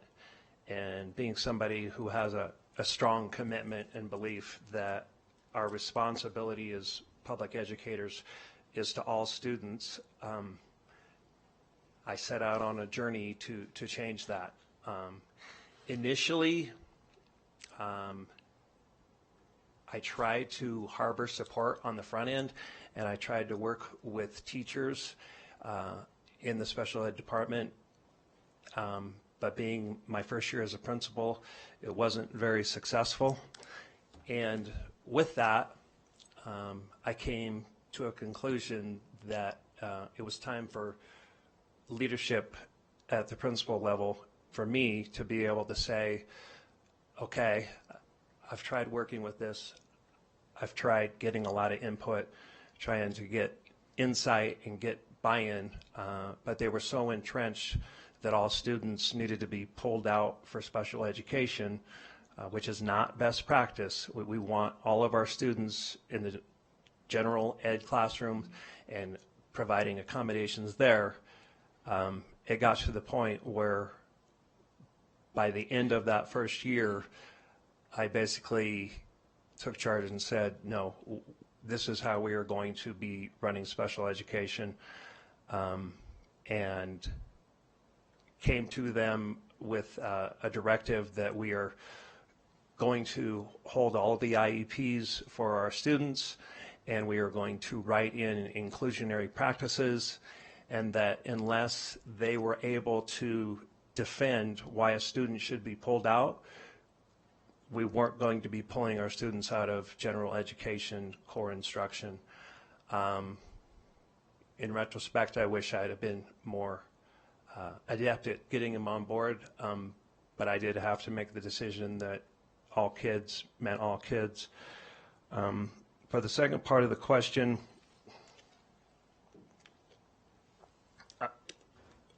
it's really important because we are extremely diverse in our district, and we have many children of different ethnicities, of different race, of different, coming from different countries. Our refugee population is growing.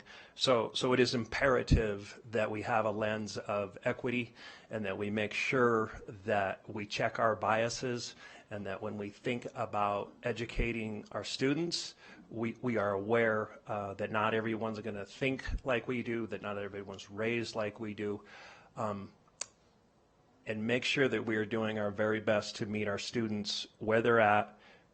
And again, make sure that we are striving to meet the learning needs of all students.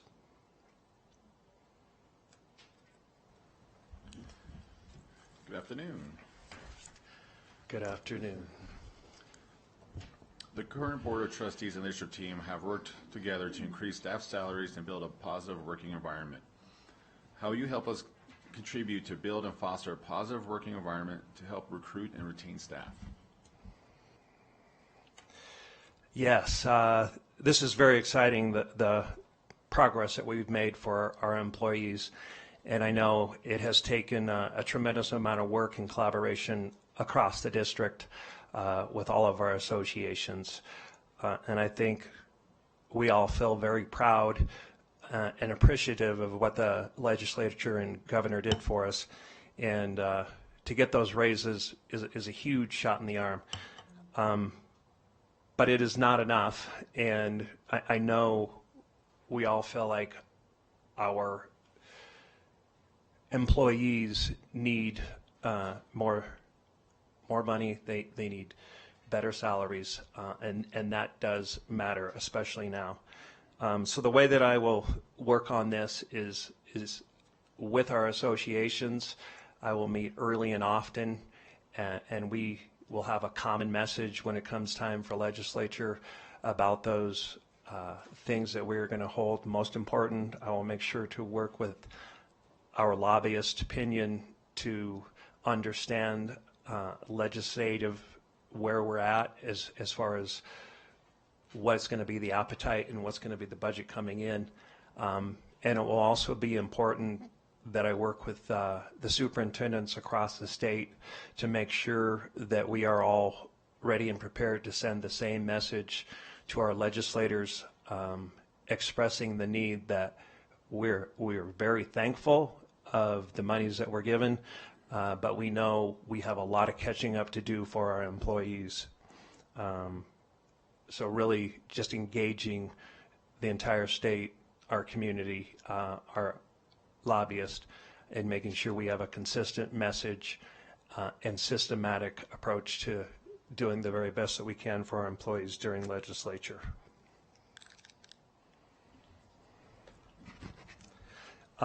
With the second part, foster positive working environment, help and recruit. I'm a big believer that it's a responsibility of the superintendent to be the leader of the culture. So the culture that I want to work on is making sure that I am out in schools, out in the community, be very visible, trying to get as much input, listening to people, and working towards win-win circumstances where with the community, they know how they can support us, we know how we can support them, and really just making sure that I'm staying connected to our staff, to our trustees, and that my actions and our interactions and the interactions with leadership team emulate the culture and positive working environment that we want to have in our district.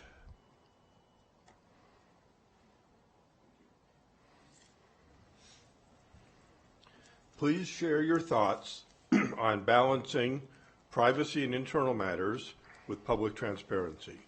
Can you provide an insight or personal story on dealing with this issue in your career?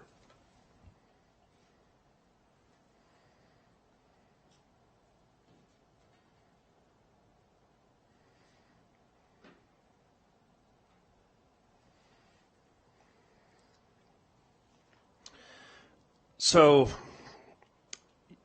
this is a good one. Here's the key. It is imperative that with everything we can about how our district is doing, we need to be transparent. I think we could be more transparent and have more focus on how we're doing with students and learning outcomes. And we know that with that, there's a lot of work to be done, and we're in a position where we have to use that transparency and that data to make sure we're focusing in on improving it. With internal matters that are more personal and that we have to keep confidential, it is the line of personnel matters, and we do not ever go to the public with outcomes of discipline for employees or share with parents what happens to students when they are disciplined or anything that violates FERPA. That puts us in a really bad spot. So I think the key is we want to be transparent with our current state of student achievement, of what we really feel we need, but that there is a fine line where we can't give the public everything they want because it's confidential and it would violate FERPA laws. I've got a minute and a half left, so let me expound on that. Say teachers disciplined. Somebody complains, a teacher or staff member is disciplined. To what degree would the public be informed of their outcome of their complaint? To the degree, I would always seek counsel from legal to make sure that whatever we are giving out publicly is appropriate. But in my mind, I want people to know that we have dealt with the situation, that we have addressed it, and that we are taking measures for it not to occur again and providing the employee with follow-up training to make sure that it doesn't happen again. Awesome. All right, Dr. Parks, it's my turn. Our district is a community with growing diversity. What have you done in previous positions, and what will you do as our superintendent to ensure you receive diverse perspectives on issues facing our district?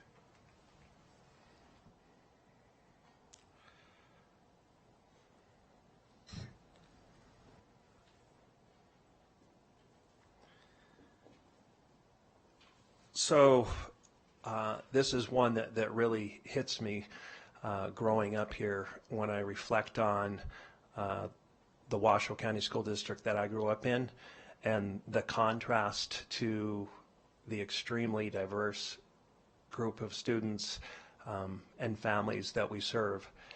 I think most importantly, when we are dealing with a diverse group, diverse families, as I said earlier, we know that one of the populations that's growing the most is our refugees and newcomers. Our EL population continues to grow. So we have to be aware, and this starts at the top, that we all have bias, that we all have ways of thinking, that our families think the same way, that they have the same core values, that they've been raised in the same ways. I think the important thing is to make sure that we keep those in check and recognize that not everybody is the same and not everybody thinks the same, works the same, learns the same.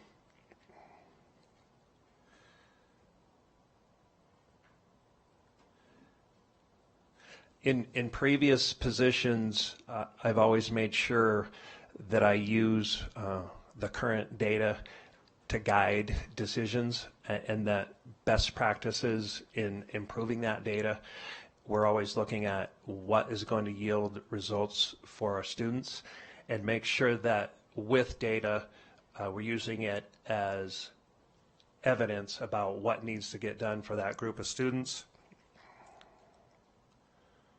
And then I think what will be also very important is just to continue to make sure we are connecting with our families, that we are providing our growing populations, growing diverse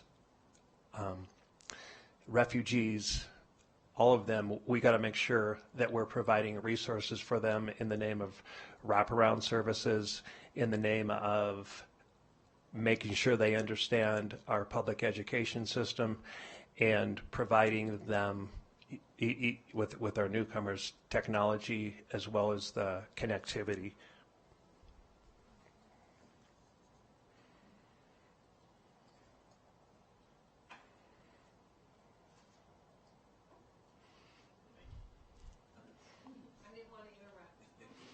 Hi, Dr. Parks.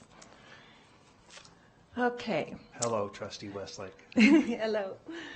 What are the most important talents you can offer us that will grow the success of our children? And what do you hope we can offer you as you become part of our community? Except you're already here, but that's okay. Pretty sure I can answer the second part. Yeah.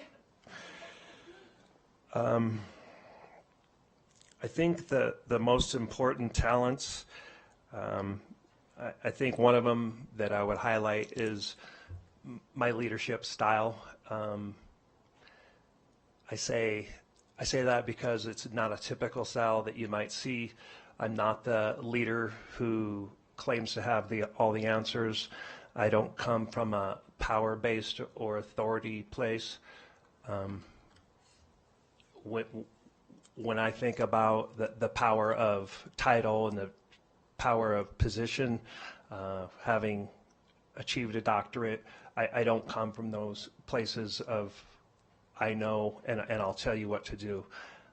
My style is much more to always be the learner, to be the listener. I work very hard at that with my team. As I've said to you before, I'll work very hard at that with trustees, with the community, because I have a lot to learn. And I always work to make sure I understand people before I try to get them on my side working with me. Those are some of them. That's one of the first talents I think that I would point to.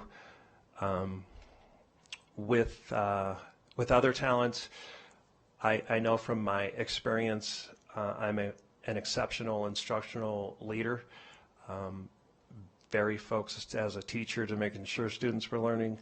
Again, becoming a principal, really learn to put a systems thinking into place about making sure that as we think about student learning, we don't think of it as linear, but thinking of making sure that we are continuously putting it into a continuous improvement cycle.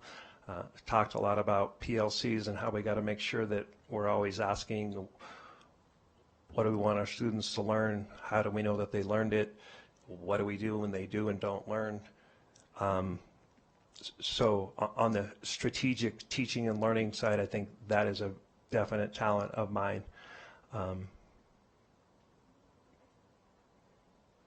I'll leave it there for you.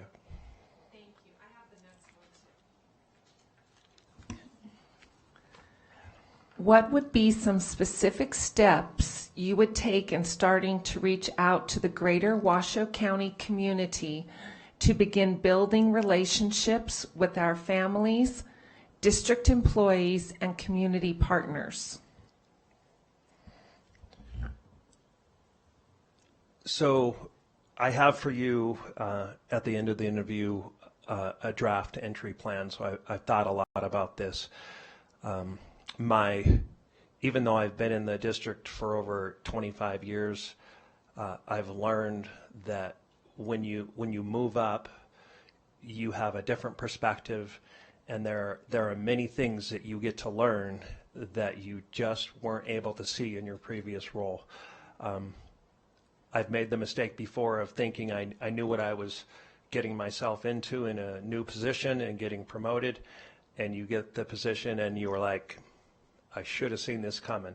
I did not know this was going to be so much work, and I have so much to learn. So as superintendent, I recognized that my role as chief academic officer isn't nearly as a visible role that is going to require, and I've only begun thinking about it, a tremendous amount of visibility in the community.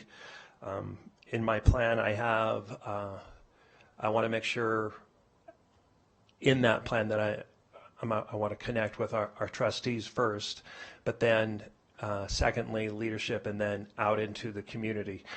And as I go and make meetings with city council, mayors, EDON, I want to really make sure that I'm listening to what their needs are, what their wants are for the supporting the district, and make sure that I have a message about where we're headed and what we're going to do for students. Again, it's going to be about we are going to improve student learning outcomes. And I think that will be my entire career, that I would take that approach, that with relationship building, with trust building, that isn't something you just do as part of your entry plan. That is something you do ongoing, and I know I'm perceived as a very genuine person with integrity, so I will utilize that throughout my superintendency to engage our community and make sure they feel like the Washoe County School District is back on track, focusing on student learning outcomes and achieving that.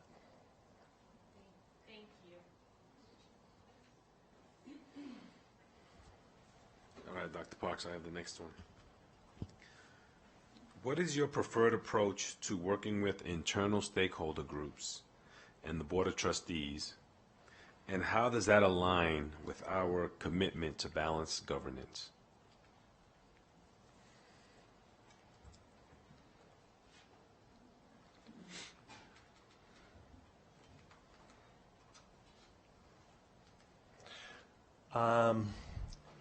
Yes, with balanced governance, I'm really excited about the model. And I think with my preferred approach, it is a shared approach where as superintendent, it is my responsibility to make sure that all students in our schools are learning, and that I am keeping you informed and I am providing you with recommendations. In that shared approach, we want to make sure that we are all focusing on the same things, that we have an agreement about what we're really trying to do, and we keep that mission-based focus at the forefront of our minds, and that it's very clear that when I bring recommendations forward that I receive from leadership team, and when I've done the work of making sure that we've gotten input and insights from our school leaders and from our teachers, from our associations, and making sure that we're building commitment ahead of time, then I bring those recommendations to the Board of Trustees, and we really work together. What I want to emphasize in this is that we're often guilty of not thinking through in a systems way, in a learning organization, which is called out in balanced governance. You really have to understand that all parts of the system affect outcomes, and that is one thing I look forward to working on as far as monitoring what we're doing, asking ourselves, is this going to be contributing to the system and the operationalizing of our strategic plan? Are we going to, with our decisions, see our students getting better outcomes? Thank you.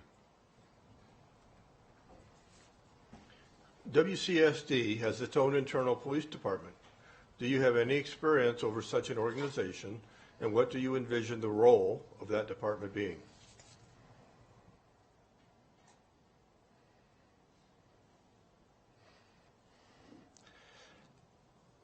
I do not have experience in ever supervising. I do have much experience in working with our school police as a principal, as a teacher. They do incredible work in not only the safety area, where we've created an environment that feels very safe. Parents know we have our school police officers And what they work and do exceptionally well at is connecting with our staff and our students for that sense of belonging. And I would anticipate, I would work very closely with Chief Moore to make sure that I understand more intricacies of how the school police operates.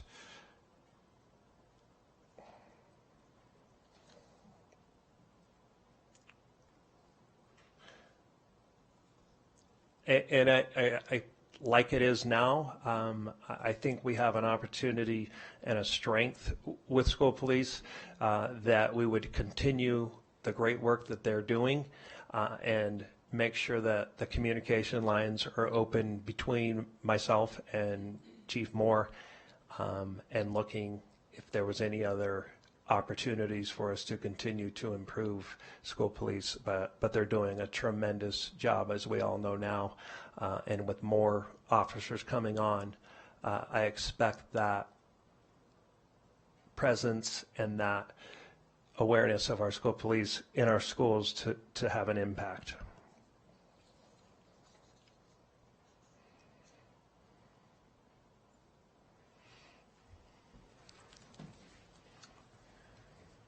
Halfway there. Describe how you would be involved with the state legislative process, and what experience do you have working with elected officials?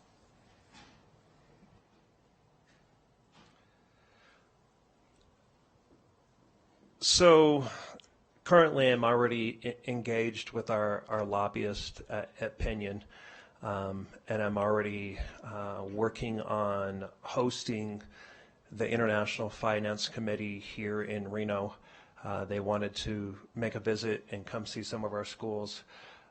So we are strategizing, and I'm making sure that I understand what opportunities we have to message around the needs of the Washoe County School District.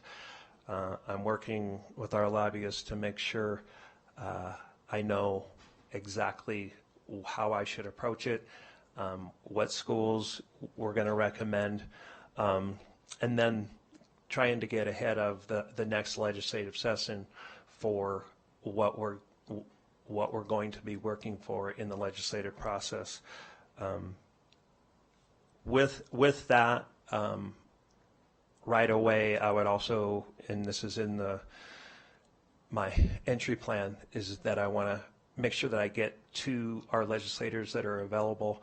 I want to make sure that I'm ready for the session, talk to the Nevada superintendents, talk to our associations to see what they want to pursue, what they think are the greatest needs during the next legislative session, and make sure that we're advocating together and don't send out mixed signals as we come up to the next legislative session.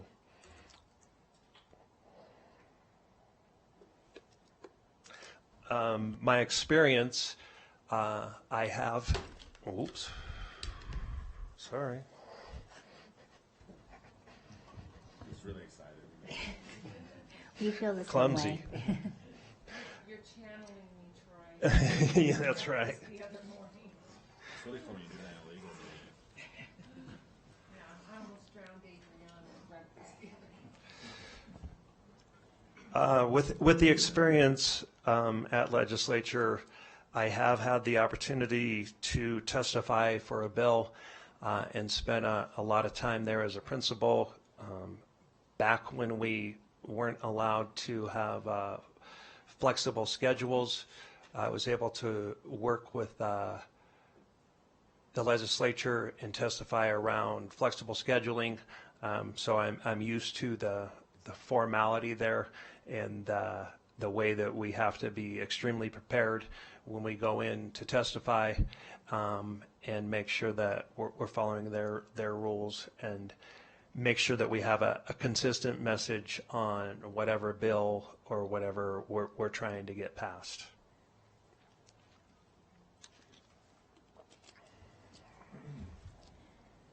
Can you please give an example of a situation where you dealt with complacency? or protection of the status quo on your team when facing a challenge that required them to move out of that comfort zone? How did you handle it, and how did they respond?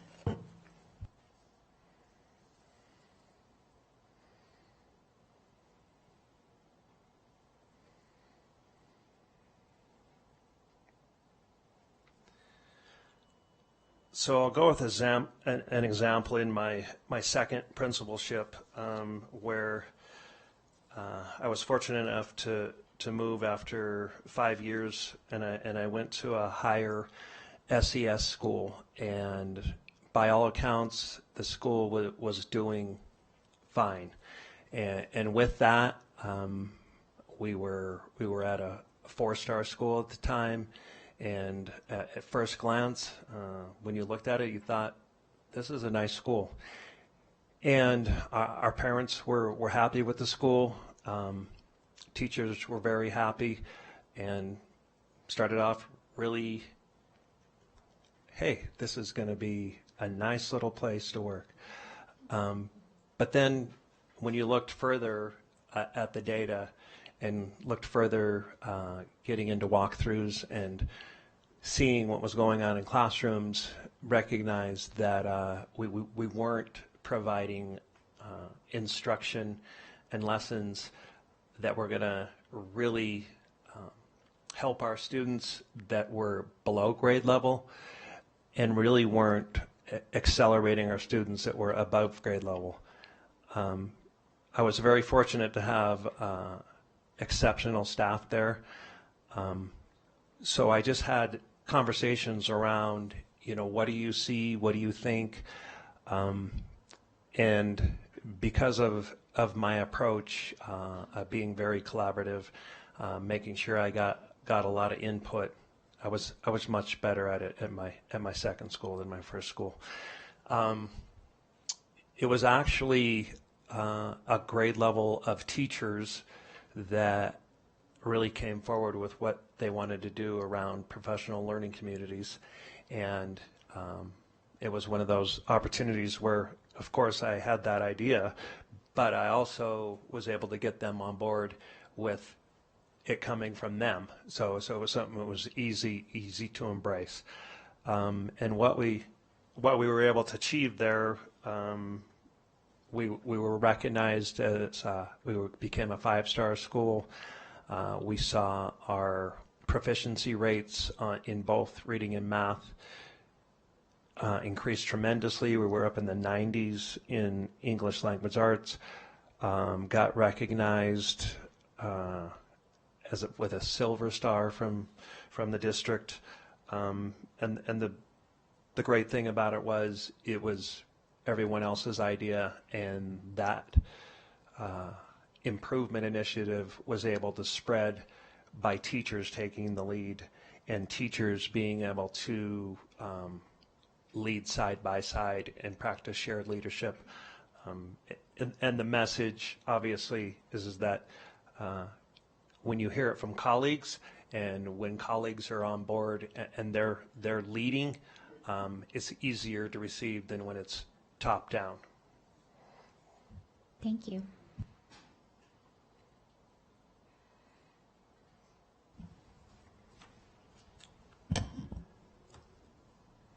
When it comes to important external partners, including the media, I'm sorry, let me restate this.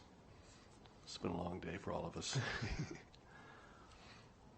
What is your general philosophy in building relationships when it comes to important external partners, including the media, other public agencies, nonprofit organizations, and even organizations that may be adversarial in nature?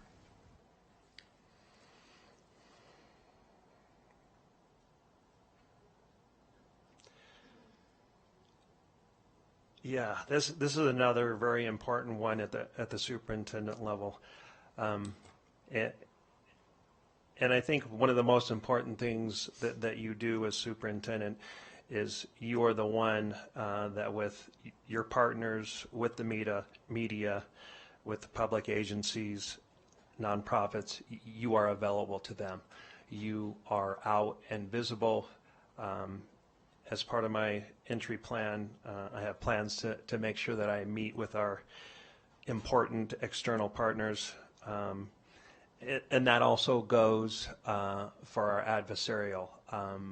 I've always been a believer that with adversarial, you have a lot to learn and that you get a lot of insight from the people who disagree with you.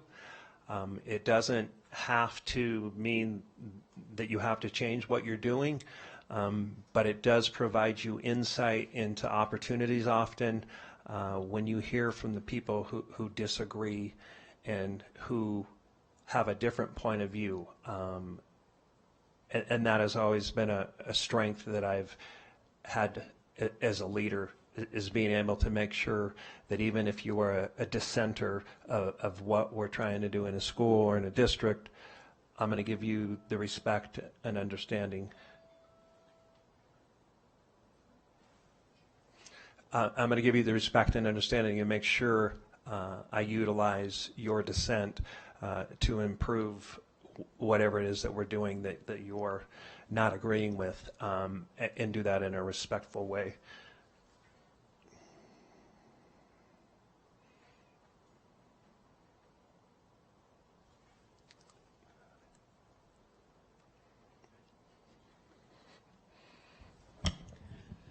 Okay, we're bringing it home, Dr. Parks. Final question. Please describe lessons learned related to building a healthy, successful, and sustainable organizational culture. Share what worked, and please share what did not work.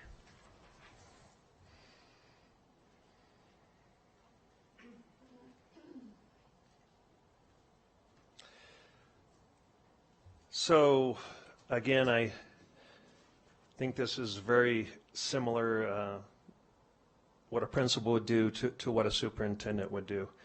And lessons learned around building organizational culture is you have to be very intentional with your actions.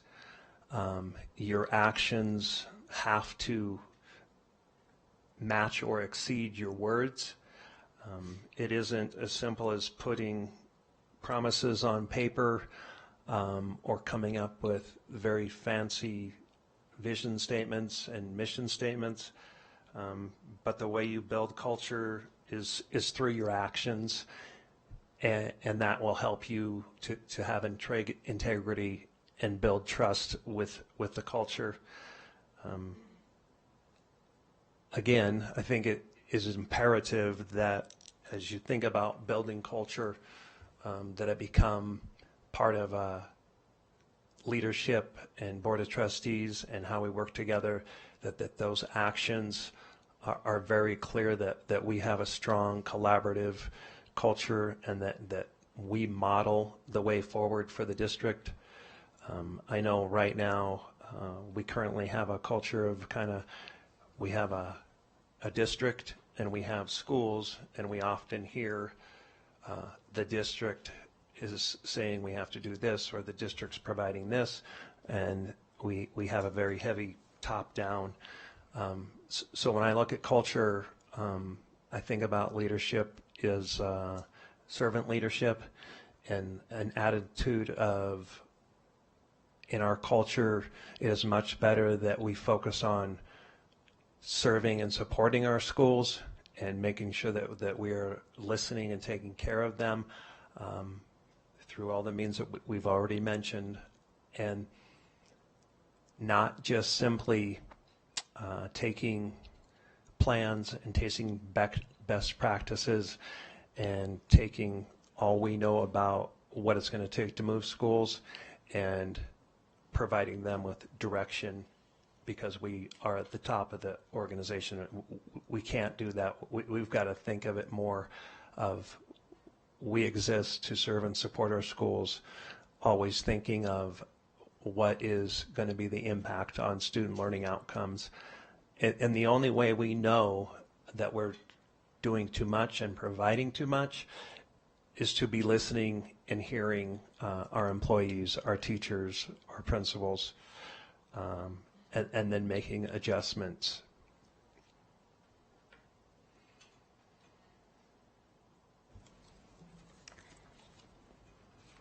All right, Dr. Parks, that concludes the questions we prepared for you, and we very much appreciate all you have shared with us today. Before we wrap up, however, we would like to give you an opportunity to share some final thoughts. Did you prepare to answer something we did not ask today? Or do you want to share anything else you think we should consider as we work to select our next superintendent?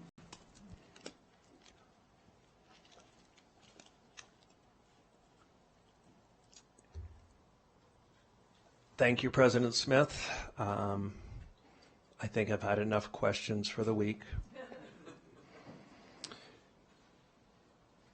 What I want to say in closing is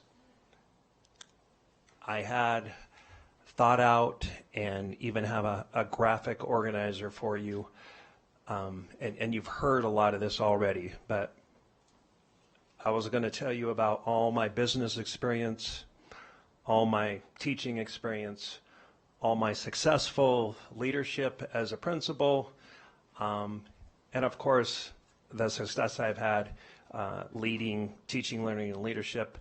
And I was going to share with you all the great things we've accomplished and how I did it by practicing shared leadership. I was even going to get into, guess what?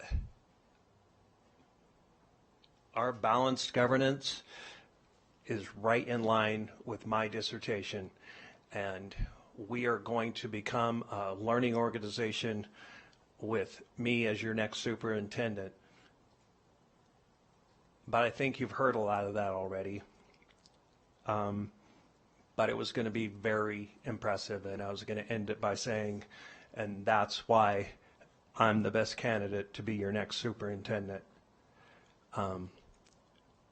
But what I want to close with is more authentic. I want you to know about who I am in my core. I want you to know about my character, my grit, and my commitment to our district. And I'm going to pull it all back together, but I'm going to start with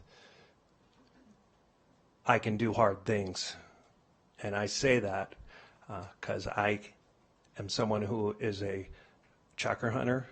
I am someone who is a barefoot water skier, and I am someone who runs ultra marathons. If you know the area, you probably know some chukar hunters, and it is hard work, and you often pursue your game with your dogs up and down hills only to have them fly to the very bottom, and you have to run back up the hill. You sometimes think you are going to have a heart attack. If you know any chukar hunters, you know you sometimes question their sanity. It is hard. I mentioned the barefoot water skiing. If you've been on a boat, if you've been on a lake, you know that the water sports are very fun, require a lot of balance. Water skiing, wakeboarding, all very complicated. But barefoot water skiing requires extreme core strength, extreme balance, and finesse. And it is a very hard thing to accomplish. In May, I'm going to run another ultra marathon, and I can assure you ultra marathons are very hard. And the reason I share that with you is you don't just show up and run an ultra marathon. You have to make a commitment that every day you are going to do something to make sure that you are ready for that ultra marathon. And there are many times where you don't want to go on that run. You don't want to work out. and it is inconvenient. And it's going to be a superintendent that does the hard work, that is capable of daily having a mission that we make sure that we are focused on every student learning at high levels every day. My invitation and my question to trustees is, do you want to do the hard work with a superintendent who knows that it's going to take daily commitment to all of our students, making sure that they are learning? If that's what our Board of Trustees wants, is that type of commitment, then I am the superintendent that knows how to do that hard work. I have no doubt in my mind that all of us will face those days where we don't want to do it, but I also know from doing all the hard work that I've done, all the hard things that I've done, that I'm ready to make that commitment and we can be that district that truly delivers on improving learning outcomes for our students. Well, Dr. Parks, on behalf of the board, I would like to say thank you so much for giving us your time. We appreciate it very, very much. And with that, team, we close item 2.01 and section 2 in its entirety. So Dr. Parks, you're more than welcome to move on to whatever your next activity is, but thank you so much for your time. Now that brings us to section 3, our public comment, and item 3.01. JJ, do we have any public comment? Lauren Olin. Hi, Ms. Olin, welcome. Thank you.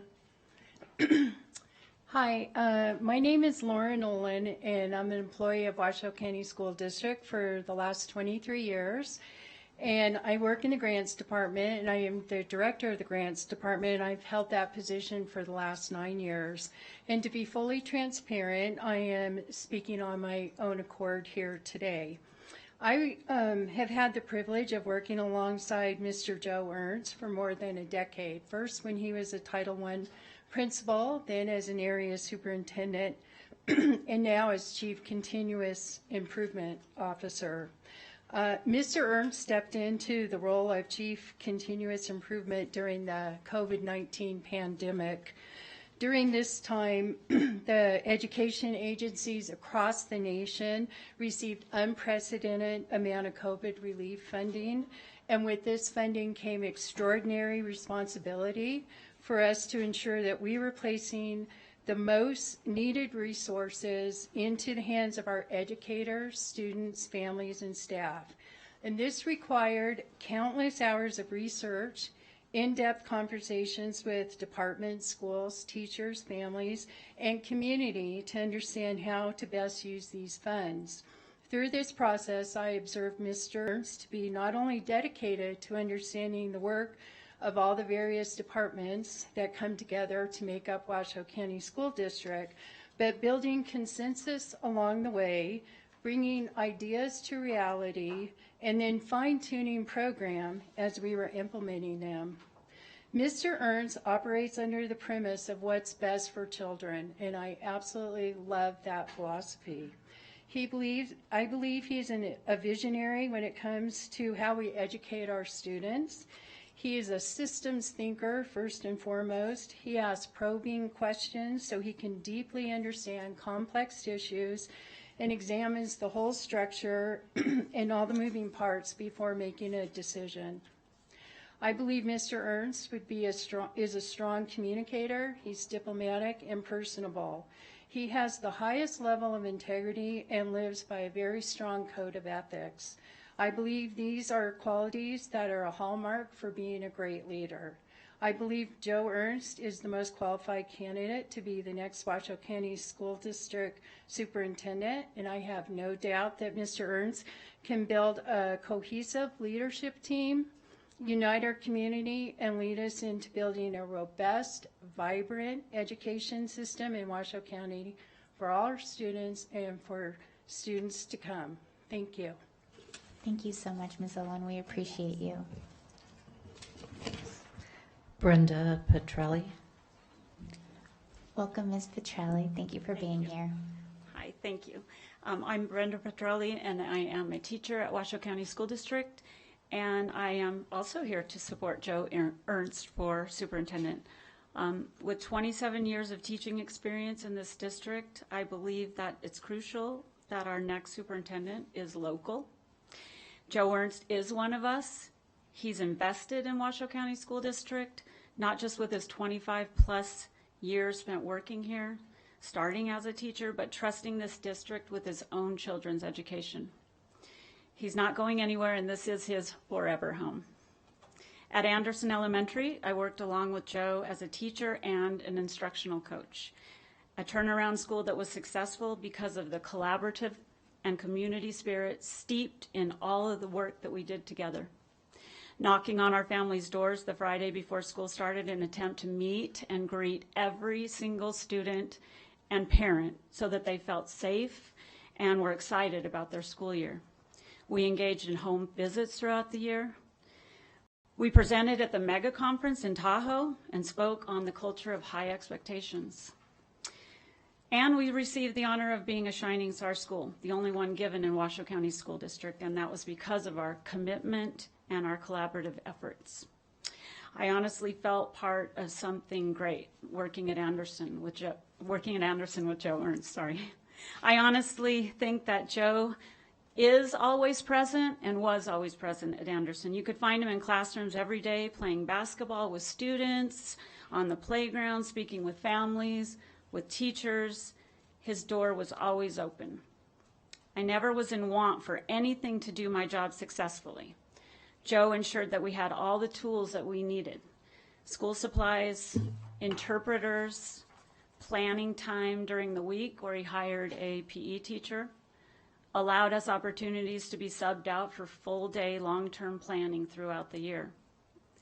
Another strong quality in Joe is his communication skills. He's open to receiving feedback and constantly reflects on his own practice. He would come to my classroom and discuss a possible next step for the school or an idea, and he would truly listen when I said, maybe we're not ready for that yet. He was always highly aware of teachers' stress levels, and he trusted and he valued my professional opinion. Joe's clarity, consistency, and professionalism are skills that I admire and I think are imperative for our next leader. His passion for education and our community are unmatched. And when I think of our next superintendent, I think Joe Ernst. Thank you.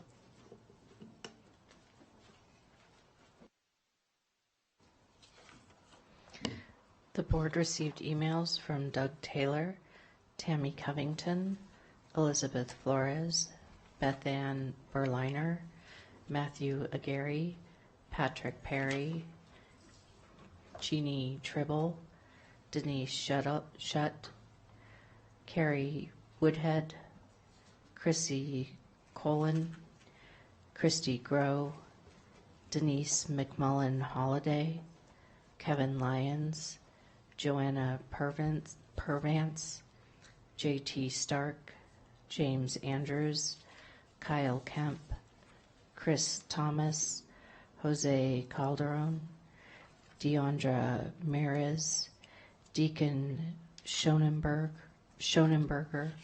and Natalie Sanchez.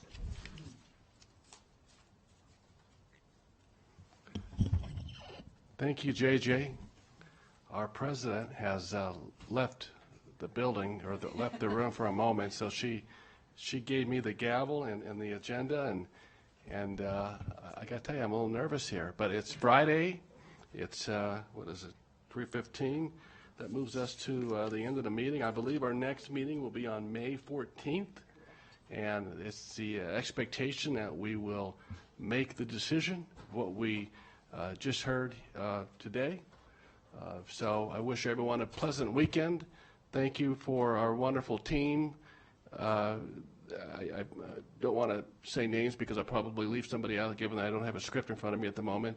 But thank you to our search firm, to our HR staff, to our communications staff, to everybody that has got us to where we are today. This has been a monumental effort, and we appreciate you very much. And that will conclude what I have to say.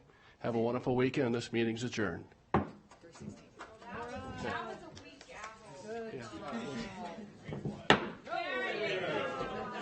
Better? Excellent job.